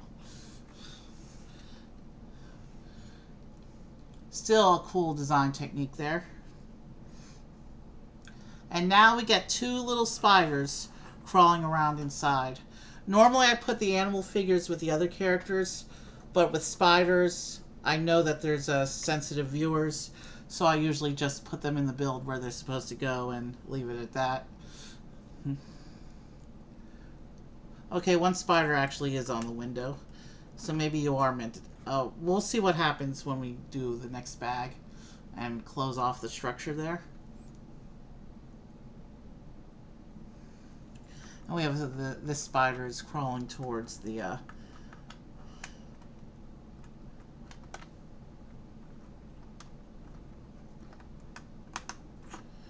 this spider's crawling towards the sign there. So there's what we have so far on this room. Two spiders, a window that's not locked into place yet. The Chamber of Secrets has been opened. Enemies of the air, beware. And we'll clear the spare bits and go on to the next bag. And we will finish off this part of the building. So we will have our next character.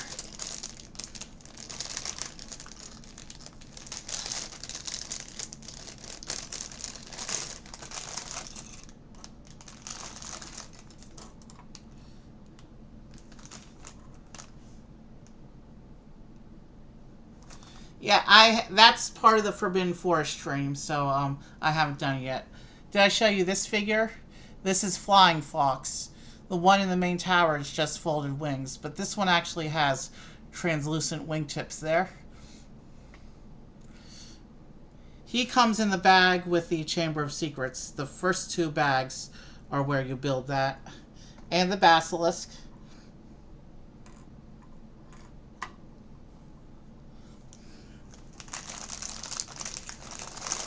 So let's get into bag 12 here. Bag 12 is going to give us another animal. But this is an animal who can sit with the characters, because this is a character animal.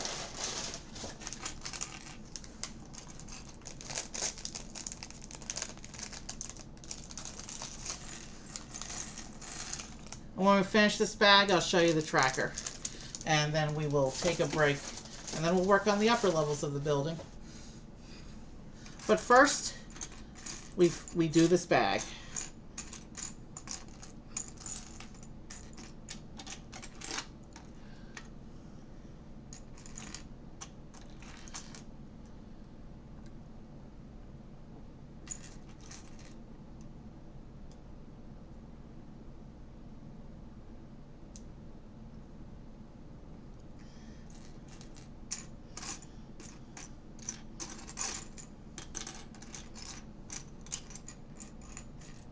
I need to find his bald cap there. There it is.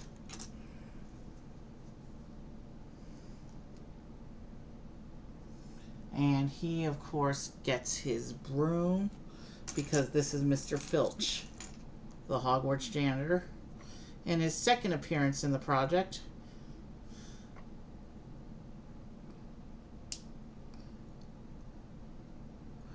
The Mario sets, Oh, I had to delay doing the last two.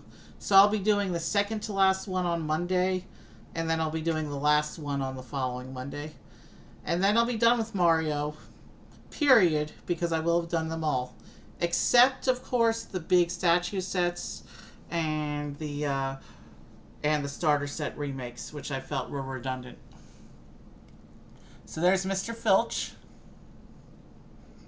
He's holding a broom, because he's not a wizard, he's just the janitor. Alright, there's a little bit of a better focus.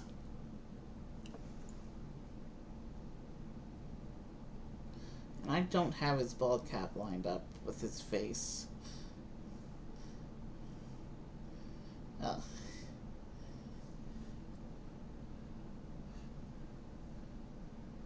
Yeah, King Boo's Haunted Mansion is a fun one.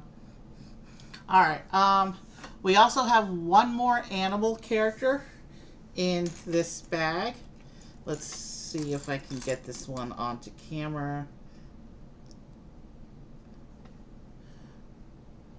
We got Filch's cat. I think her name was Mrs. Norris, but there's Filch's cat. Always nice to get a cat or a dog in your set. There's not a lot of cats and dogs in the Hogwarts project. Lots of other animals, though.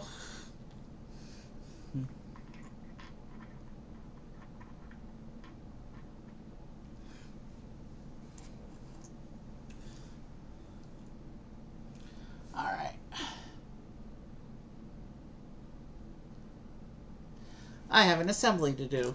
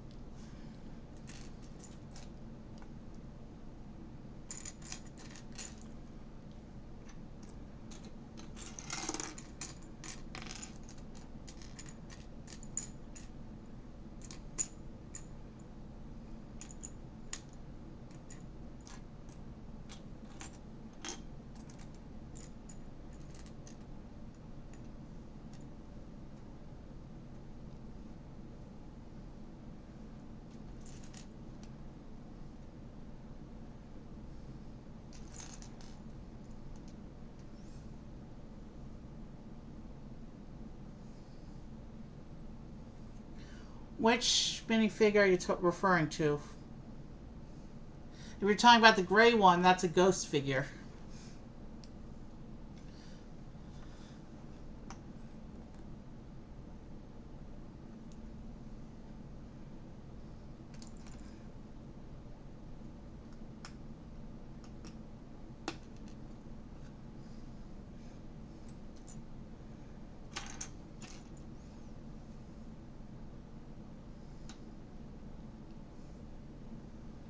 Oh, you're talking about Lockhart there? Yeah, he's in his pink suit. The one in the dueling club, he's in his green suit. Lockhart likes to be flashy like that. That's kind of the point of his character.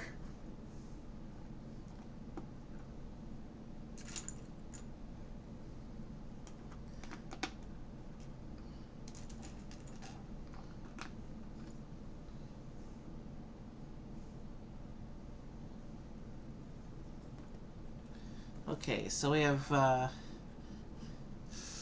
this section, and this bit goes on top of here, and this bit also is now loosely spinning. So I really don't know what's going on with this window tower right now. I'm sure the turntables are there for precise angling, and we're going to lock this tower into place soon.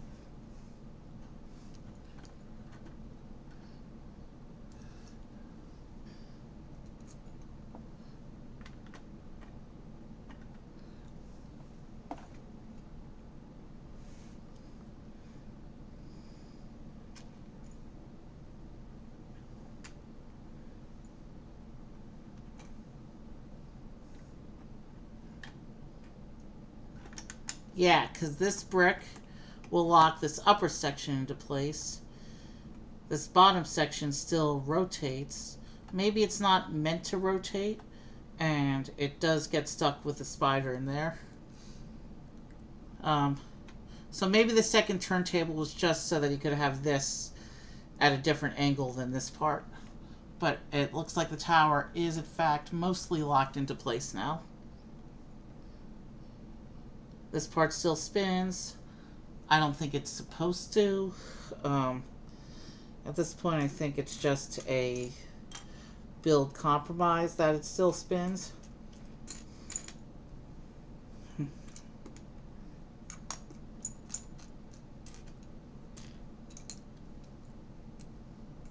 Okay, I need that little slope piece. Where is it?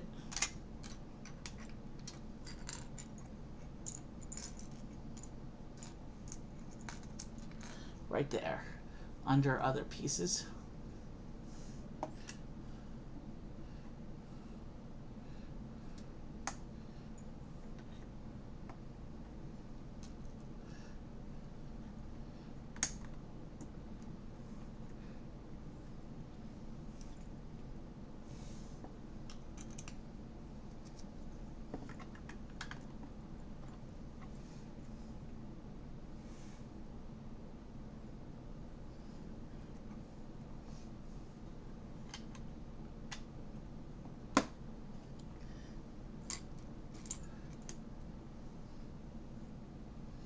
Okay, there's that big archway.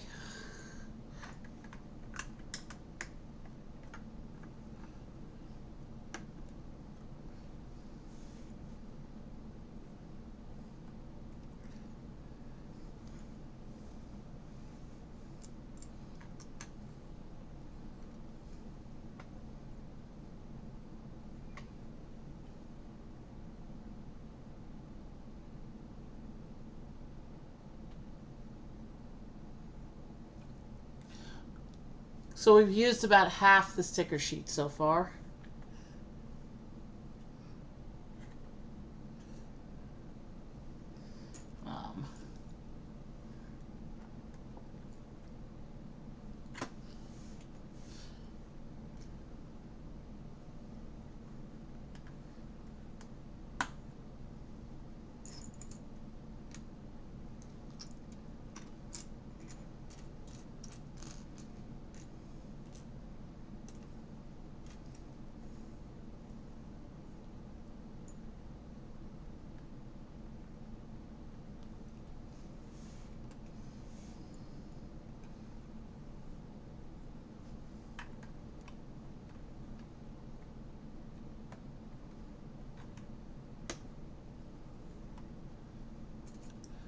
This one goes in here, and then we have some of these curved bricks. There should be one more.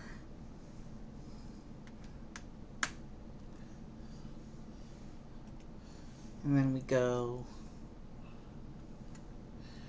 here. So yeah, it looks like right now what we're doing is we're finishing off the top parts of this section.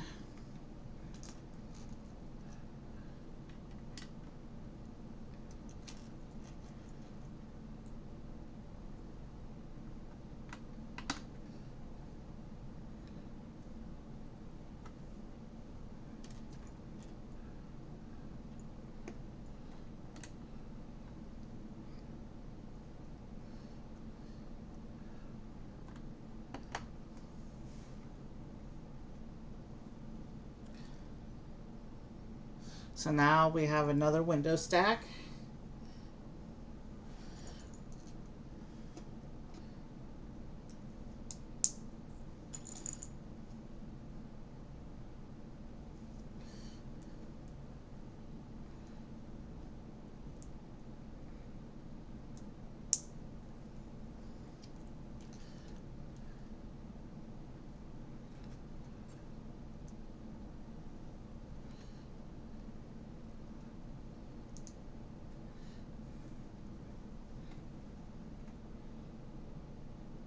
Hey, we got a raid.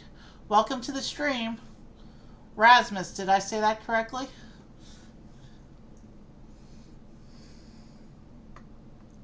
So this window stack goes right over the wizarding portrait we placed earlier.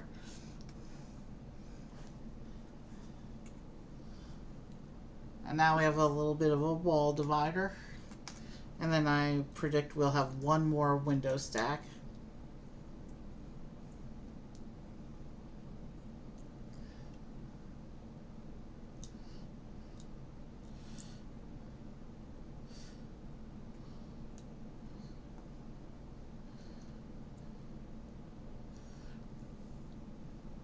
So this will go onto the wall like that.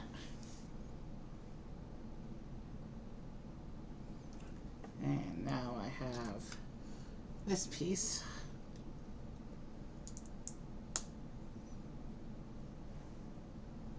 Which goes around there like this.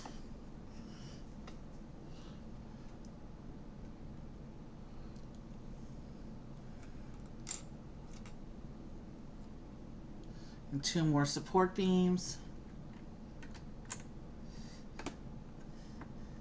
Hey, so we're doing the East Wing, which is the third of 3 marathon all-day streams for my Hogwarts Castle project. I also did a bunch of shorter streams for some of the smaller sets in the project. This is a big deal thing with a bunch of different sets involved. So this is the East Wing. Yep. So this is the part of the castle that contains the Chamber of Secrets and the library.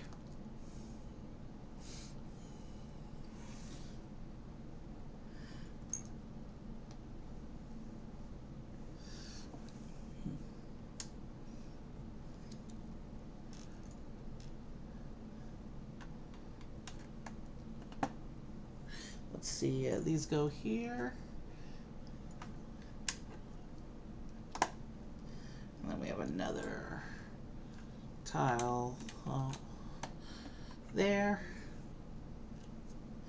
And then we just tile off the tower here.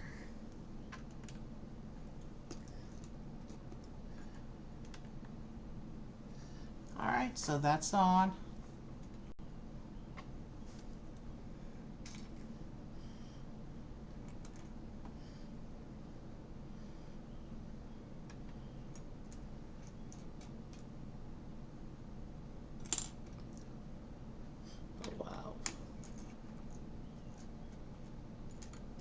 There's that little piece.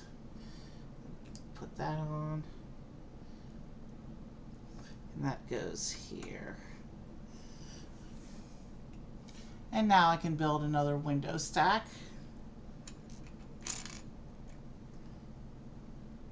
Basically, we're mirroring what we did on the other side of the building when we were doing the bathroom area.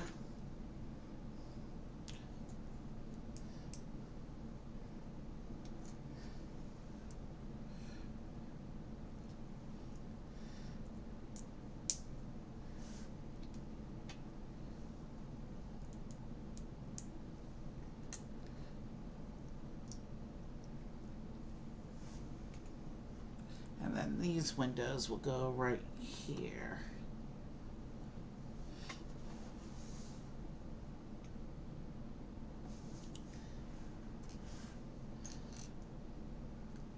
And now we just keep building up the walls and the tiling at the top there.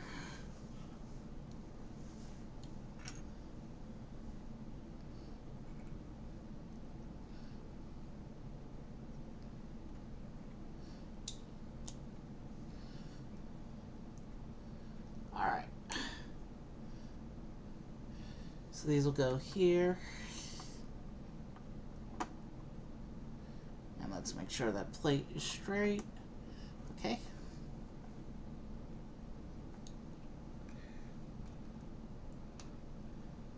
And then this will lock that little bit of wall into place.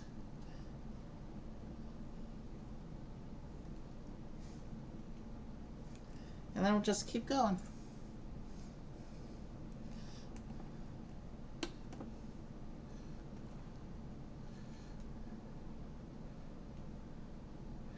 All right.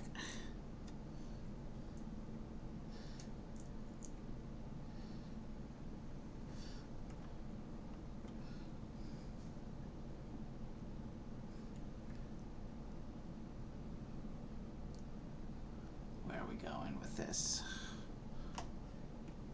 Right here. Okay, I see what we're doing here.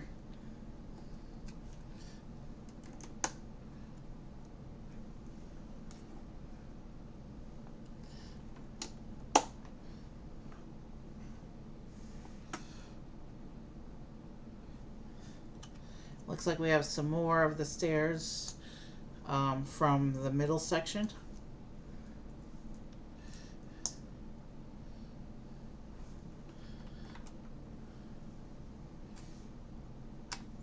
So yeah, we're pretty much mirroring what we did over the bathroom. So this shows to have Mrs. Norris climbing around on the wall, but I choose to keep her with the characters for now.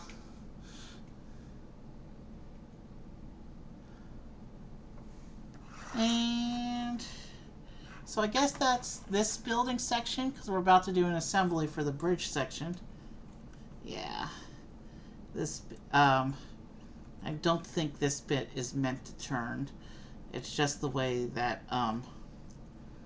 it was assembled, so it's the way it was designed. It has a double turntable to lock this at a different angle. So, yeah, so we'll set this here, and let's take a look. It looks like we're building a small bit of a bridge unit here. So this will be part of, this isn't the main bridge in the set, that comes at the end, but there are two bridges that link this to the Great Hall and main tower. So this is the smaller of the two bridges.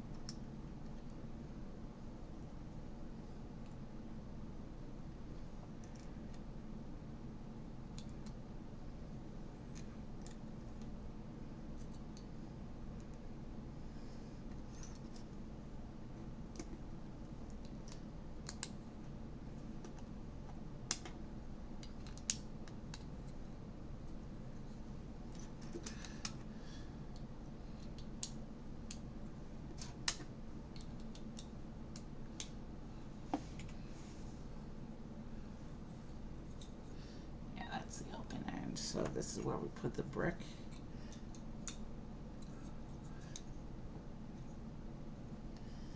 And our slopes.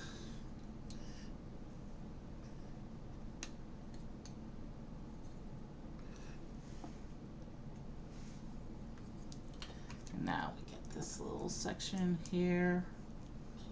And this will go here.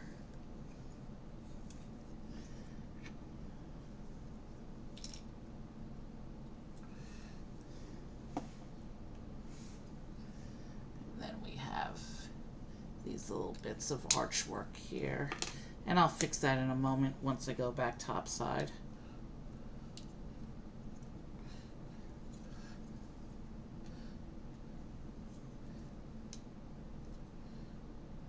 So this bridge pretty much takes us to the end of the parts pile and to this section of the instructions.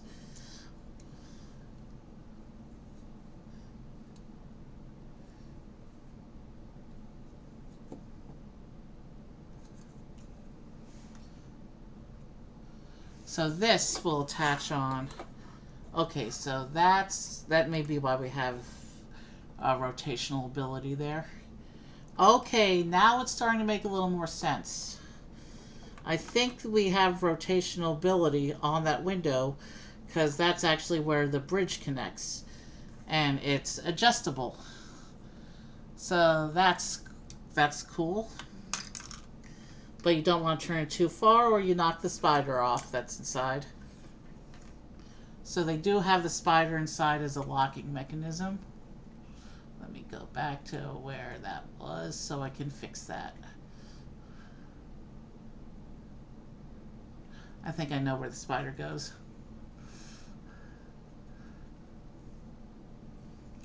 So we have a little bridge coming off that side tower. So that's not a window, that's actually a door.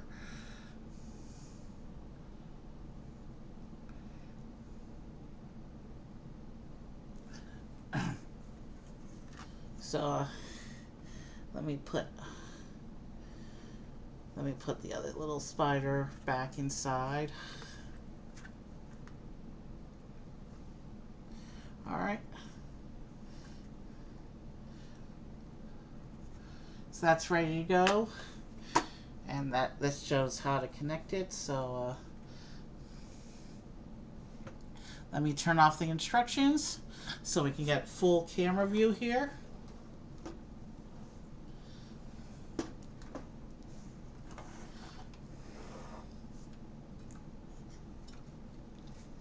And so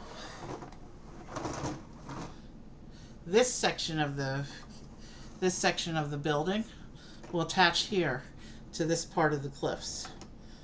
And this will close this gap, and there'll be more stairs on the other side of the entrance there, mirroring what we did on the other side with the bathroom.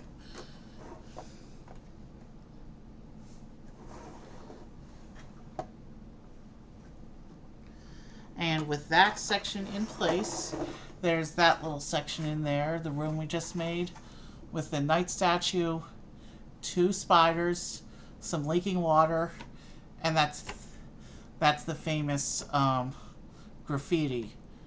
The Chamber of Secrets has been opened. Enemies of the air, beware. And since you guys came late, there's the bathroom on the other side. The mirror does open up to drop a character onto the slide down into the Chamber of Secrets there. The Chamber of Secrets goes on the bottom here where I hold it. It's one of the slide out rooms. So this is what we have so far of our building. And it's coming together pretty nicely. I like what I see so far. Obviously, we still have to do the upper level. But yeah, this building is coming together. This bridge will go off and connect to one of the other sections. For right now, it's just a bridge to nowhere. And for visual interest, let's bring the Chamber of Secrets live again. And let's bring the Slytherin common room back out.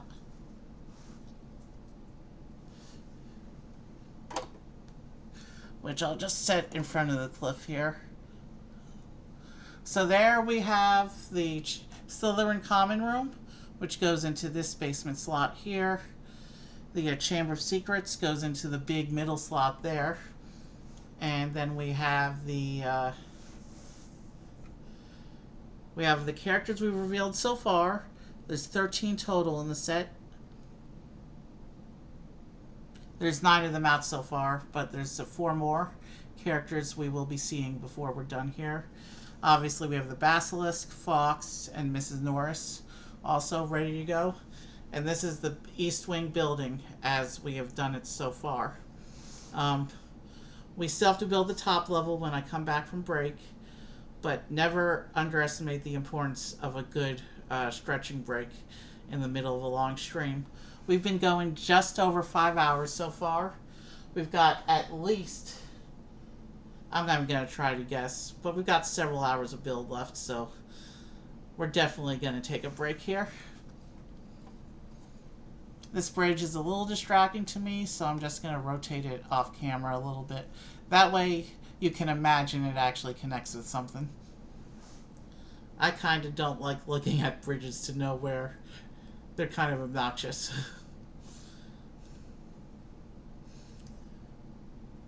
But there we are. And when we come back from break, we can build the upper levels there.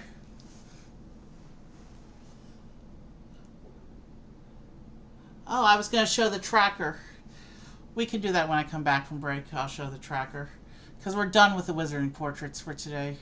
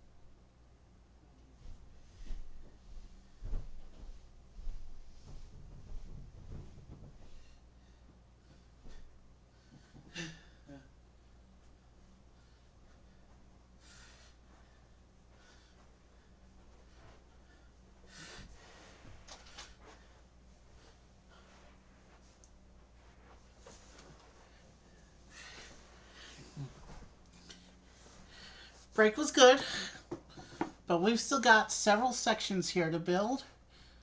I'm seeing 4 more sections. It looks like this next section is just 1 bag, though. Sections here to build. I'm seeing... Okay, so audio's back up. We're off a break. Let's clear the work area again and keep going.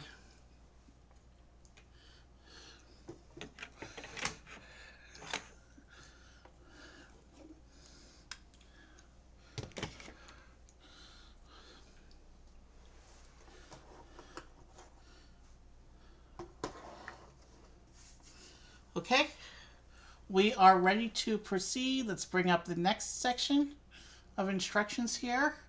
It looks like here we're just doing a roof section over the middle of the over that middle section there. Okay, bag 13 is ready to go, and we also need the plate. And with that, that's the last piece from the large parts. The unnumbered large parts bag that we set aside at the beginning of stream.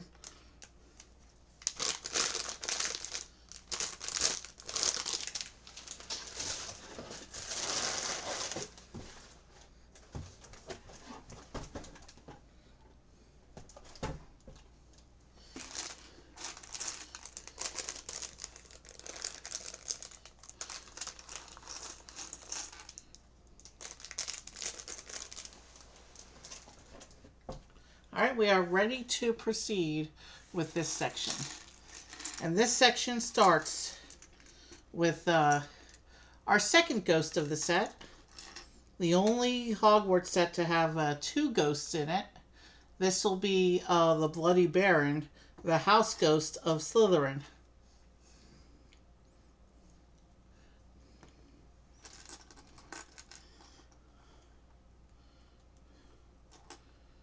And his face doesn't matter because his big mustache piece covers it up.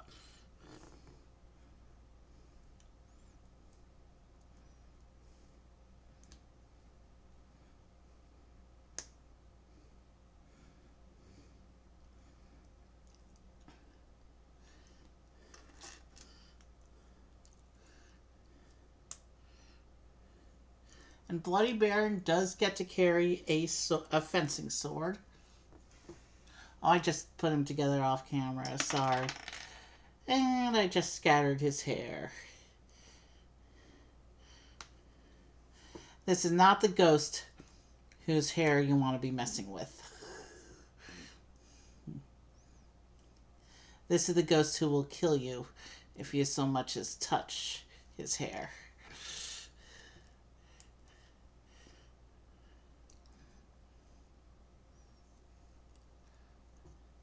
So here is the Bloody Baron, house ghost of Slytherin. And with that, we can continue on with our build here. We're gonna... Yeah, it looks like this instruction book is probably the quickest one of the whole build here. Don't know why this was a separate instructions here.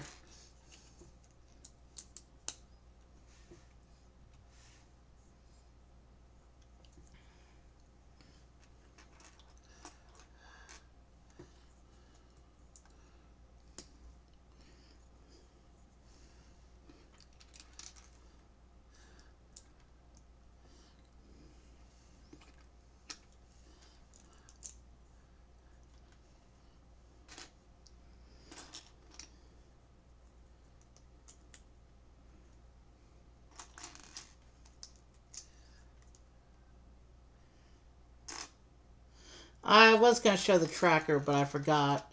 I don't see anyone in chat, so I'll just show it at the end. Long story short, we have 2 chances left when we do Hagrid's Hut, which is the next and final stream for this project. But we pulled one of the 2 we were missing. We're still missing 1. And that's basically the recap of the collectible wizards portraits for now. I'll be happy to go into more detail at the end of stream when we go over the tracker for real after the building's done.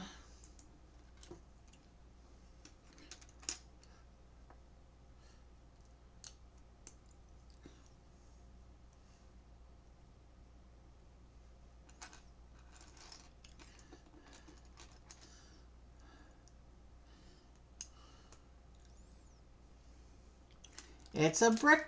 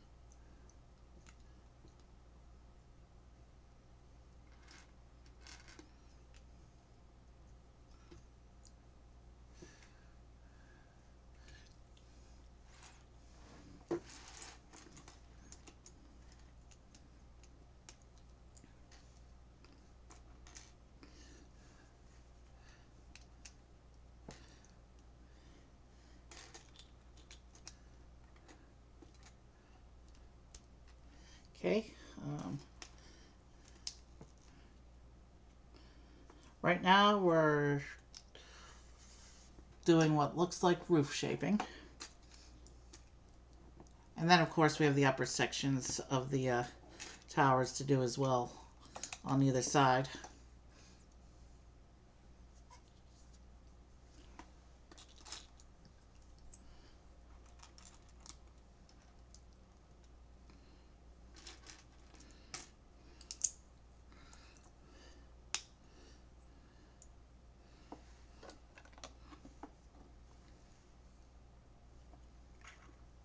Anyone still in chat?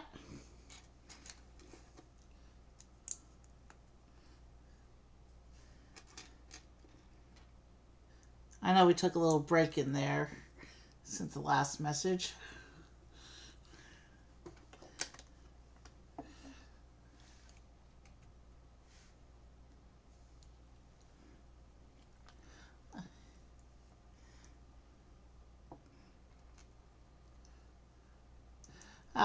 Time for, just about time for a couple stickers here.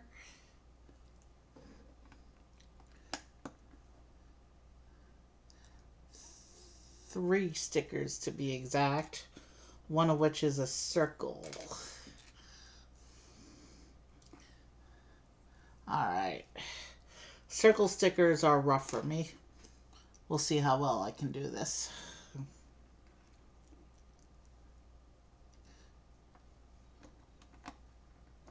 Alright, let's come back to our sticker sheet.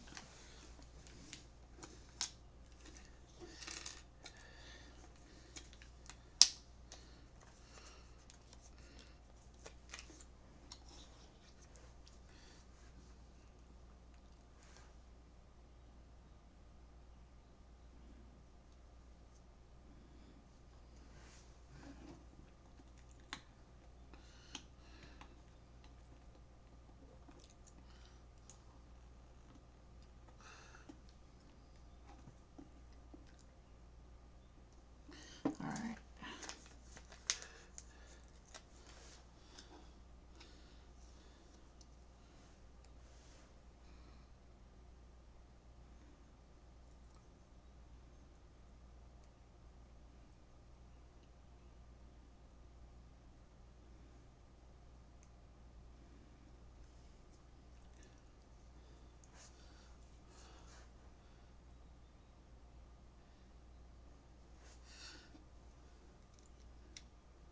Alright. Let's see. As long as the tiles are straight.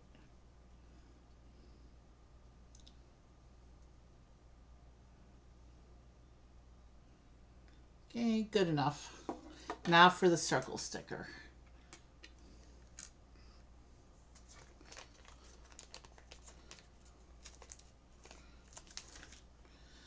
I suck at circle stickers. So we'll see if I can get it reasonably good.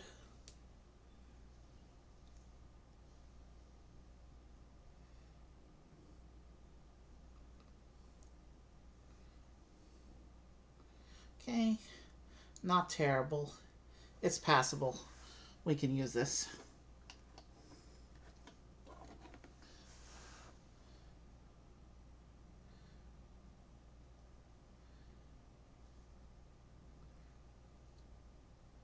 I think, yeah, we can use that.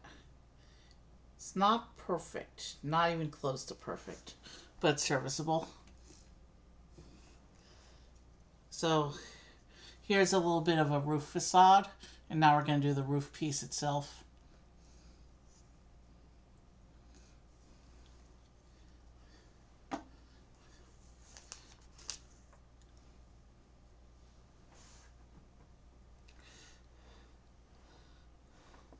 Oh, we need to make a little more room for 3 more characters who are going to come out before we're done here.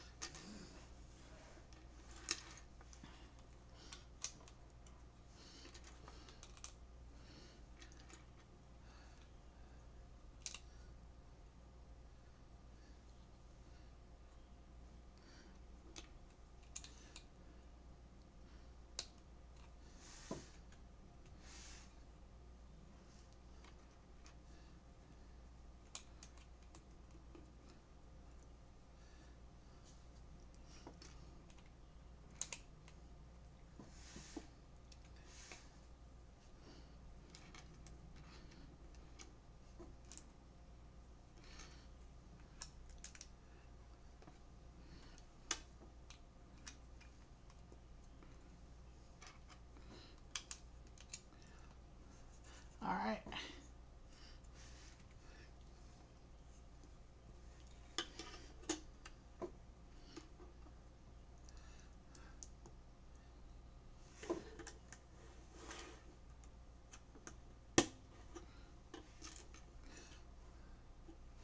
So this one goes there then.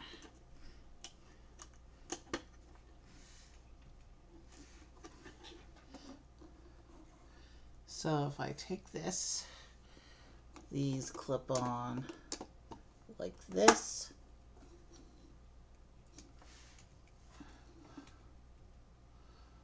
Oh, and I forgot to do the slope pattern that we see on all the Hogwarts roofs.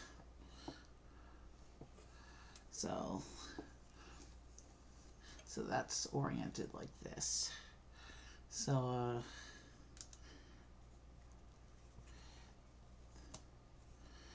this will be a little harder to do because I've already attached it, but that's okay.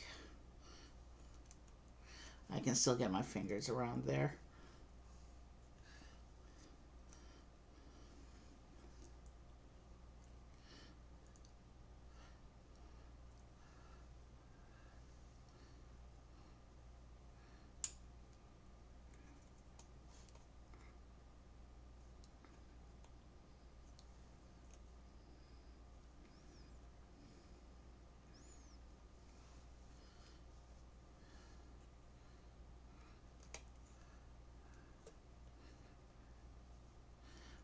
Now I'm just putting in the little slope details that are on most of the Hogwarts roof sections.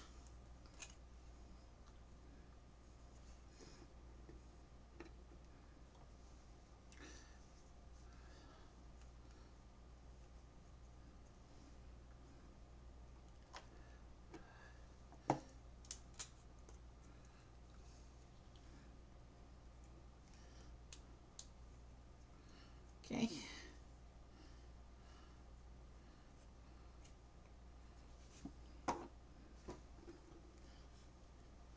Let's get the spare bits out of here.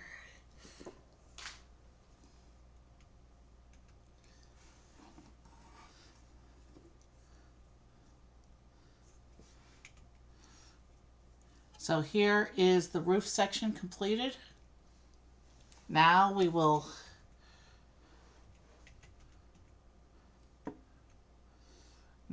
turn the instructions off, and I will attach the roof to the model.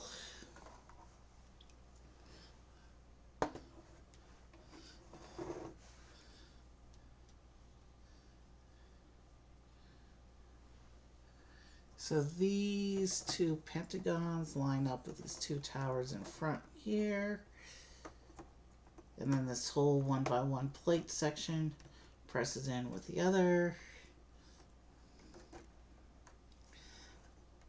And then the roof folds down a little bit, but not too far because it balances against the inside arch there. So there is our East Wing building with the central portion of the roof attached.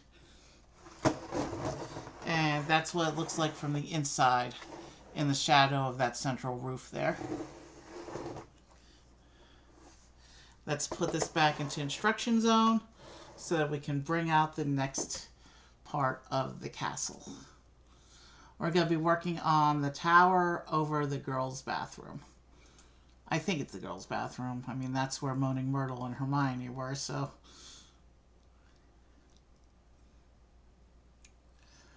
Let's bring up our instructions. And so this will be a tower, so we need bag 14.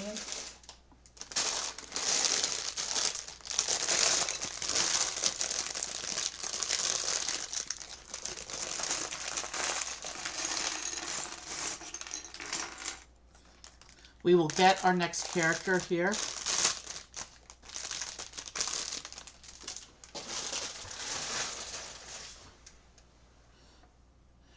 Three more total characters for the day here, including one that's about to come up here.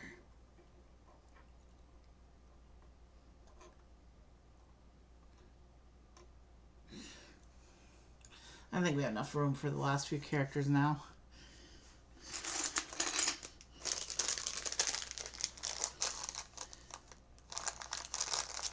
There's only 5 little stickers left on the sticker sheet. And we still have 3 sections left to build, so we're not going to have too much more sticker work left. So this bag starts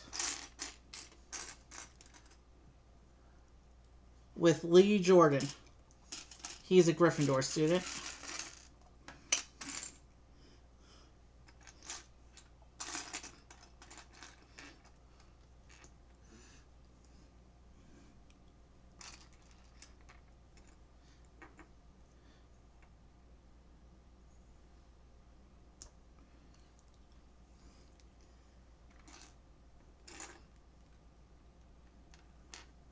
Let's get his wand and then we'll show off the figure.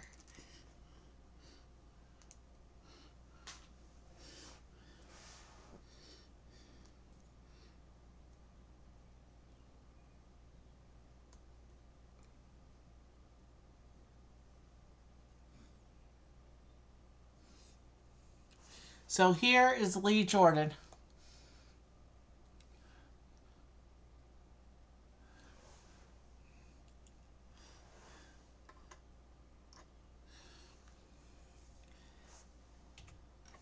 And now we can begin building this section of the castle.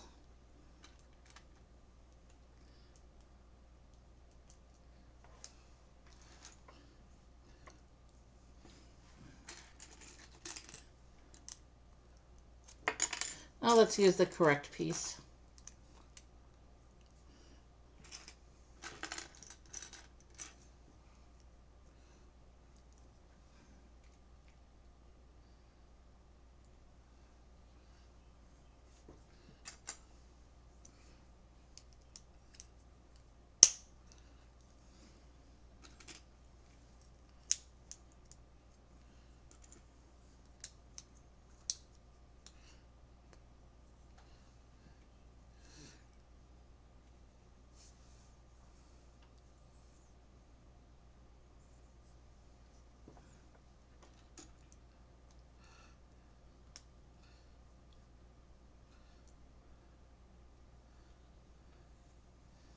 All right, where are we? Now we take this one.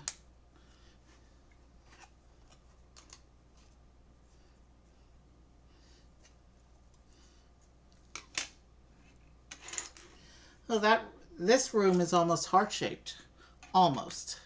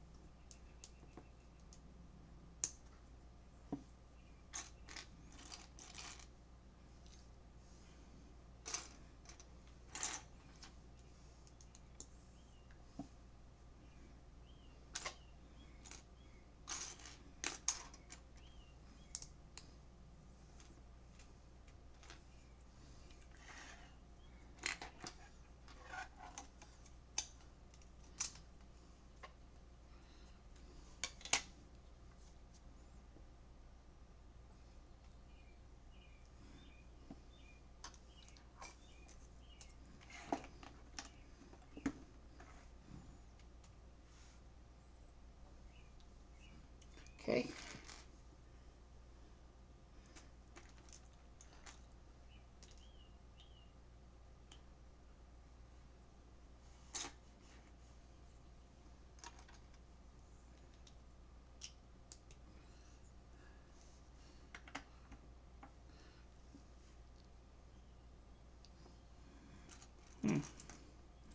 All right, let's keep building. So we're starting to build up. We're starting to build up some wall structure now for this room. This will be the upper level of one of the towers.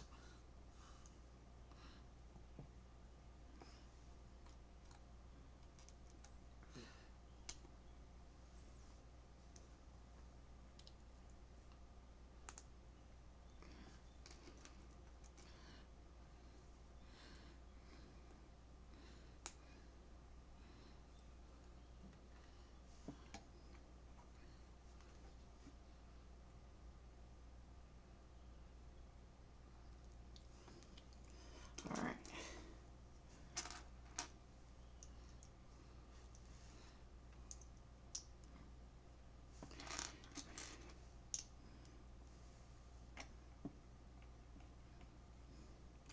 Okay.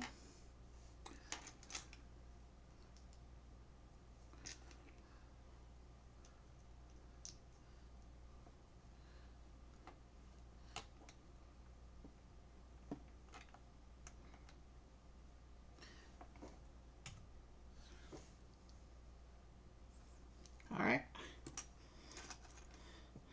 Because this room is a tower room, it's got limited space and it's small, so it's actually going together a little bit quicker than I thought it would.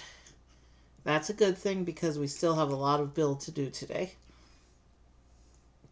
We have this tower, then we have the tower on the other side, and then we still have the big bridge to do.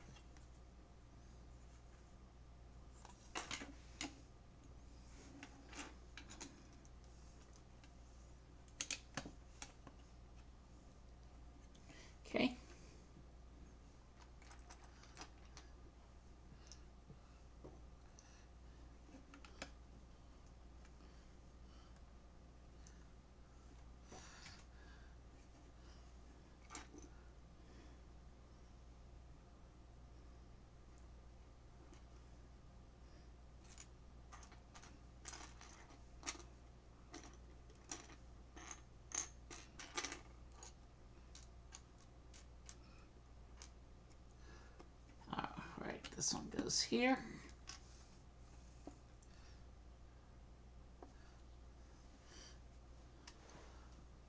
Okay, I think I know what's going on, but I'm not going to do guesswork. I'm going to wait till the room is together, I think, before trying to figure out what I got going on here.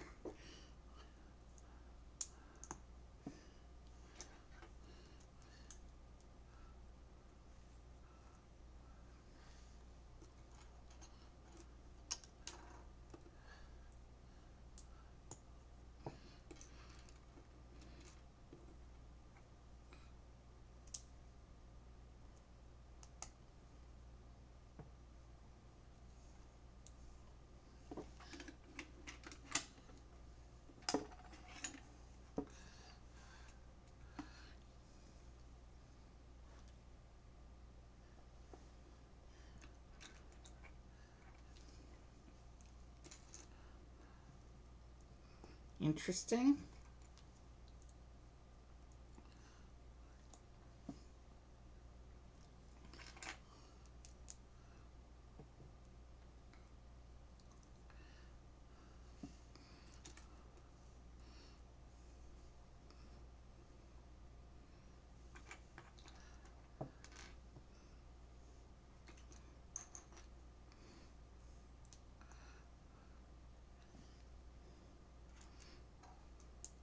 Yeah, I have no idea what I'm doing right now. What this whole stack is supposed to represent.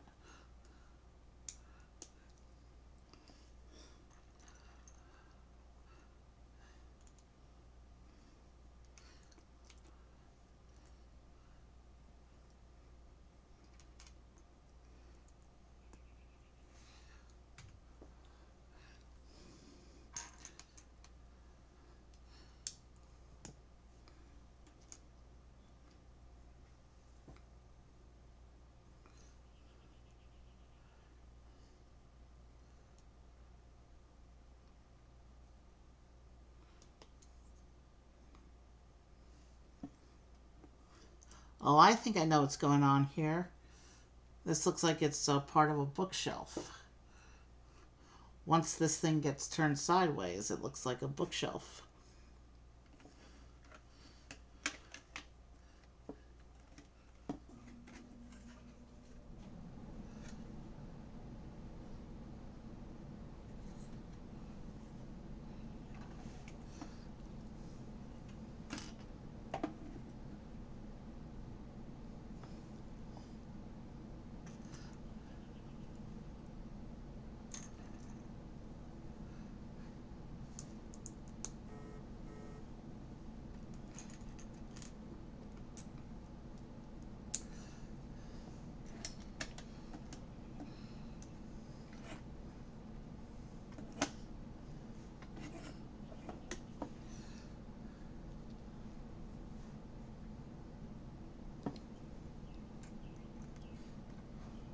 It looks like we do get to put a sticker on one of the books. But there is a tile for the inside. It's the potions lesson tile.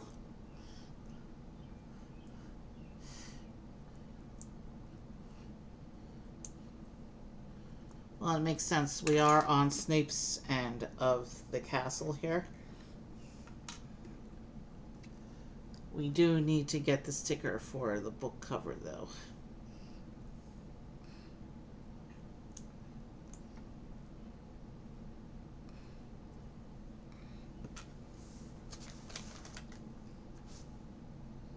Most potent potions. Called it.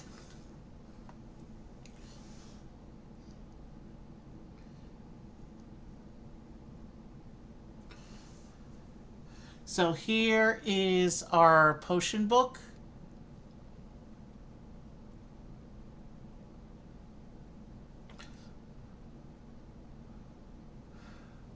I can't get it to focus because it's so tiny. And also my fingers are in the way. There's no real good way to grip one of the Lego books to hold it up to a camera, unfortunately. But the front does say most potent potions. And then on the inside of the book, There's the potions lesson tile that we also see in the potions classroom.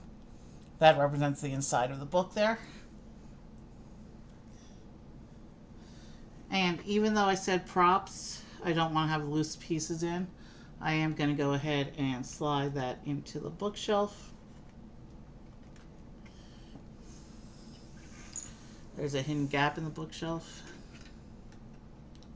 Actually, I never gave anyone the lantern, so actually, Mr. Filch, as the janitor, it makes sense for him to be the one to hold the lantern, doesn't it? I will give Filch the lantern.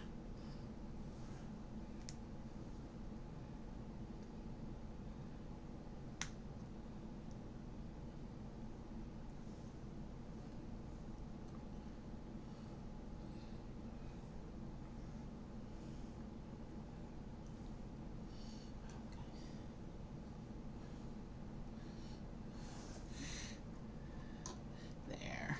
Now I don't have too many loose props. The book will have to stay loose though for now. But when we put the room in the castle, you know what? I'll try and put it in and hope it doesn't fall out. There's a slot in the bookshelf there. There's an empty slot for the book to be pulled out.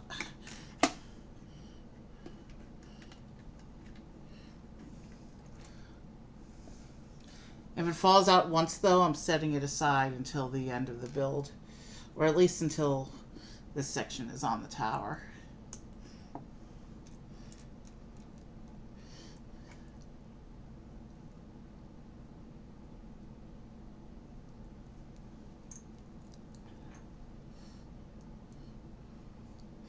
So it looks like we're building up a bit of the library now, if that's a bookshelf.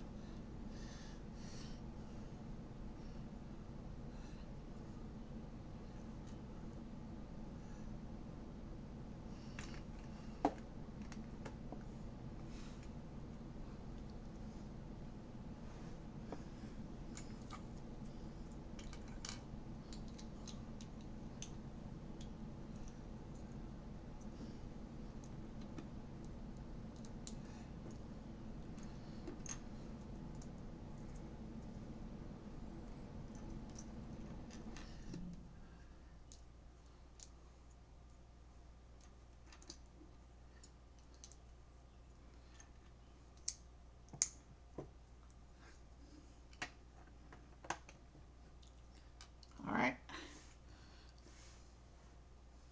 So it looks like there's also going to be a globe.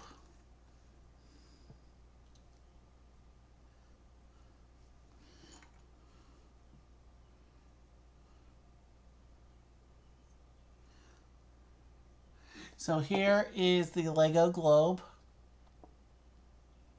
Here you can see the America side of the globe, and over here the Eurasia Africa side of the globe.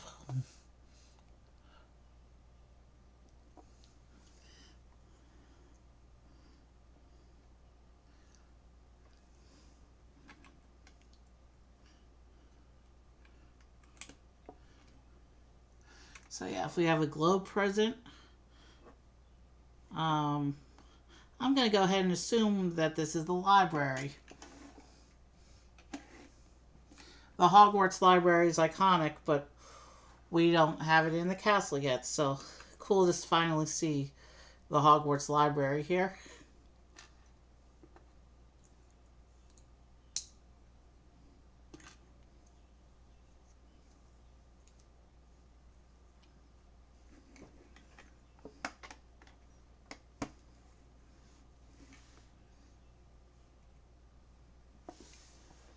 Alright. Another brick sticker for this piece of the tower.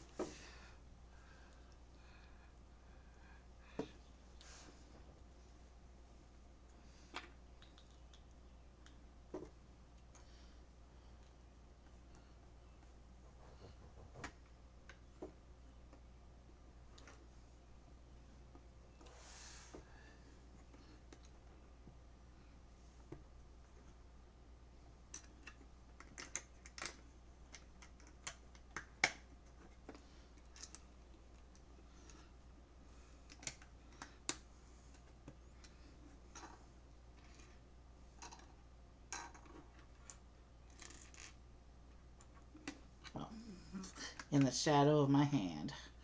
That's why I didn't see it.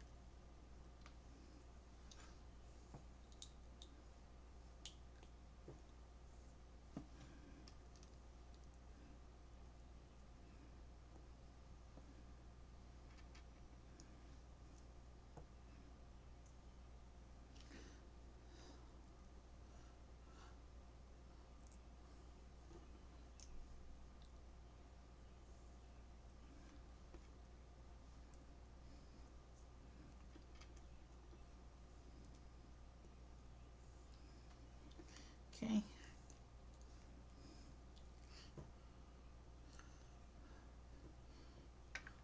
This goes here. And now we're due. Okay. So this isn't the main library. What we have here, I have to put the sticker on and then I will show you.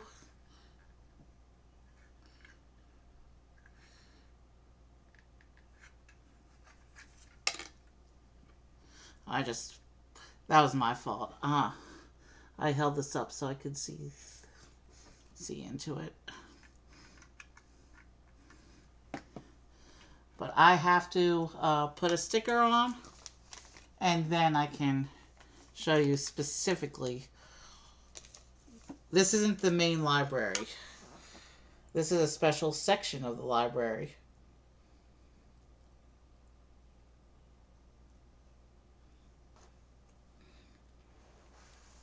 This is the restricted section of the library where all the dangerous books are kept. If I can get a focus, please.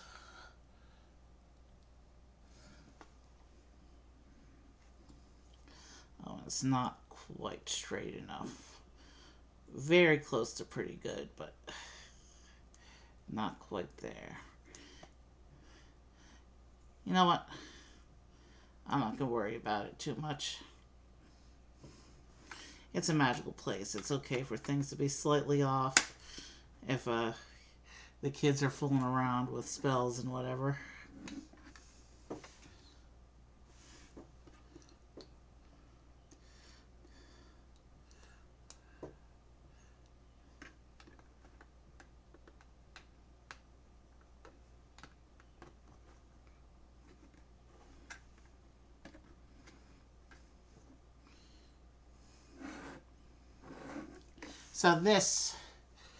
So this room is the restricted section of the library.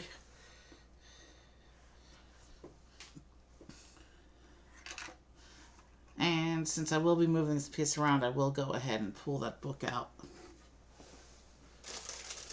Meanwhile, let's get bag 15.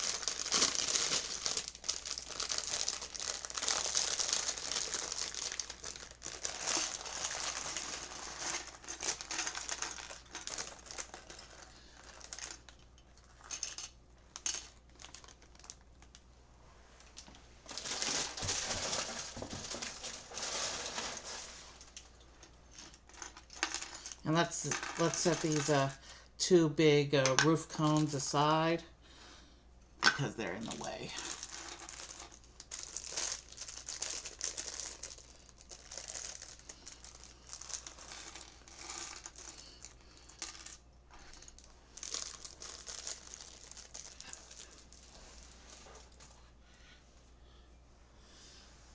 All right, and let's keep going.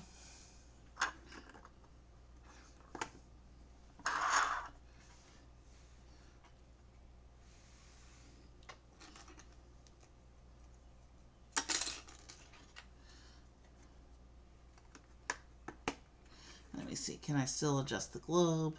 No, the globe is locked into place at this point because I can't get my finger in there.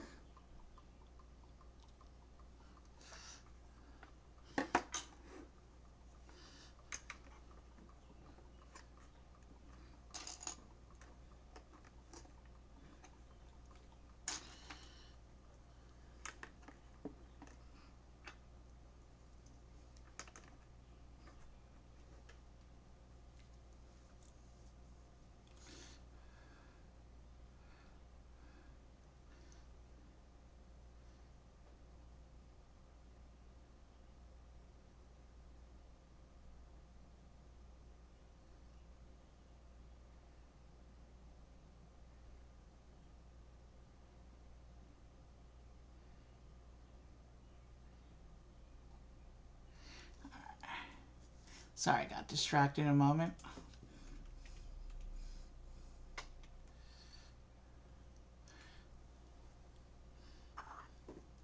Oh, those didn't have to be set aside very long.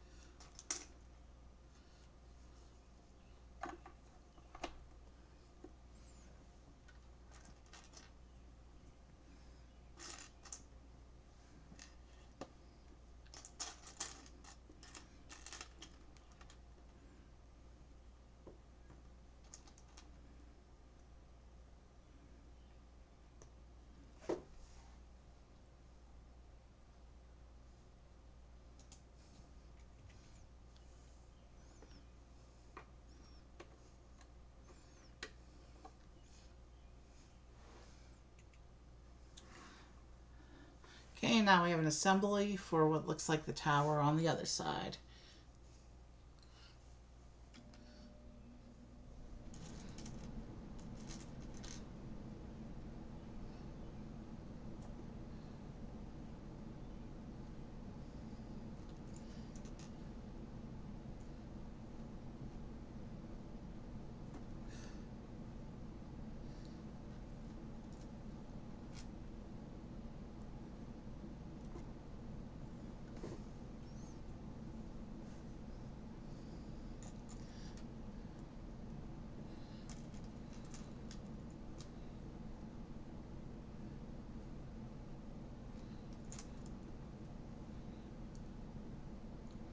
Interesting.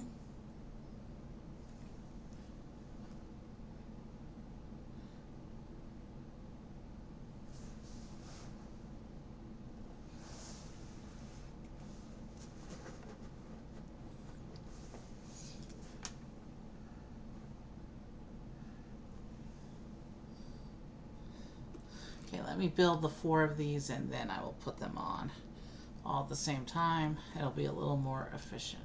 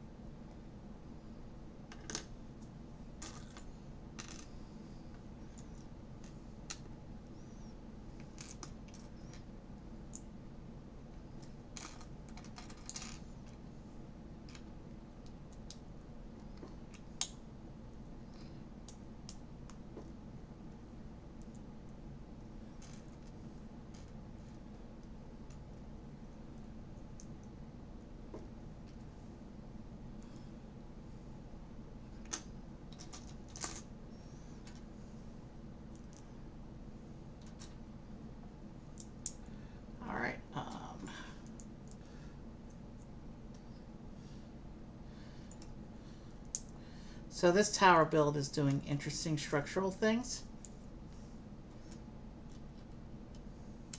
Be interesting to see how it all comes together. Because it doesn't look like Hogwarts right now. This tower, this secondary tower assembly that we're doing.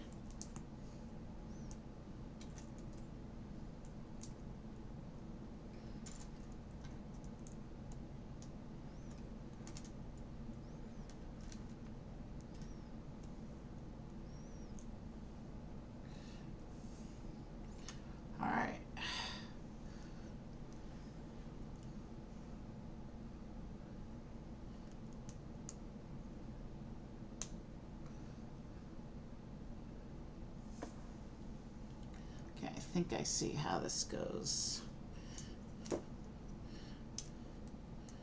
So these go around the bricks in the middle like this.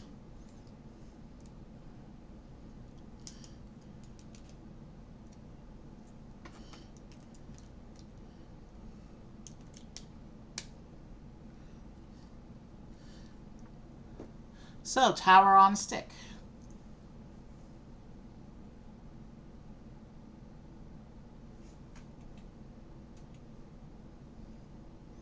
And now I have to build another tower section.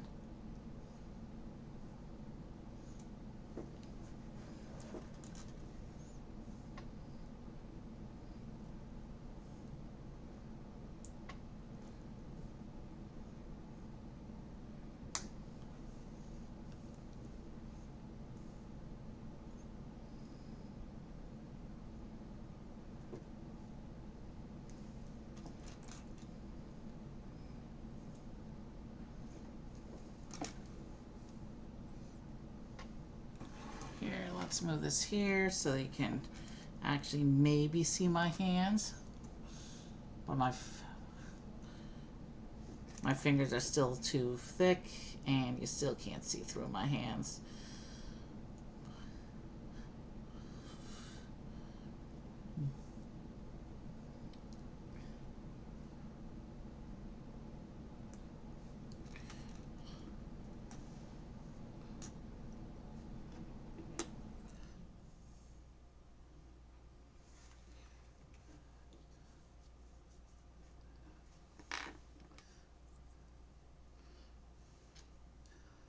So another 4 times here.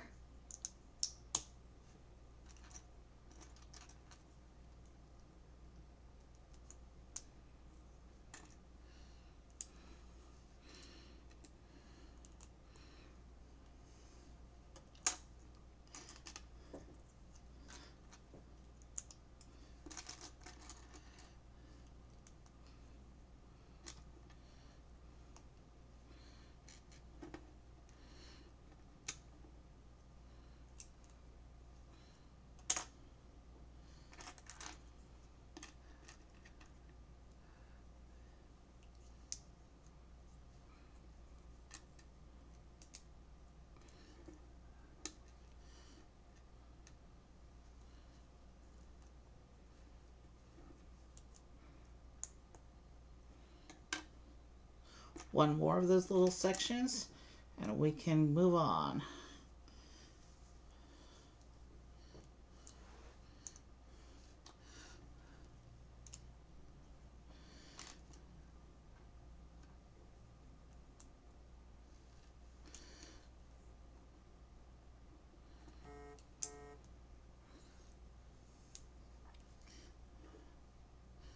Now let's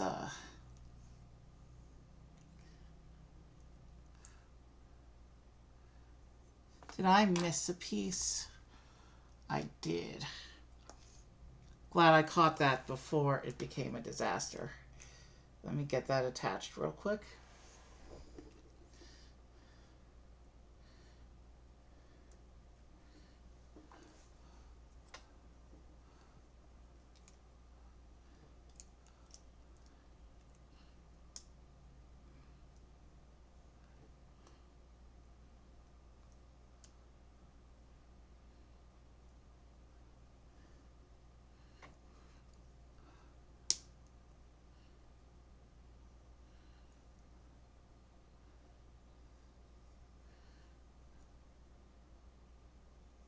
I hope I lined that up correctly.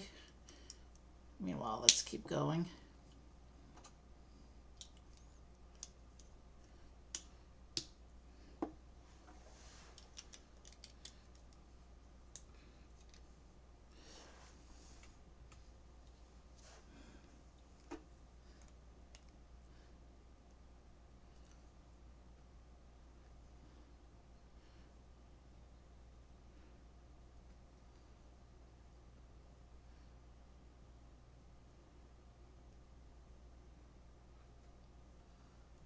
Okay, why is it not lining up?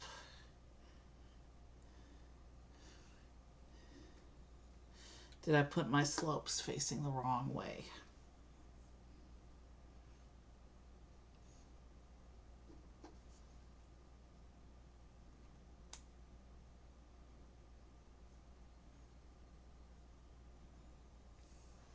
Something's not lining up here correctly. But you know what? I can probably fix it.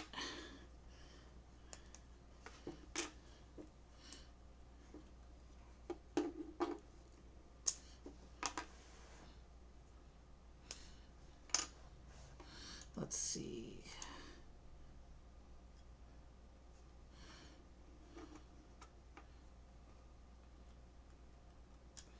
If I do it like this.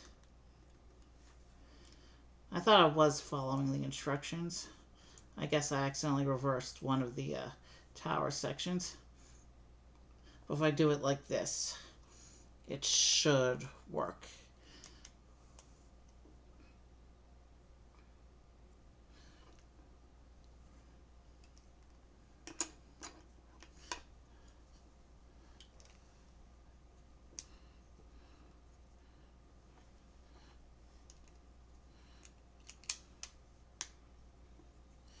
Alright, yeah, if I do it like that, all the slopes line up, and then I can take the tiles and just secure the whole tower together.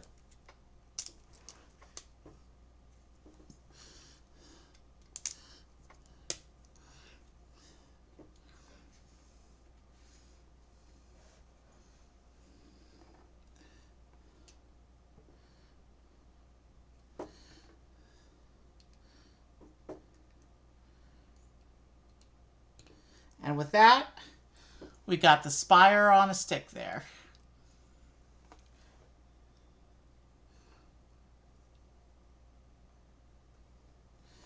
And we can just insert that here into the tower here.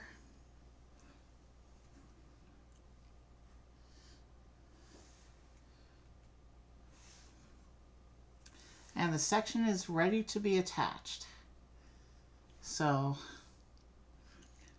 I will turn the instructions off. We will bring the main structure back up.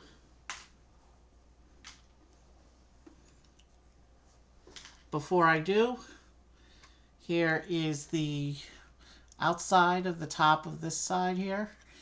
And here is the restricted section of the library. And you can open up this little gate here and see the books inside. There is a little gap on the shelf where I took out the loose book. It would be falling out and onto the floor with me holding it and showing it off like this anyway, so we'll put it in later on. But we will take our model now.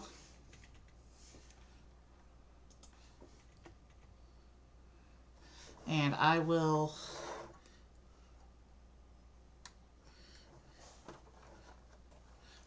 bring the building back up.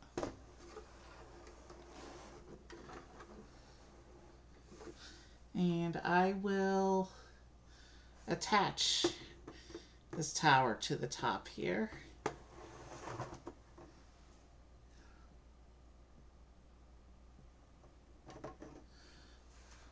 But let's make sure I'm attaching it the correct way.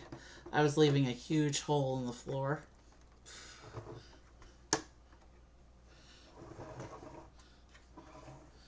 So now, when you look at it from the inside, you can see the stairs from the central area lead up into the restricted area gate there.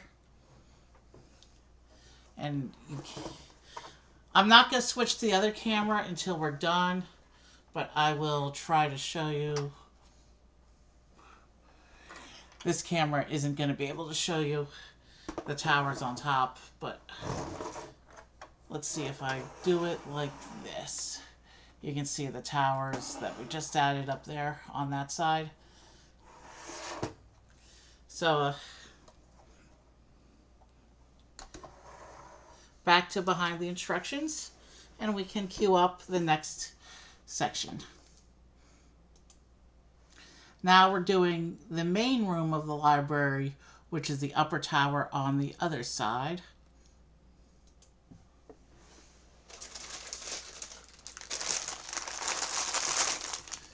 We have 4 more bags left. So, you know what? we're close. The end is in sight here. So let's take a very quick, not even a full stretching break.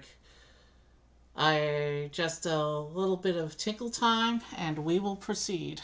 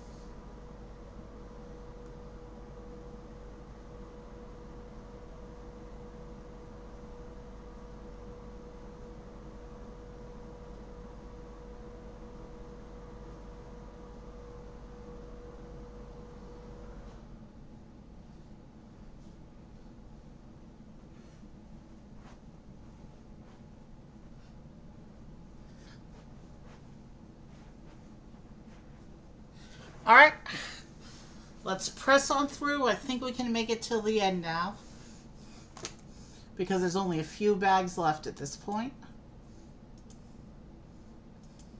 Let's open bag 16. Only 2 stickers left on the sticker sheet at this time.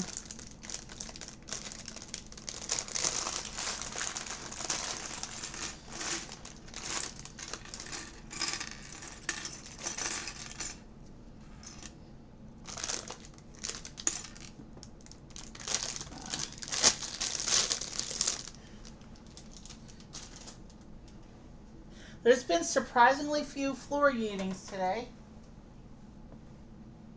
considering how big the set is. We've had a couple, but number of floor droppings to piece count ratio is way lower than usual today. That's a good thing. Let's hope it stays that way through these last few bits here. We're going to start with a student. Skirt piece, so this is going to be a girl. And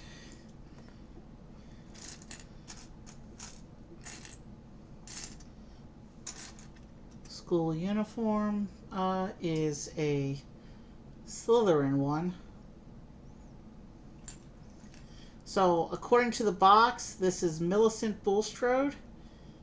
And I'll just give her the confident smile because I don't want to give her the angry face.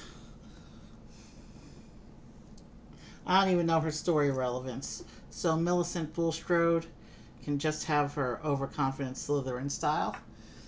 And we need to get her wand.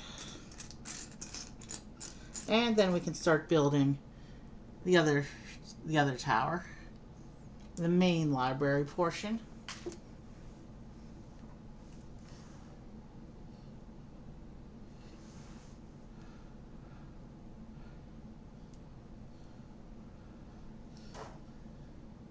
Oof, that was almost a disaster.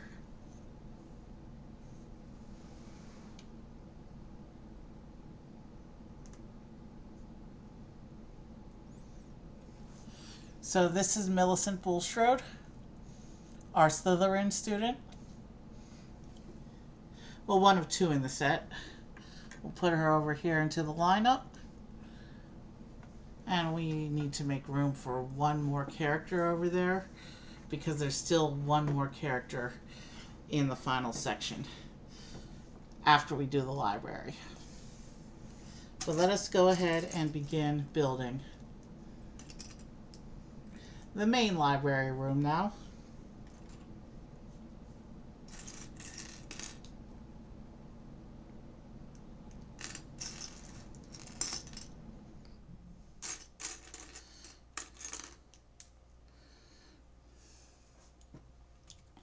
The wall structure should be very similar. The internals will probably be a lot different. We have 2 stickers left on the sheet.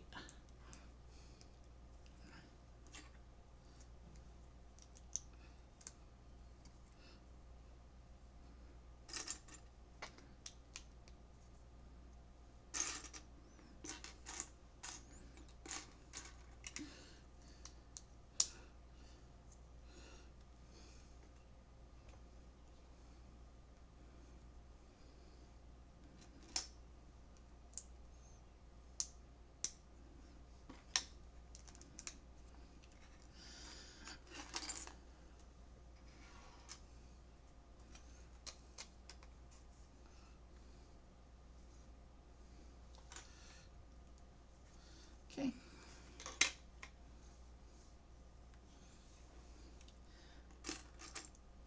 We are ready to begin building up the structures here.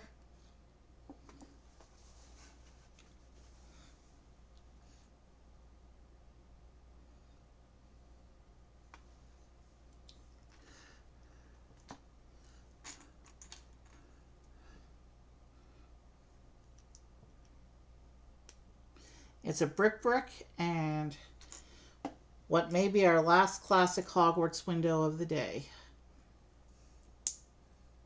Actually, if it's the last classic Hogwarts window of the day, then it's the last classic Hogwarts window of the project, because all we have left to do after tonight is Hagrid's hut in the Forbidden Forest.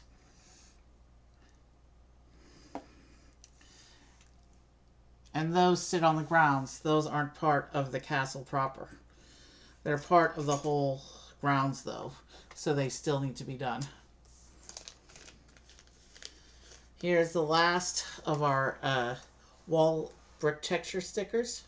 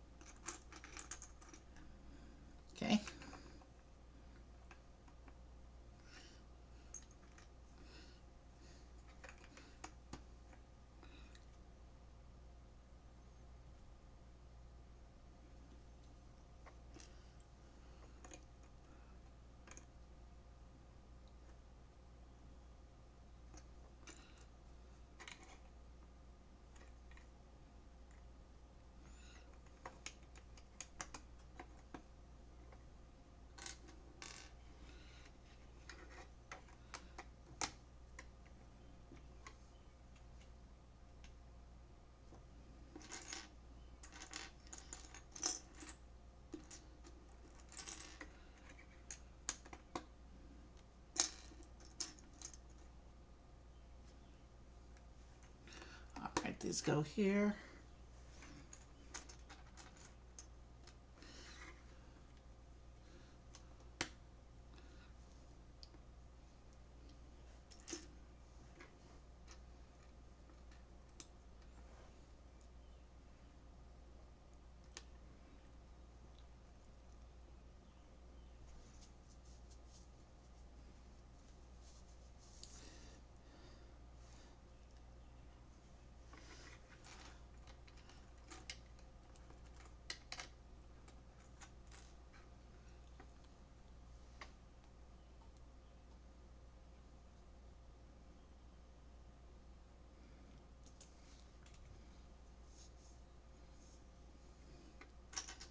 Okay, what am I doing here?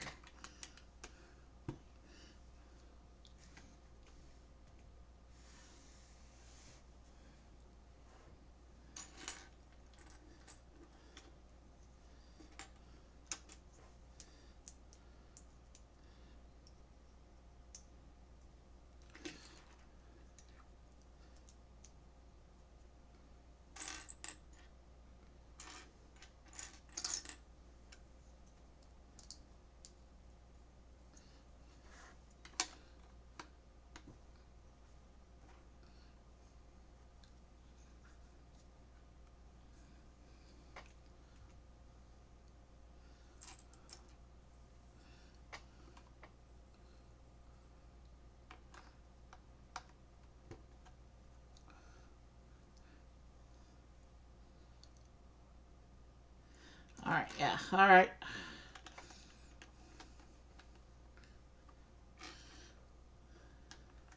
So our library is starting to take shape.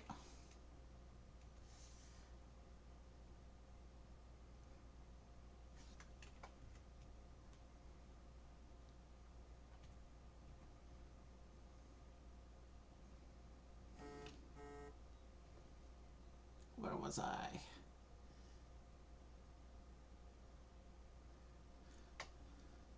Okay, I see where I was.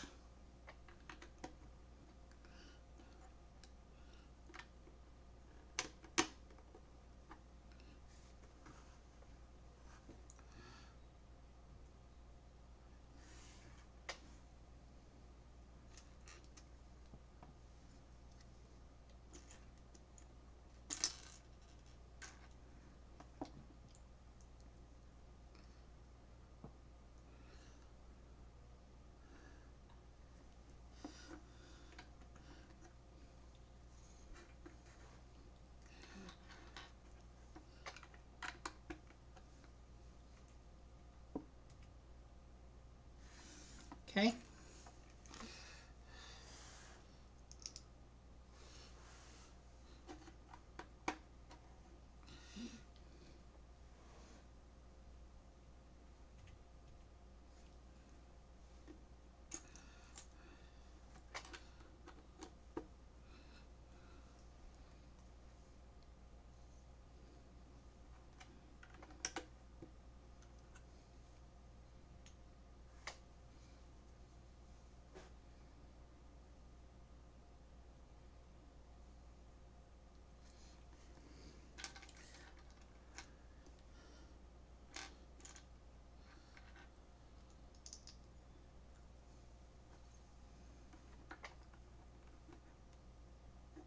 That one goes there. And then we need one more little curved wall section to finish off that side of the tower there.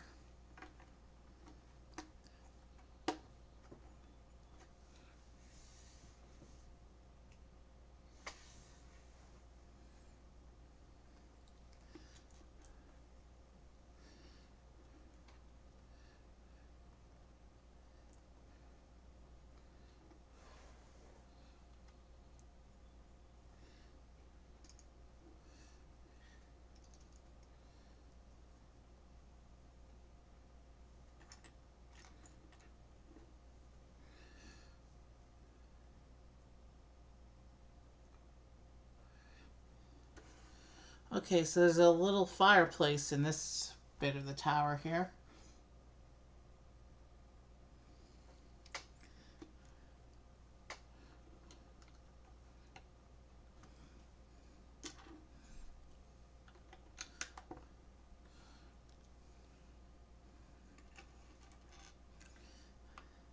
Fireplaces are something we see a lot across this project.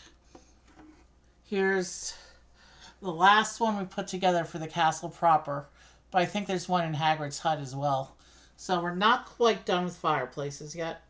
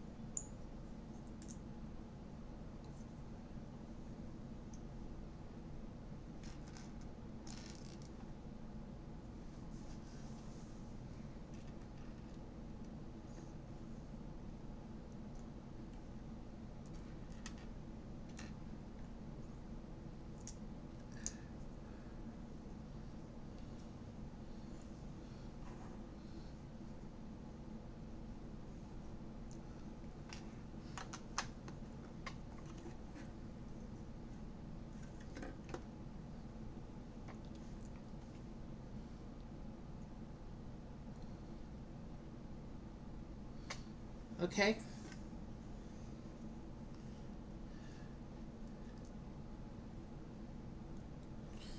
The multicolored aspect of this assembly tells me we are doing a bookshelf for this section side of the library.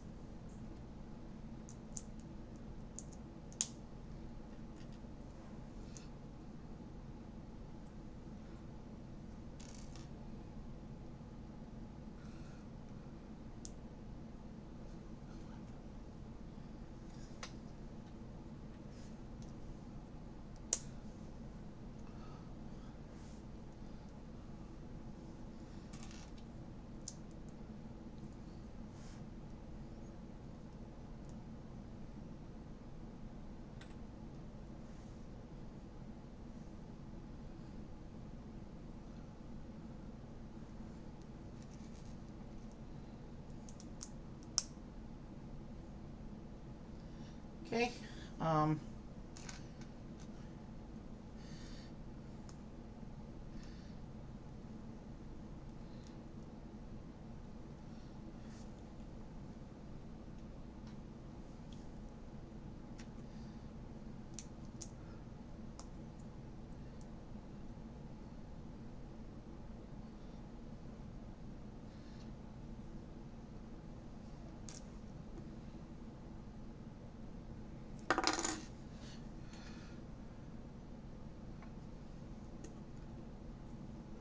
So it's going to be pointing this way.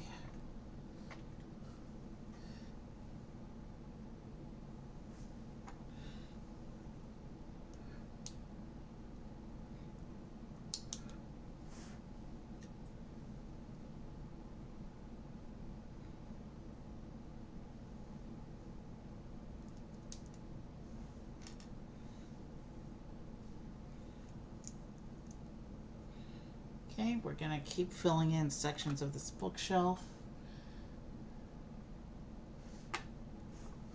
it's not right here.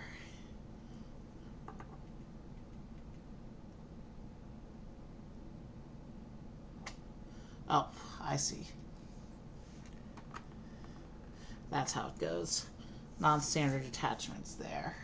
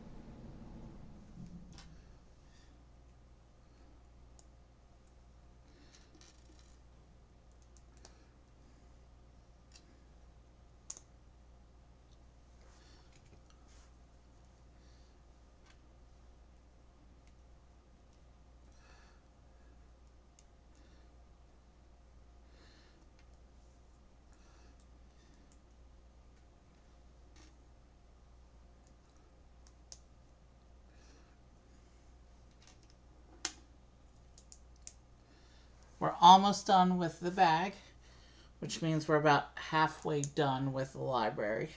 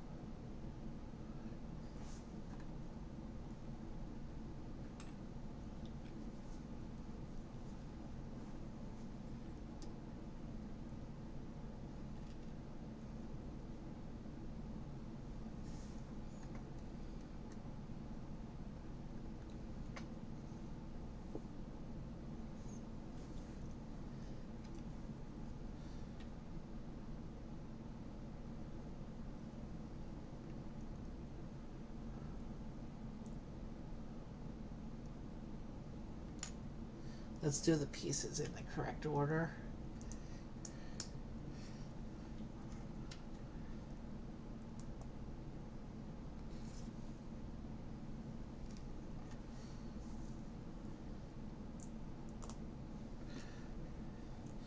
There's a ladder here for reaching the top shelf, I guess. Yeah, that's what the groove is for. Okay.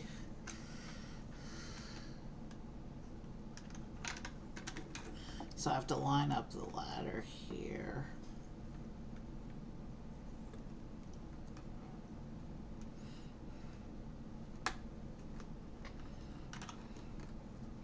I'm gonna make sure we're in the groove.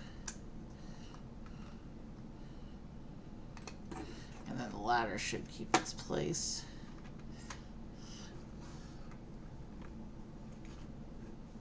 And then all I have to do left here is add this chair by the fireplace, so the kids can get comfortable and read.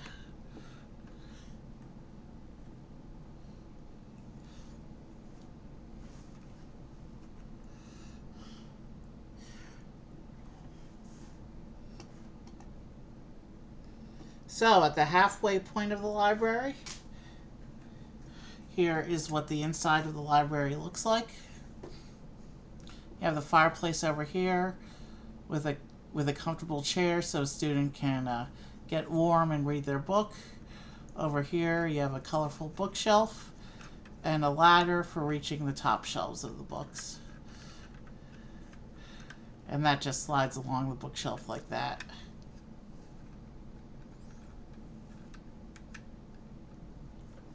Now, We're going to open bag 17 and finish the library.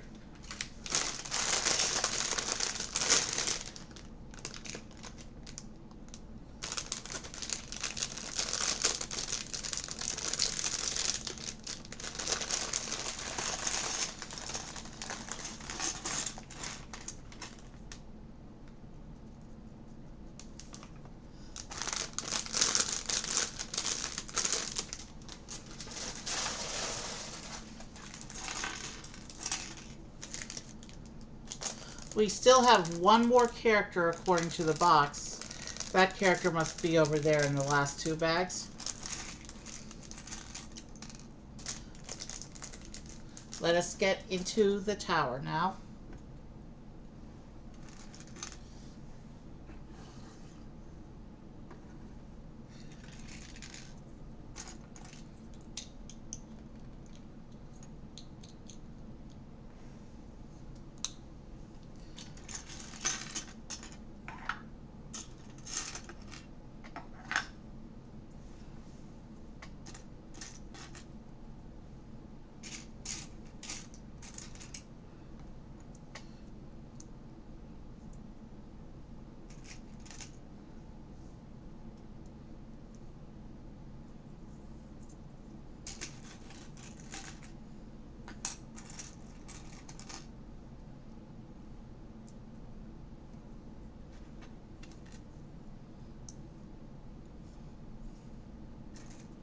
Oh.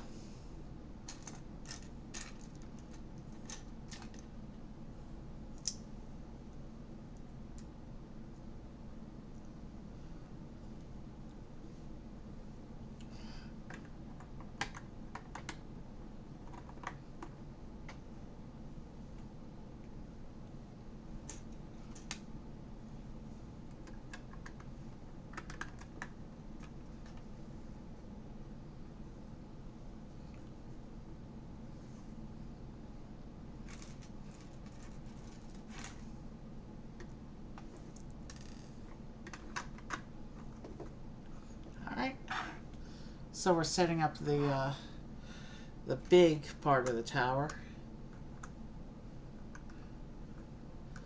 And inside this tower,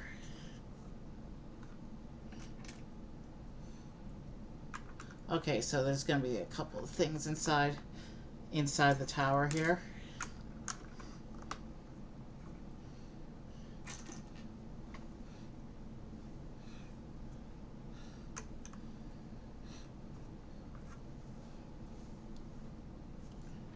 We get our final sticker.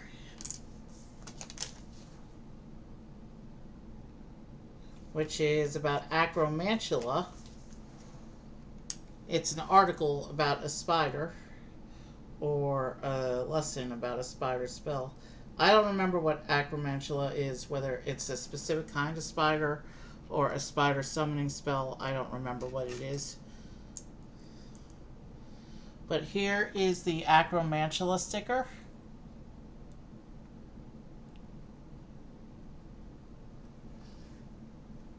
And that hides here in the top of the tower. And you know what else hides in the tower with it?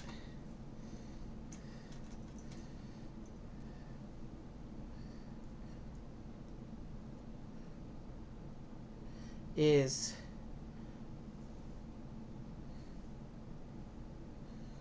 I can use this piece to hold it, better contrast. We also have this spider, the third spider in the set. And this spider is also hiding out in the top of the tower here with the Acromantula paper.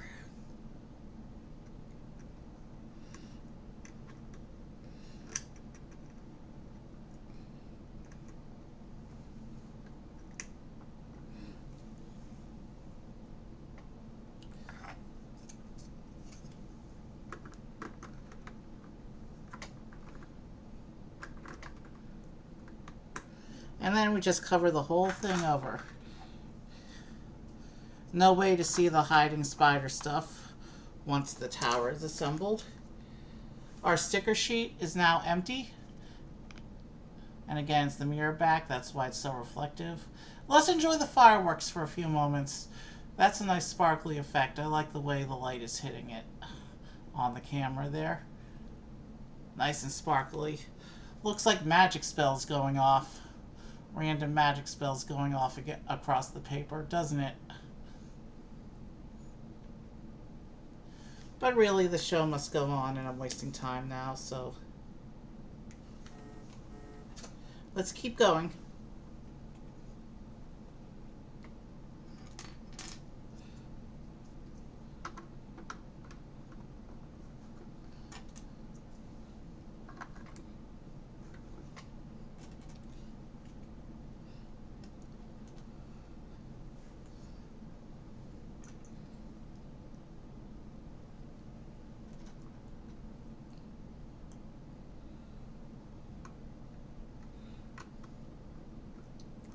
And actually,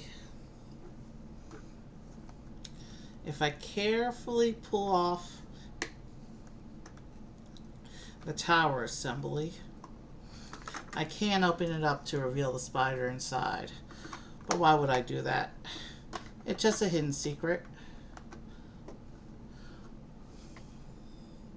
I'll probably never see that spider again. But it's there.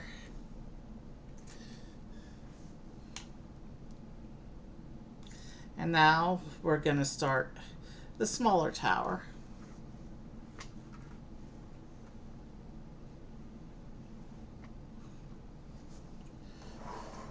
Let me just see something there.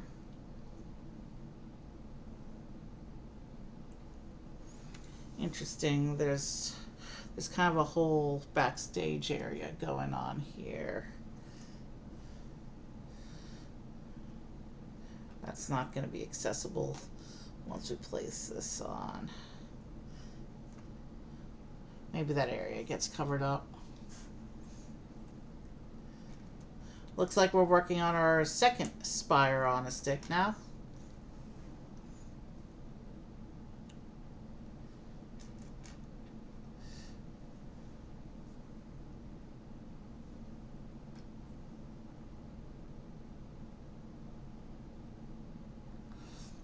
We're just under the 7-hour mark of stream, so we'll probably be finishing the build about the 8-hour mark of stream.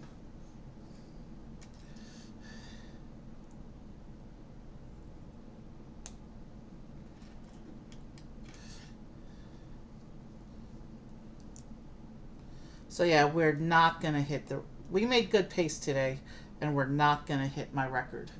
We did hit my record for longest time streaming before a break.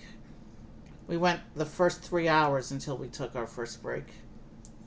So I did hit that record today, but I did not... We're not going to hit anywhere close to the record we set last week for longest stream. We'll be done with the build around the 8-hour mark. And last stream we almost got to 10. Not quite. It was like 9 hours and 50 something minutes. But if we finish the build around 8 hours, even if we take some time to talk about the tracker and look at putting things together, if I can even do that with my other camera.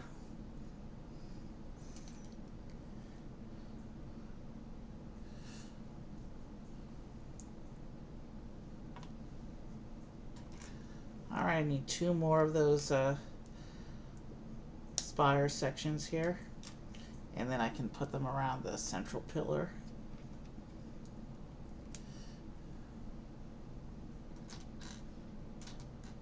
So after we build this tower, the main building will be done. Or all we have left to do then is to build the iconic big bridge.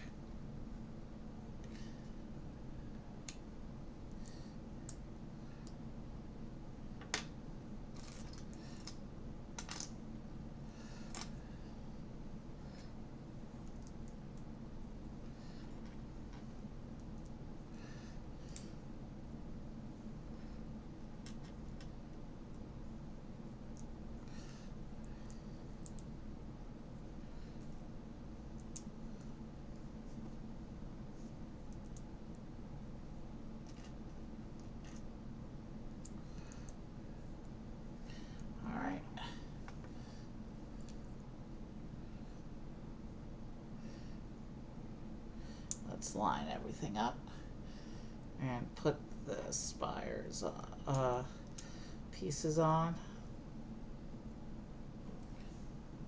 We're building a spire on a stick.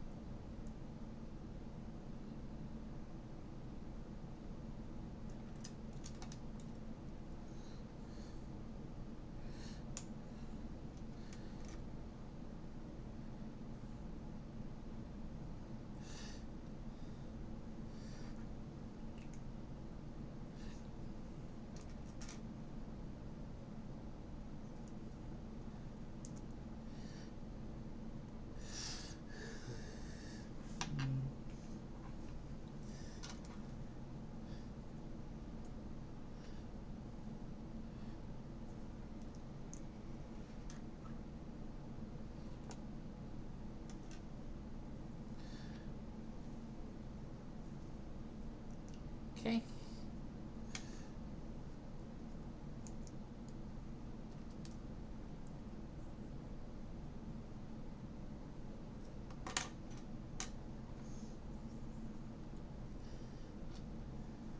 So I just gotta build a few more of these upper spires now.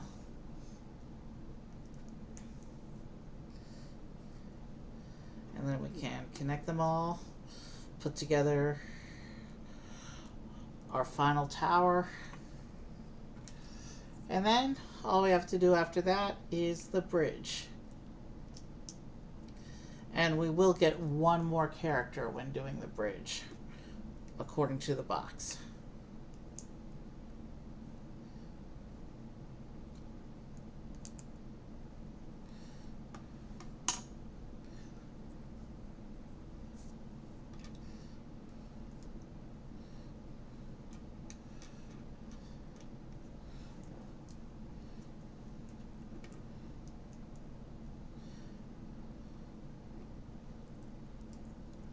All right, assembly time.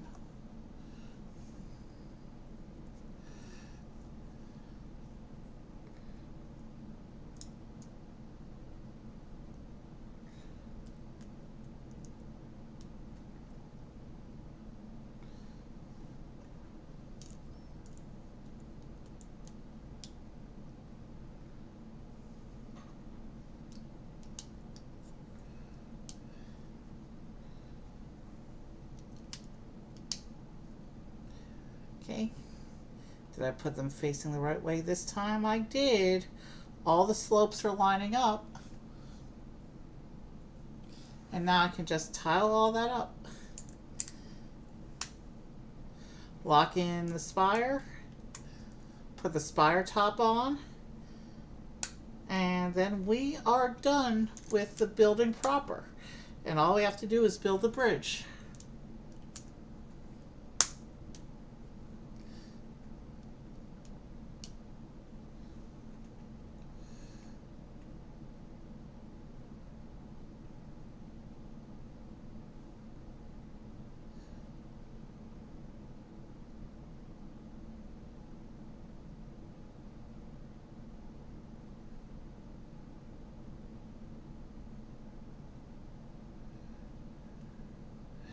So that's a spare then.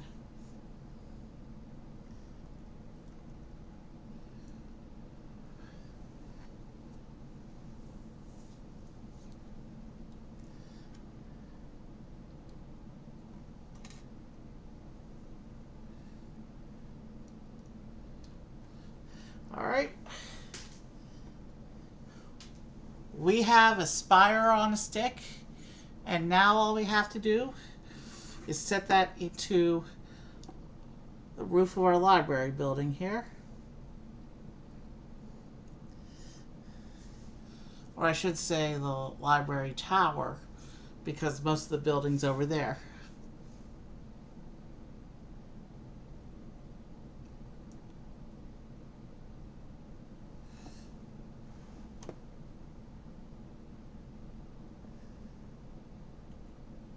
Okay, let me turn the instructions off and we can do our attachment.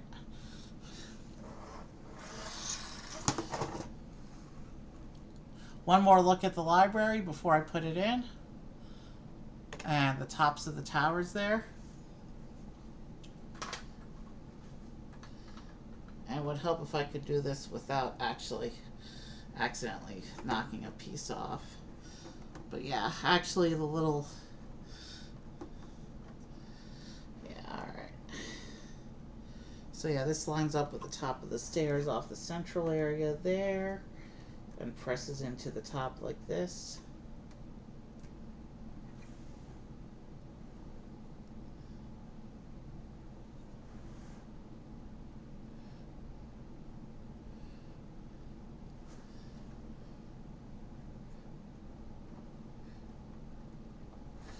Make sure everything is firmly attached on all sides here.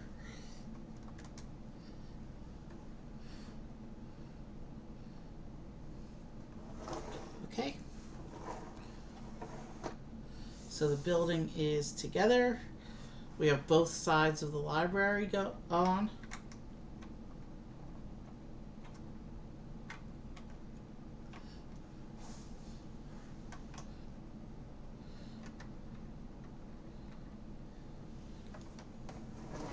And I'm not going to switch to the other camera until it is time to put everything together with the bridge and all that at the end. But here is our whole production here. The inside of it. You can see how so many areas are in shadow right now because it is deep with a lot of levels.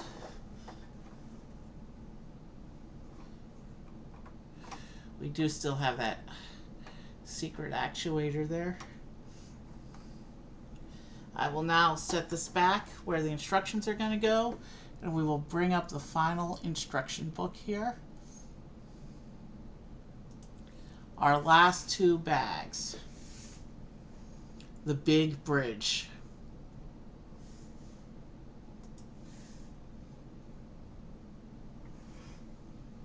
So bag 18 is going to give us our final character. And a very cool animal piece, it looks like.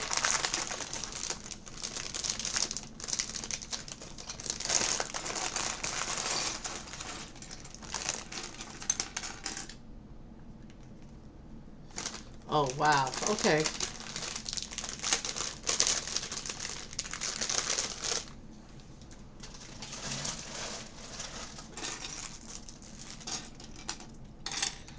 So our final character today is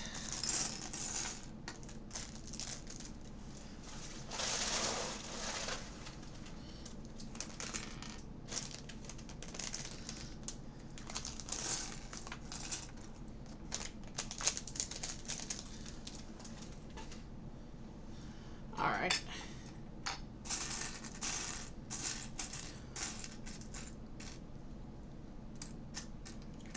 This is Professor Snape, the Potion Master. Very closely tied to Slytherin house.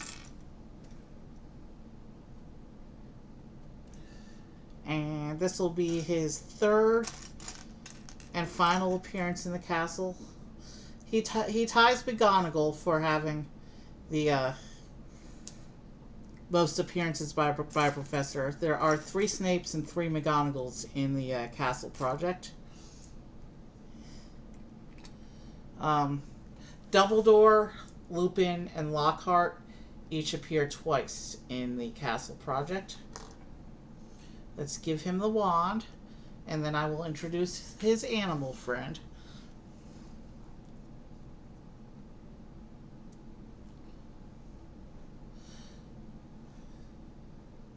So we just passed the 7-hour mark of stream. We should be done building this bridge within an hour. It'll probably go by quicker than that. We've been keeping good pace today. And then we will pull over some other tray tables and see if we can figure out what this looks like with all the core units together, like we did at the end of stream last time. Here's our Professor Snape.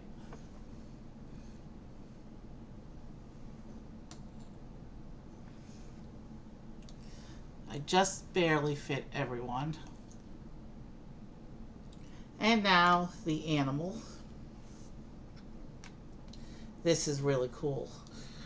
We have here one of the Patronus animal figures. There's 4 of them in the castle sets. It uses the sparkly, and the sparkles aren't going to pick up on camera, but it uses the sparkly translucent to do the Patronus. There's 3 of them in the castle project so far. There's 1 in a Forbidden Forest set. And then there's 3 other Patronus figures that are not part of this project because they're in unrelated sets. But there is the here is the deer Patronus. And there's a stud on its back. Can I do the thing? Fox can fly properly for the first time all night. Let's do it like that. Actually, if I do it like this, I can have both of them facing towards the front. But yeah, Fox can finally stand properly for the first time all night. He was all the way, what, in bag 2? And here we are, we're about to wrap the project with 1 more section to build. But that's a really cool Patronus figure. It's bigger than the wolf and the cat we already have. Now, let us begin building the bridge.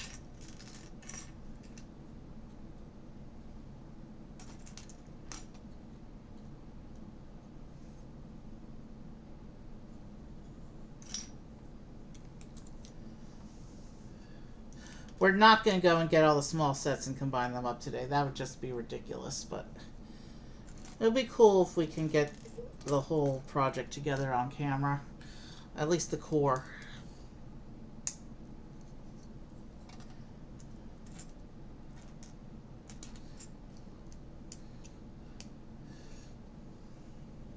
It's probably crazy to do. I was just barely fitting the 2 trays last week when I put the main tower and the Great Hall together. We'll see if we can pull it off. We'll see if we can pull off at least the main combination. Obviously, I won't be able to do all the little stuff on camera. We also have 1 more bonus animal here.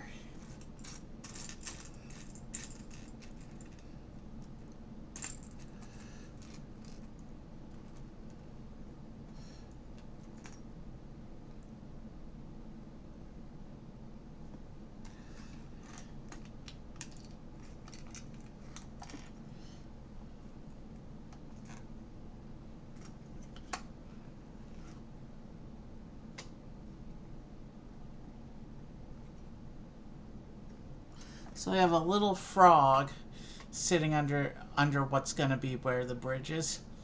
We have a little bonus frog there.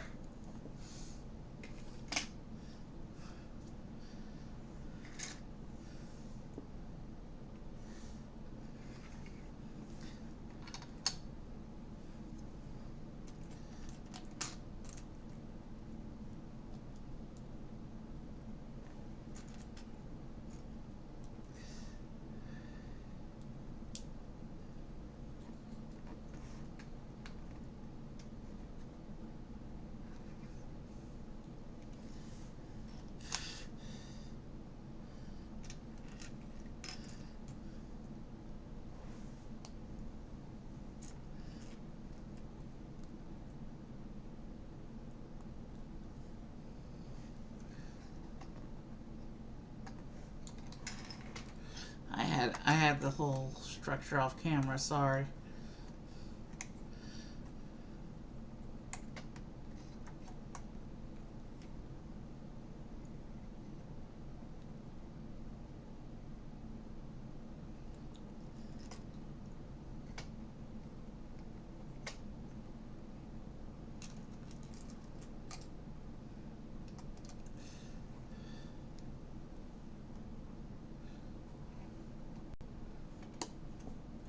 Alright, let's keep going.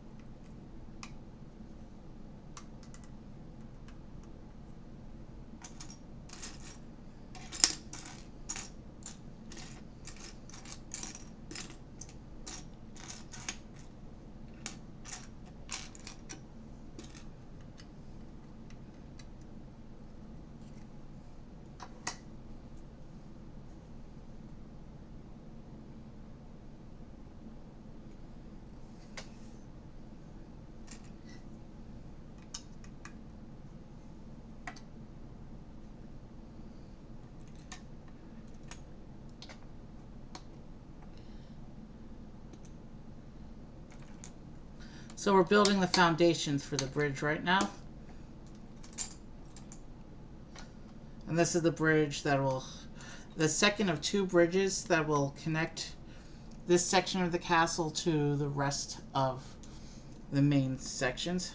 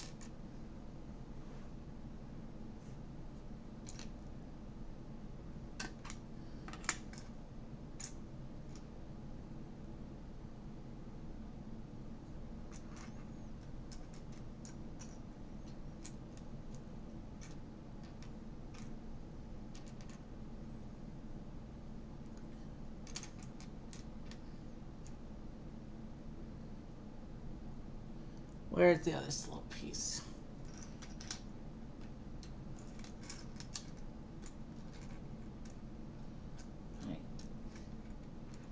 I don't see any hidey places right now.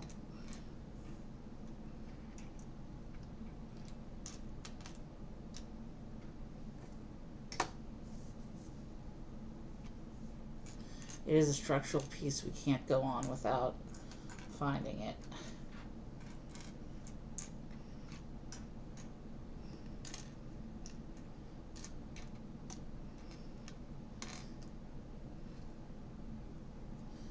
Okay, I seem to be missing a piece.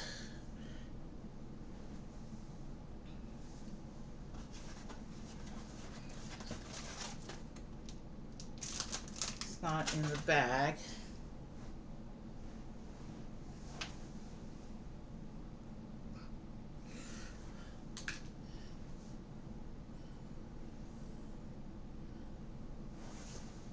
I'm not seeing anything on the floor here.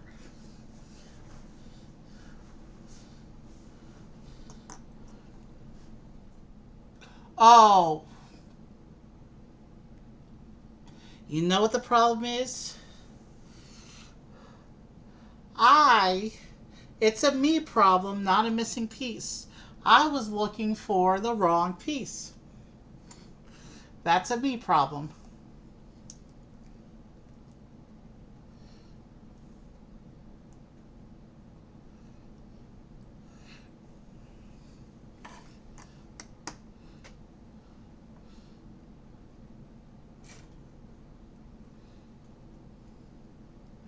All right, let's go on then.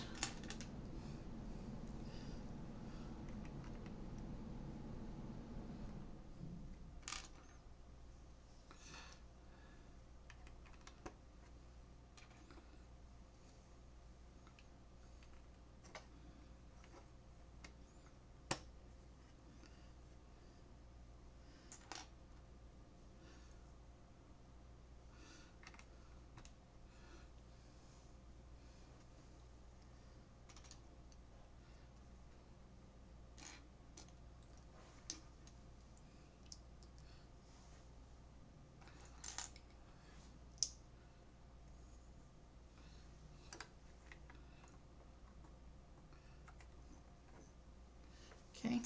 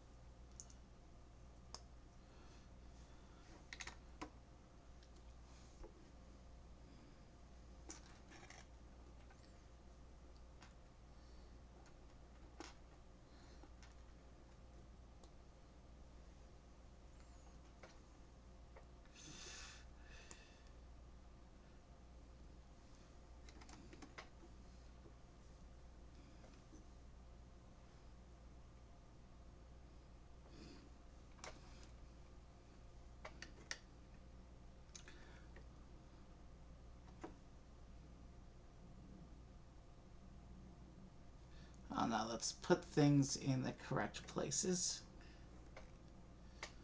That arrow was unclear, but seeing how it goes on the other side makes it perfectly clear.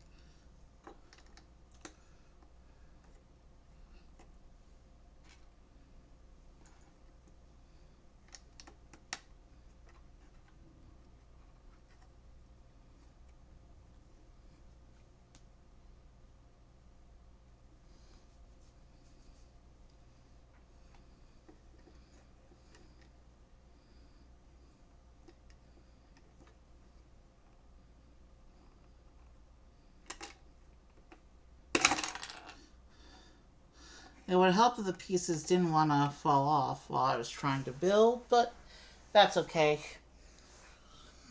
Pretty soon we'll be locking these into place with some more, as we build up the structure, the pieces that came before will get locked in, so it's not that big a deal. Here's this piece.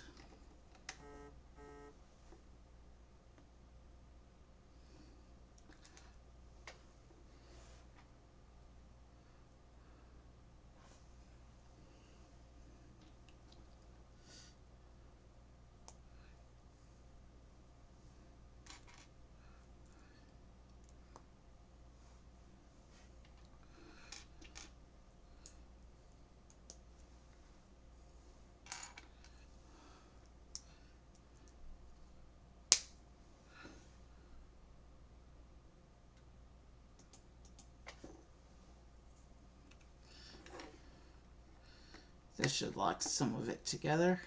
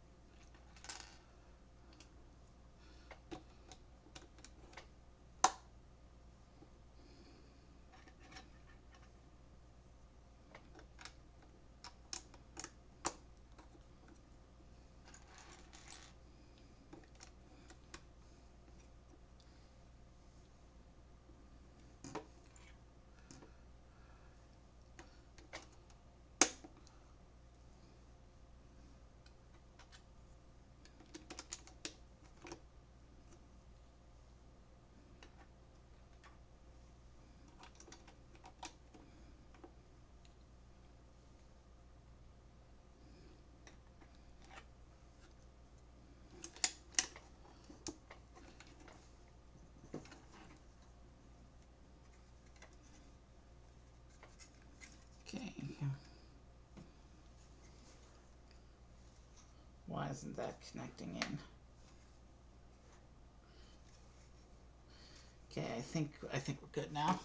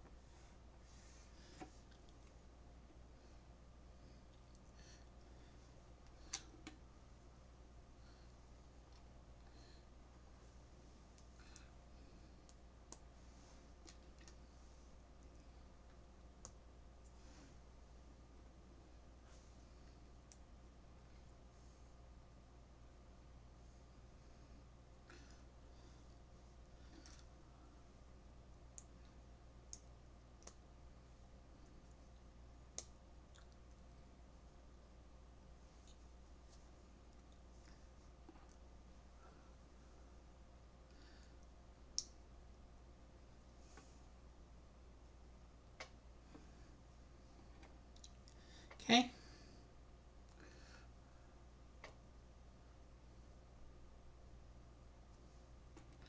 We're building a little bit of a shaping section here, it looks like.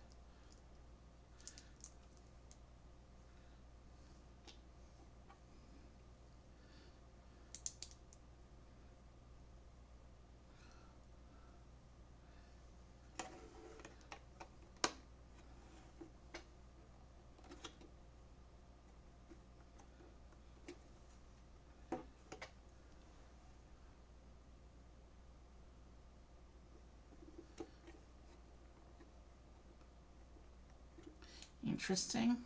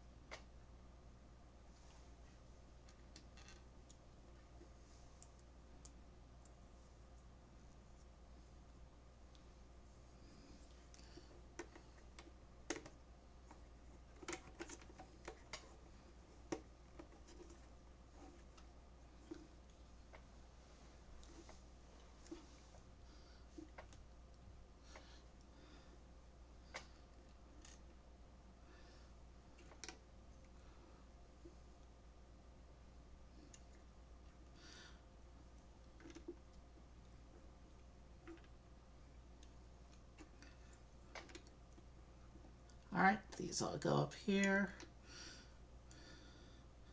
So it looks like we're building in up the one of the connection sides here. And then the last bag will be the other end of the bridge, I guess.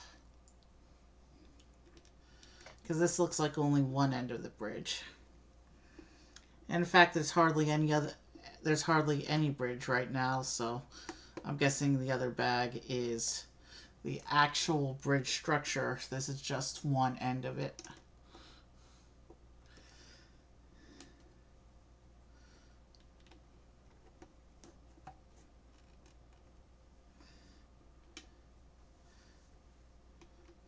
It does look like it's off to a good start, though. It looks like it's going to be a very pretty bridge once we finish, based on the little bit of the bridge that we already have.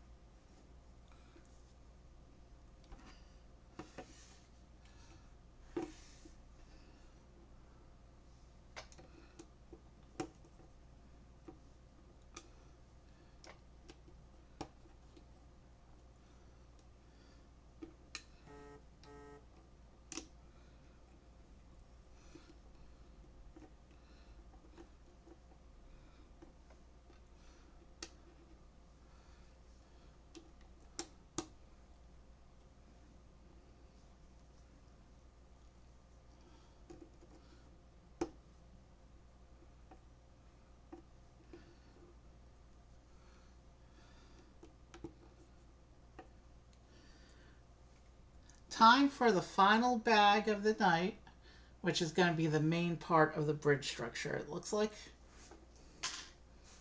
But here is one end of the bridge assembly. It looks like this is where it's going to clip onto other sections.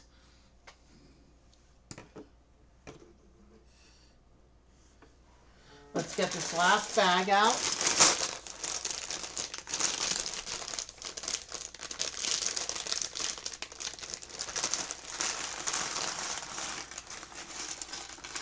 And when we finish building this bag, we'll put all the characters into this section of the castle. We'll switch the camera and we'll play around with it like we did at the end of the last stream. Here we are, the final bag rip of the day here.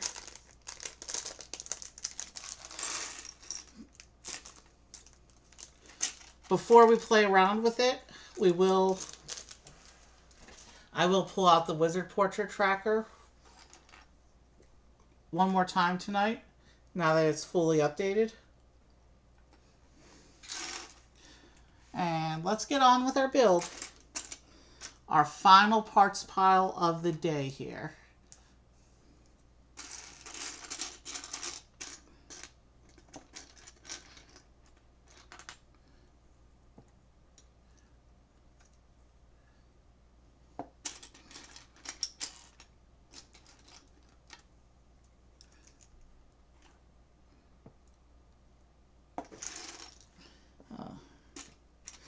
Did I hear something go off? I can't tell if I heard something drop or not. Well, if I can't find a piece, we'll check the floor later.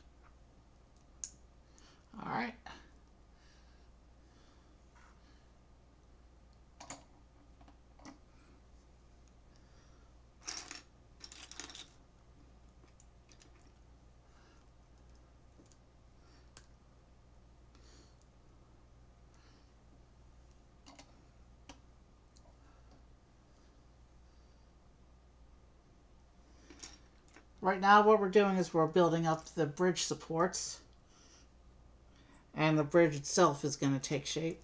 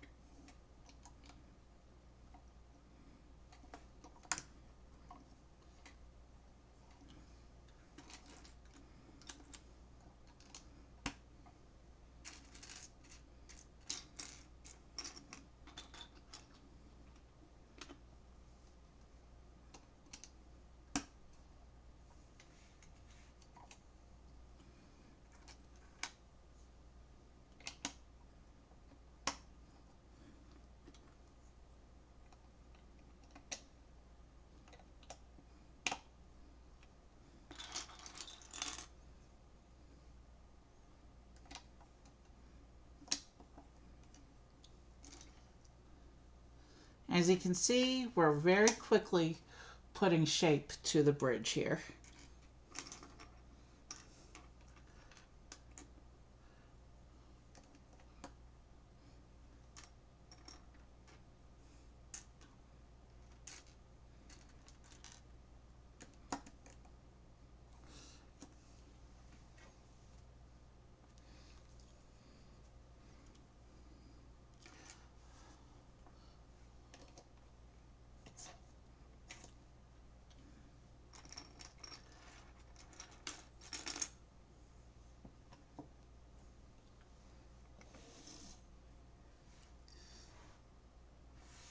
So that's how we connect that to this. Okay. And now we connect up the other side.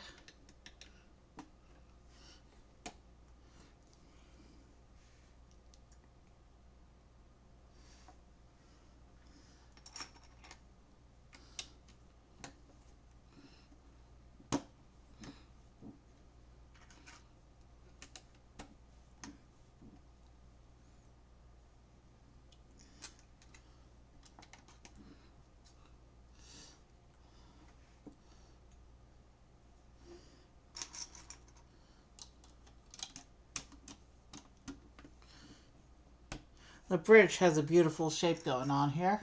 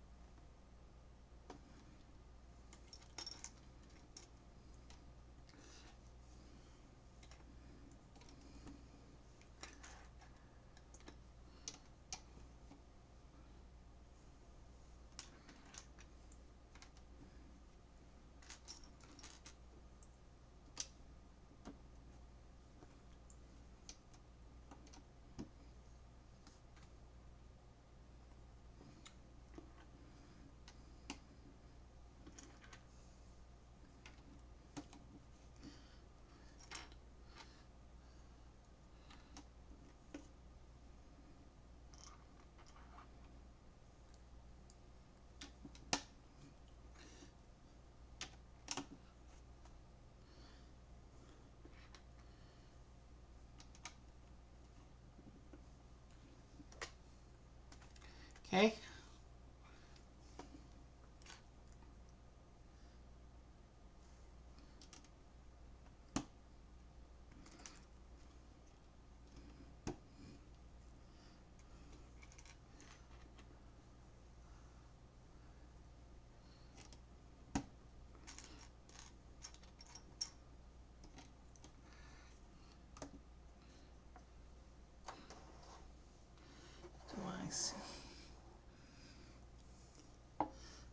don't see any obvious attachment points yet.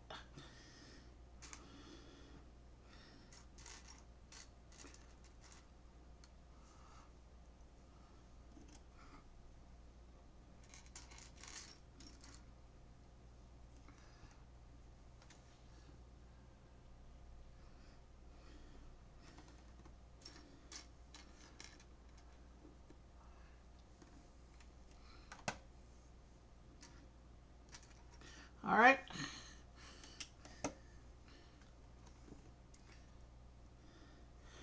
The bridge looks like it's going to be done soon. It came together pretty quickly.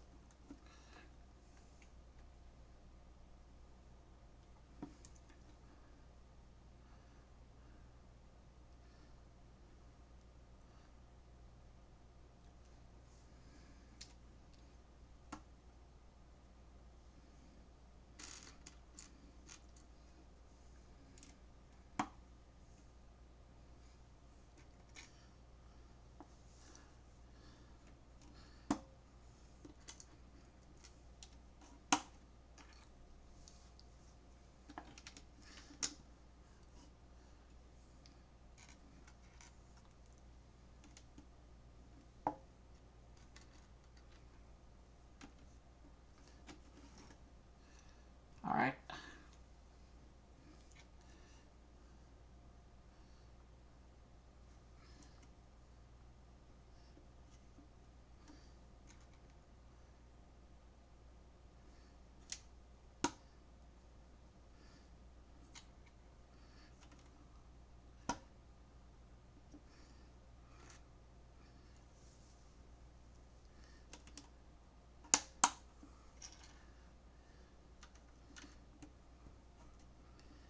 Yeah.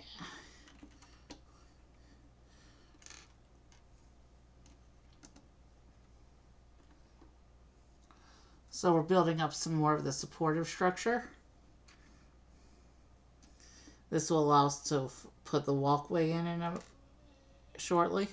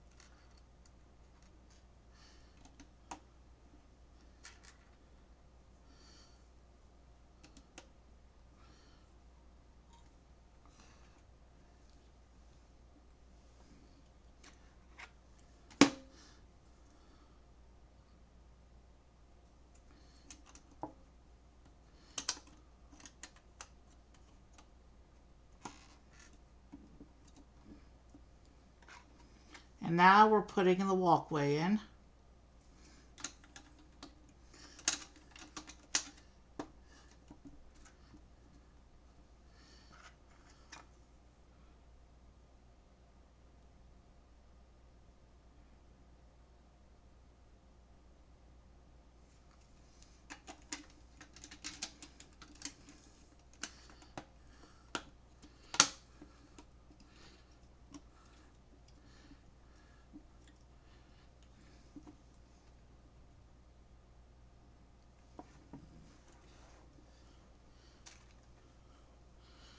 Let's make the 6 and then I'll attach them.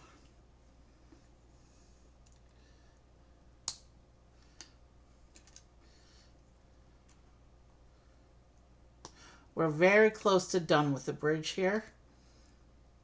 Not much left in the parts pile.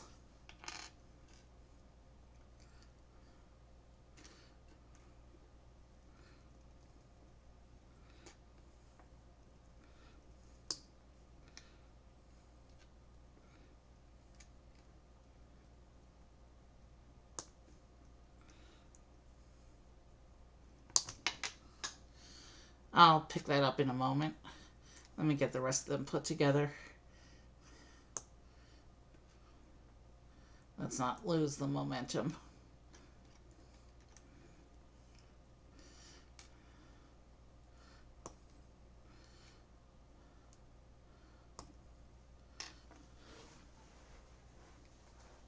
Where'd it go? I think I see it.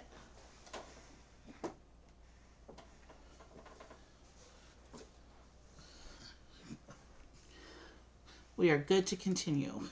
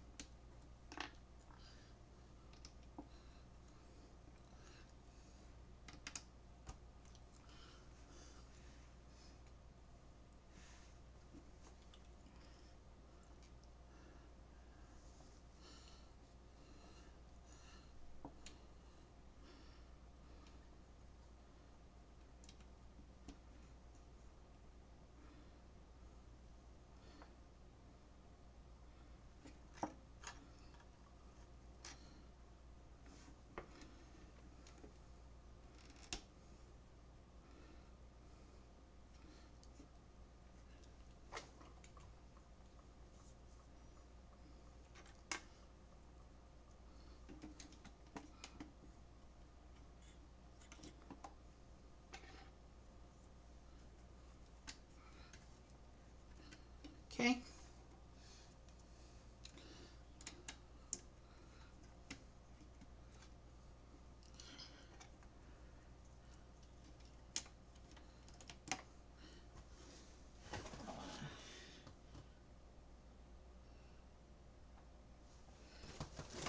I'm just checking a picture real quick.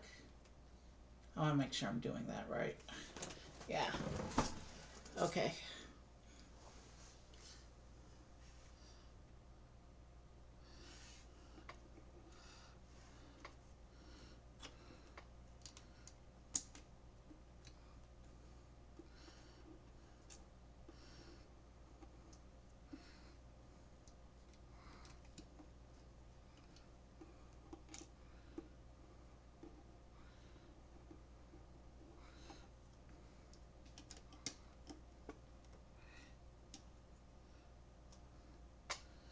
All right.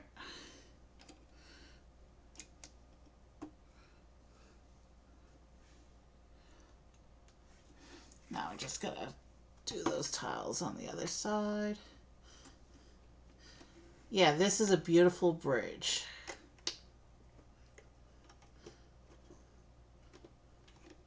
And I just knocked a section onto the floor there.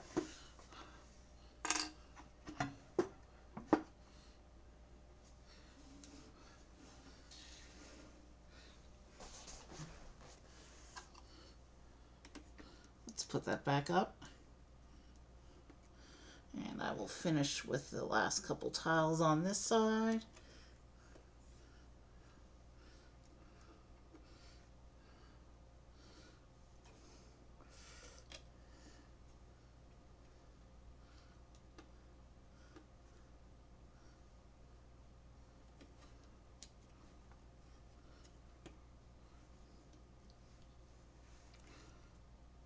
And now we build a couple torches.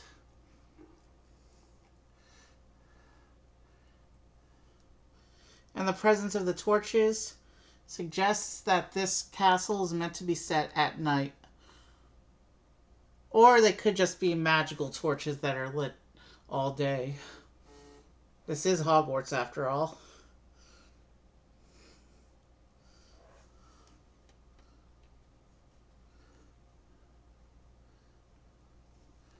Oh, it has the flames pointing this way, not that it matters.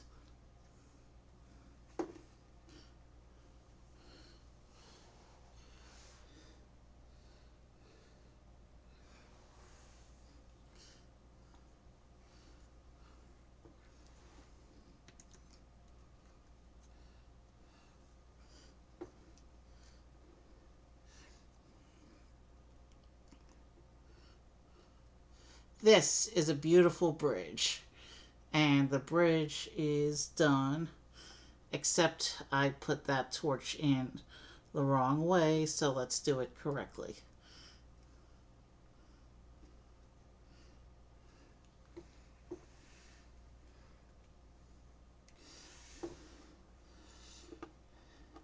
So yeah, I don't think I'm going to present them on the bridge. There will probably be somebody on the bridge, but it might not be Snape. Okay, so these clips are supposed to clip in under the tower. And I'm just going through here, and this shows how the rooms go inside the tower. And everybody hanging out in the rooms. Here's the ad page. We haven't seen it all day. I'm glad they didn't spam this in the back of every instruction book, because that would have been insane. But you can see the hospital wing, the herbology class, the Great Hall, the main tower, the East Wing that we're adding today, and the flying lesson.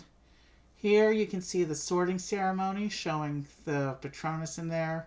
The hospital wing has a Patronus, the East Wing, and the potions cauldron, which is not part of this project, also has one of the Patronus figures. Oh, and here's some more. The new Dumbledore set, the big version of his office, that's not part of this project. That also has a Patronus figure. Looks like we're getting one in the Forbidden Forest. So there's one in Luna's house and one in the new Nocturne Alley set, which, again, are not part of this project. Only the Forbidden Forest set is. But those show the 8 sets that have the Patronus, so we'll have half of them. We're not getting the ones... Right now I have no plans to get the sets that are not part of the castle. And of course, that does it for the instructions. So, let me turn the instructions off. Let's do some recapping. First, the beautiful bridge that will connect this to the rest of the castle. Before we get into playing around with this thing, let's go over to our wizard portrait tracker. So here's where we finished for the day. We have opened 25 of the 27 wizard portraits for the Hogwarts Castle project. We're still missing the knight in the middle of the top row, the wizard who's wearing knight's armor, but we have collected 13 of the 14 portraits. 3 portraits we have 3 copies of, and then there's a bunch of portraits we have 2 copies of, as you can see marked off here. So this is our portrait status. And we have 2 more tries to get the one we're missing. We were off to a good start, but then we hit a bunch of duplicates. But at least we hit one of the ones we were... At the beginning of the stream, we were missing 2. At least we're only missing 1 now. So there's that. We'll come back. We'll switch to the other camera, which means we need to start moving things around. First, you can actually see the tops of the buildings from this camera.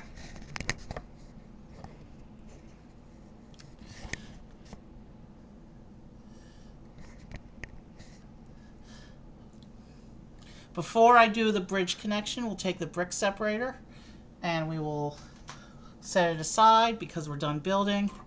Let's take all our various parts and accessories and characters, and I will turn this around and we will start putting the characters into place here.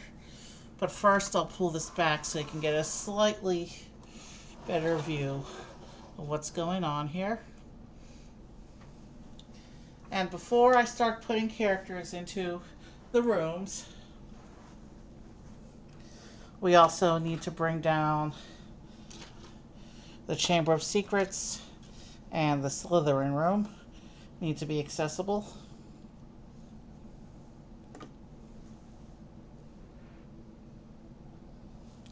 Give me one moment to make sure I don't have any important texts.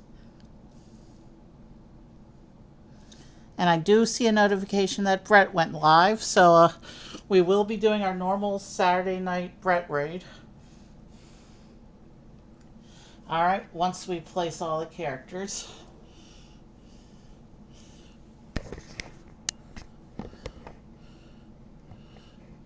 So we have here our castle. If I can get positioned appropriately. And we have here, we'll start with, obviously we're going to want to put the basilisk into the Chamber of Secrets here. And let me just see. Now that I know how to pose it properly, the question is, can I get it to feed through that little arch in the back there so that the basilisk itself can pose in the chamber?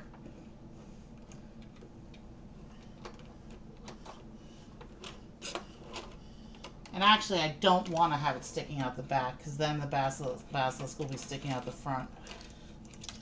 So, for the Chamber of Secrets, we're just going to have the basilisk posing to the side of the chamber like this.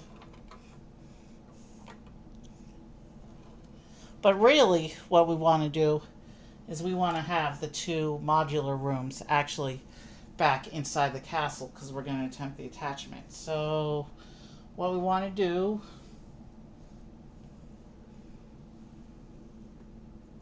is visible from the front side, I will have oh, there's nowhere to put him. There's no stud connection, so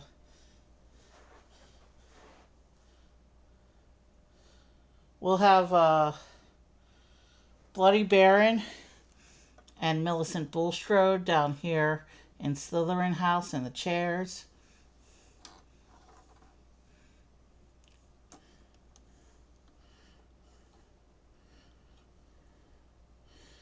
You can't, short legs, you can't even, short leg girls you can't even put in the chairs, it looks like. So we'll set her in front of the table then, instead of in the chair.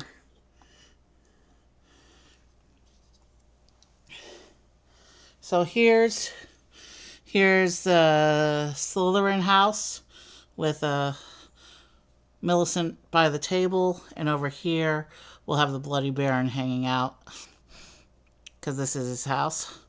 And then I'll fold that up, and we'll put that into its classroom slot here at the base of the tower here. And then the chamber, who was in that scene? We have Ginny in that scene. And I'm not going to worry about switching faces at this point. But Ginny is in the scene with the diary. And I'm okay clipping it together because I'm going to have to slide that in.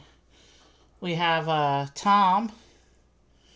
The Tom Riddle spirit. Remember him all the way from the beginning? He is Voldemort as a teenager. And this is the camera that doesn't like to focus. So we'll have him down here in the Chamber of Secrets. And we'll have Harry down there in the Chamber of Secrets.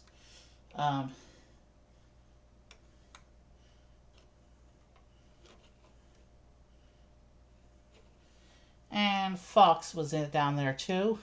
So we'll put Fox, if we can make some room here in.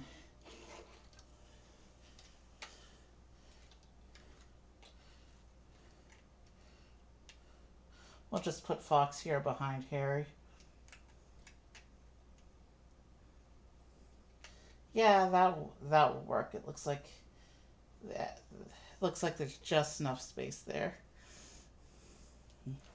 So we have here all the relevant Chamber of Secrets characters: Harry, Tom Riddle, and Ginny. And I know Ginny's not supposed to be smiling right now, but I can't be bothered to change the heads right now. And it looks like Harry is getting ready to feed the Polyjuice cupcake to the basilisk, who will be sitting up front because I can't actually pose him in there. And there you can also see in the back there the sword of Gryffindor and the sorting hat. And of course, we have Fox back there behind Harry.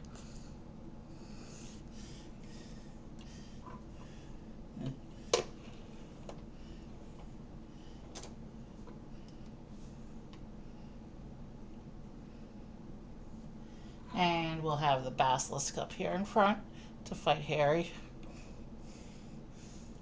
Except we'll have him face the camera for right now. He's coiling around, coming back for an attack. Alright, who else we got? So, we'll come up to the bathroom scene now. We have our cat face Hermione one more time, who messed up the Polyjuice spell. Camera. There we go. Cat face Hermione. Sorry it's not focusing. That's the best I can do. We'll put her by the cauldron.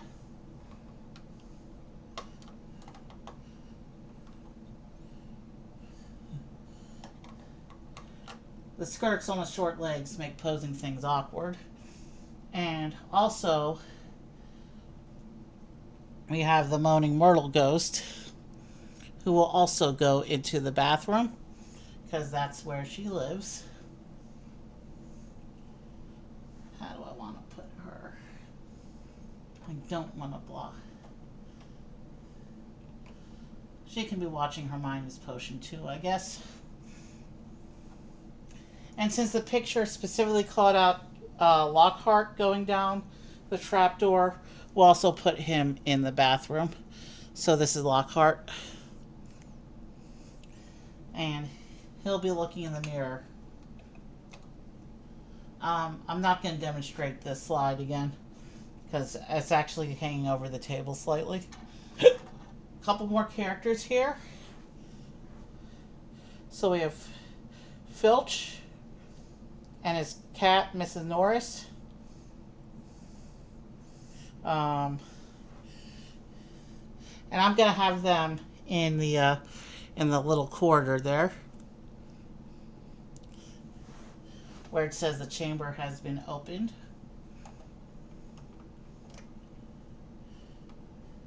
And you're going to lose these guys when we go for the raid out view, because I'm actually going to try and get the other tray tables in here and put this thing together. And the Mrs. Norris, his cat.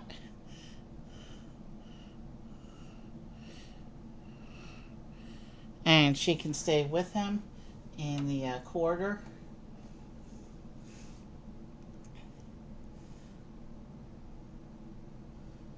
And we'll put Professor Snape will be up here guarding the restricted area of the library to make sure no unauthorized people come in.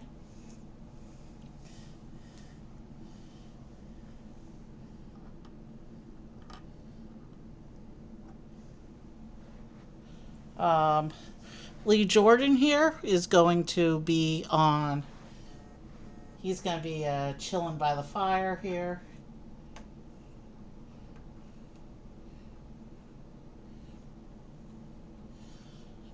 We have the book that needs to go back into the restricted area of the library there.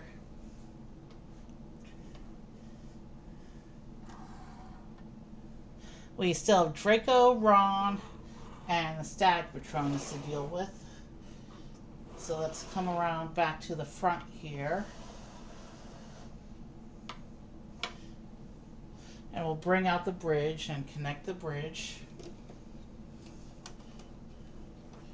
And that just clips onto the front like that.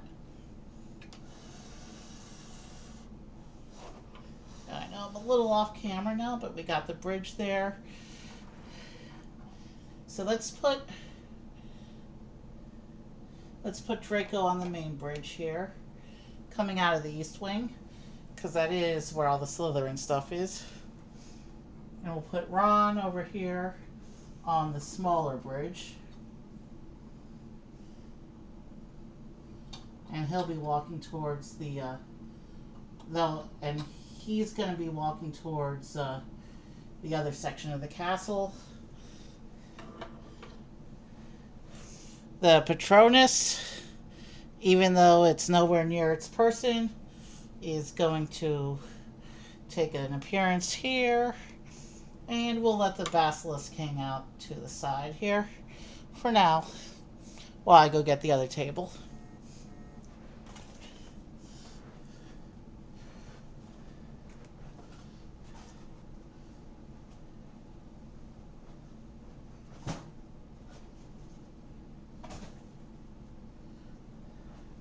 Alright, let's see if I can figure out the connection points. I need to get the other 2 units and one more table.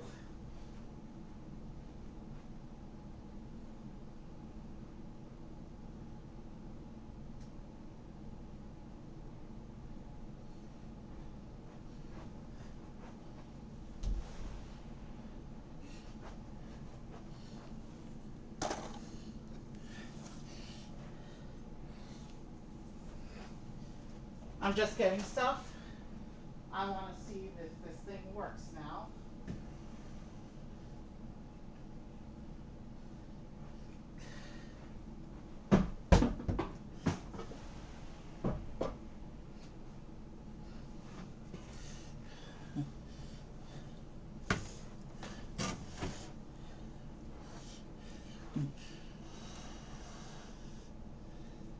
So if I have it going that way, and then I bring this production in. This will be the main tower. Try not to knock the trees off. I did knock out one of the internal rooms though. Yeah. And I just need to go grab my Great Hall. And then I'll see if I can make these connections and figure out how the main core goes.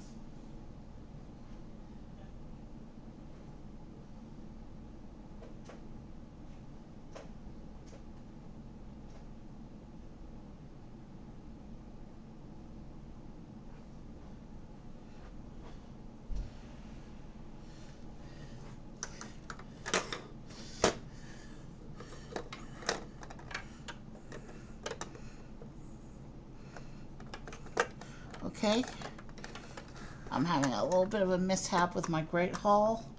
Give me a moment to take care of that, and then we will see if we can make these connections. And I have the tables in an awkward position right now.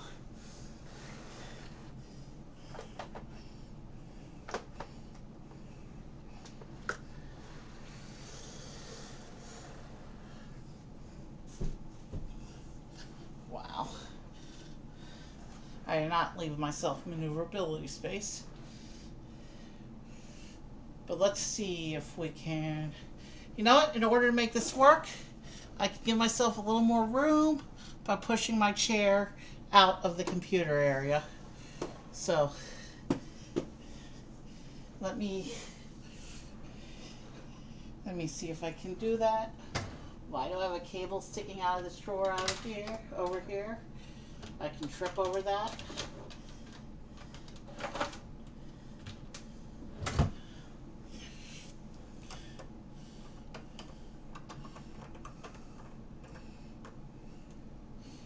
Okay, so we've got lots of little bits of Hogwarts just sitting around my desk now.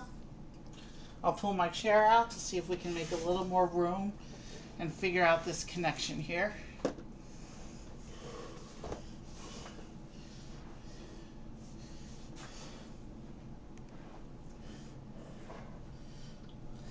All right, the chair is almost clear.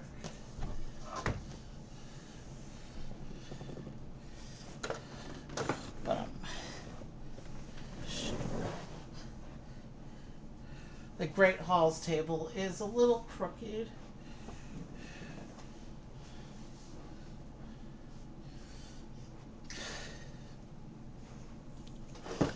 resolve all that. Alright. And the camera is still. So I've got here the 3 main sections of Hogwarts. And I'm going to try and see if I can't figure out these attachment points.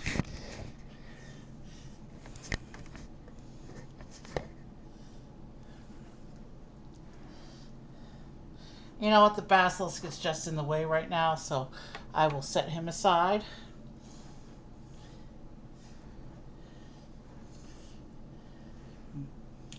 Alright. Yeah, I got plenty of room now. Let's see here. So the East Wing.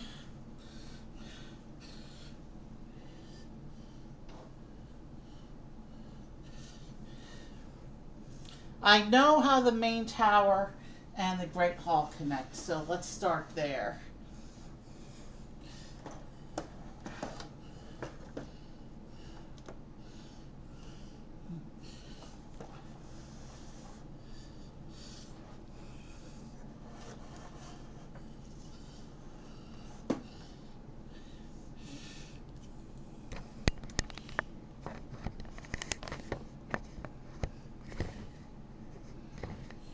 So we're gonna adjust the camera in a bit. But there's that connection point here on the balcony by the tower that goes into here, this clip here. And I usually take the plate off so I can get to the clip a little bit easier.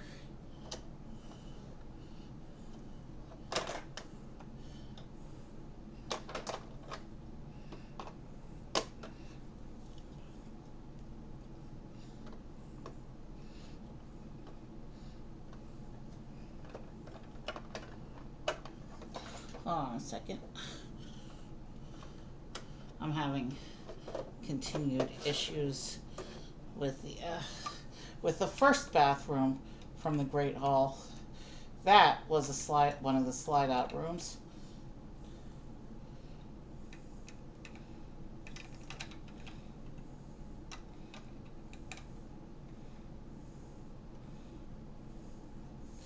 Okay. Carefully, let's put this back.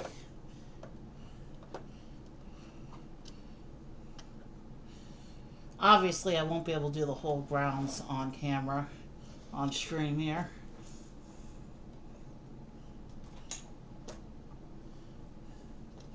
So that clip goes there, and then I can just restore the plate from the balcony here.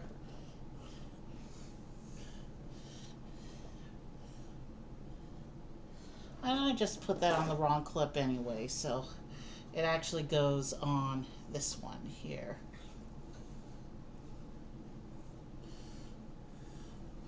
So let's pop that little plate off again so I can see the clip.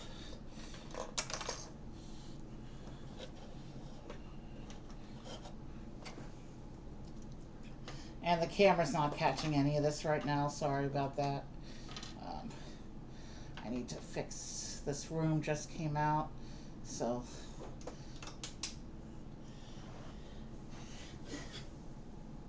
something fell off. Alright, that's fixed.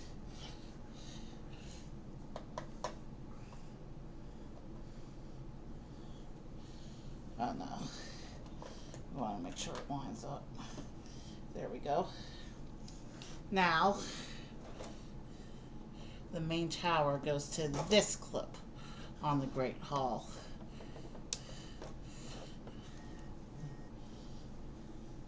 And then I can put this little bit back on that I popped off to see the connection. And it's not perfect because the tray tables aren't perfectly level. Now if we carefully rotate this whole affair, the main tower comes off the Great Hall clip, and I need to do all that again.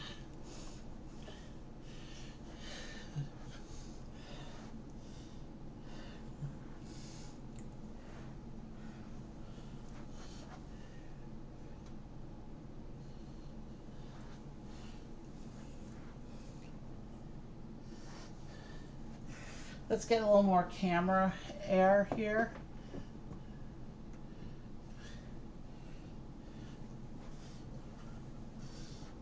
Now I have a little more space to work with.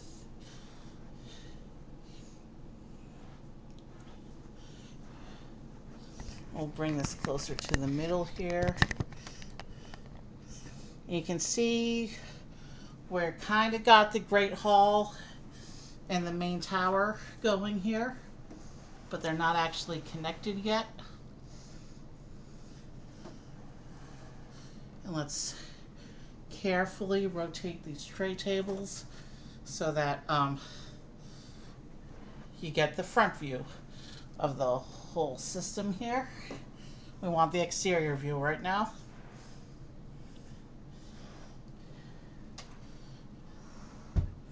So really the Great Hall needs to be more this way.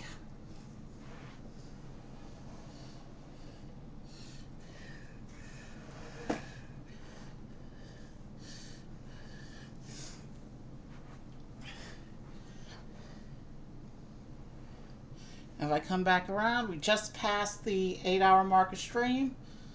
Actually, if you count the talk time, this would have been 8 hours of building minus breaks. Because we're at 8 1/4, and I talked for 10 to 15 minutes at the beginning there. So if I pull this over here to make a little more room on that end, and then we will come here and we will realign the tower, which needs to go on this connection point with the Great Hall. I will restore that plate.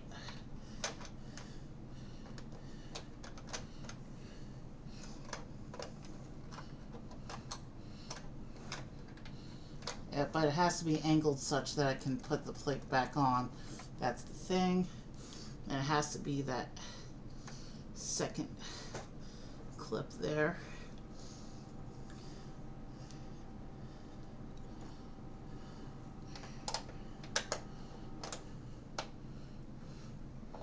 I can't get it to keep the connection.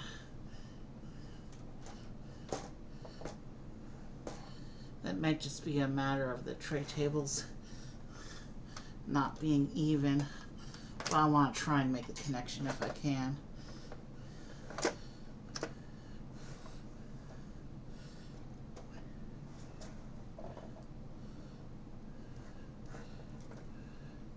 So with the connection made, the plate piece should slip in to it like this. But it keeps falling off because the tray tables aren't perfectly even. Actually, we have a loose connection right now. So this is the castle as it appeared after the stream last week. Now let's make some more space here. And I know we're missing the top of the tower here, and I just pulled them apart, so let's put that back.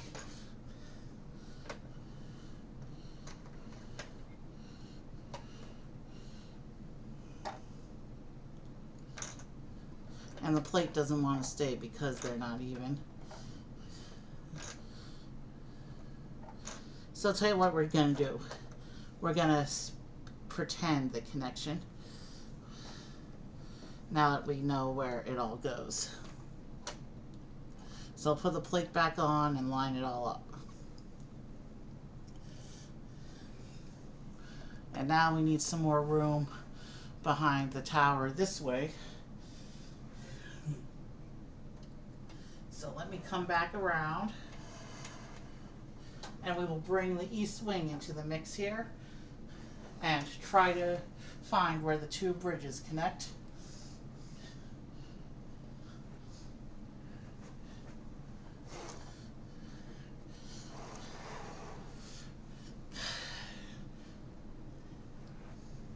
So I can see here this bridge is going to connect to the Great Hall courtyard on that first clip there. Let's see if I can bring the table up. Alright, I took the plate off so I can see the connection. So that one connects like this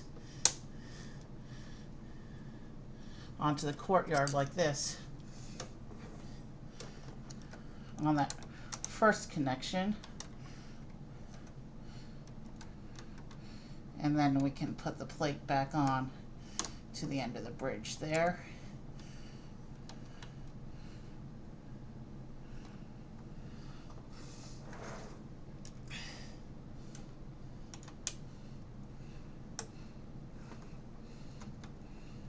Alright, so that bit lines up with that bit. Okay.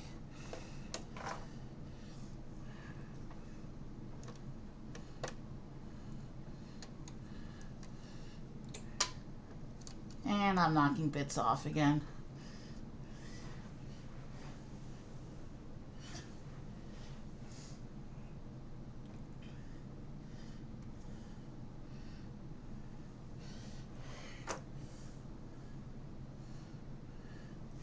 Okay,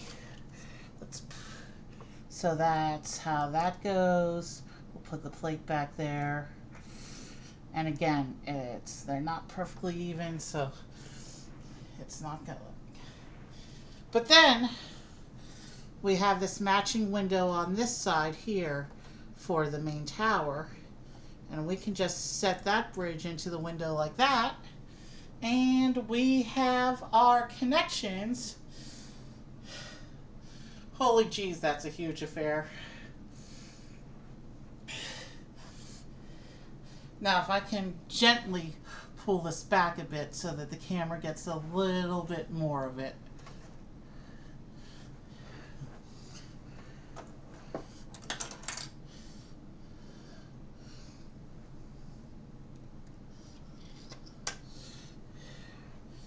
And we're losing our positioning as I try to move this. Maybe it's better to just set, forget, and adjust the camera at this point instead.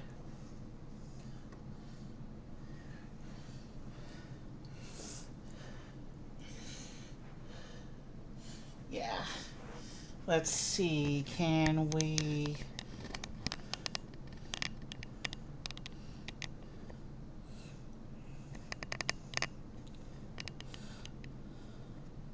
It's not perfect. We can get a little bit more height out of the camera if I pull it back a little bit more.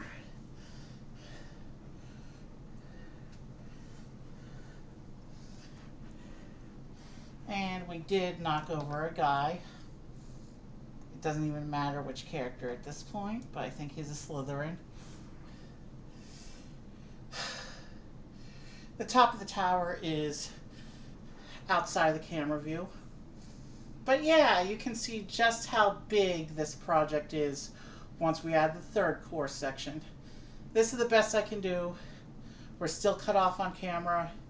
Things aren't perfectly aligned, but this is basically how it's going to look once I start setting up my table. Alright. Yeah. I think that's a good place to stop for tonight. We have an epic raid-out view. Maybe I can adjust the camera a little higher so you can see a little more of the top tower there. That might be doable, but we'll lose some of the cliff work there. No. We'll lose the bridge too if I go too high on the tower. So yeah, we're only getting the top of the bridge right now anyway. Can I get a little more airspace? Okay. Let's see how we can get this up. We get most of the tower and most of the bridge. I think, yeah. So you can see the East Wing over here on this side, and then the main tower section here, and over here is the Great Hall. the three main core sections linked up by these bridges here. This is going to be epic once I'm able to finish the layout here.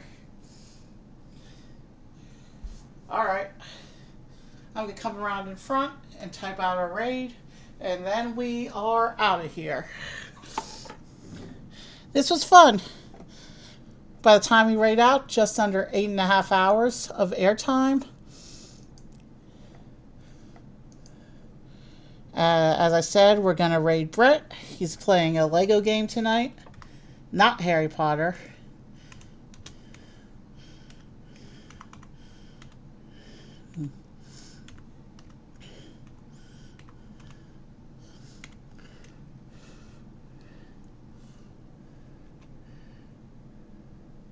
Alright, we're raiding Brett. Have a good night, and I will see you soon.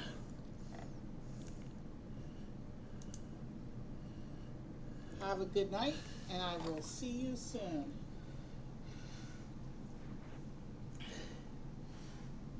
Have a good night, and I will see you soon.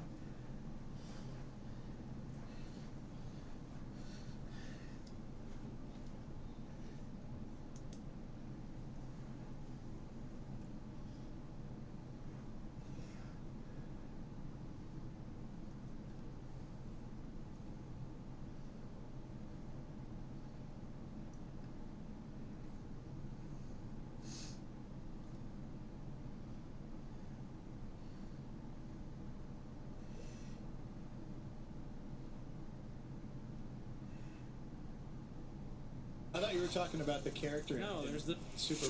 That's what's going. Hey, something happened. Oh, we got a raid. Hey, Evie, what's up? Howdy. Welcome in, peeps. We're playing the Batmans. It says Wario World and Batman, but I beat Wario World way quicker than I thought I was going to, so.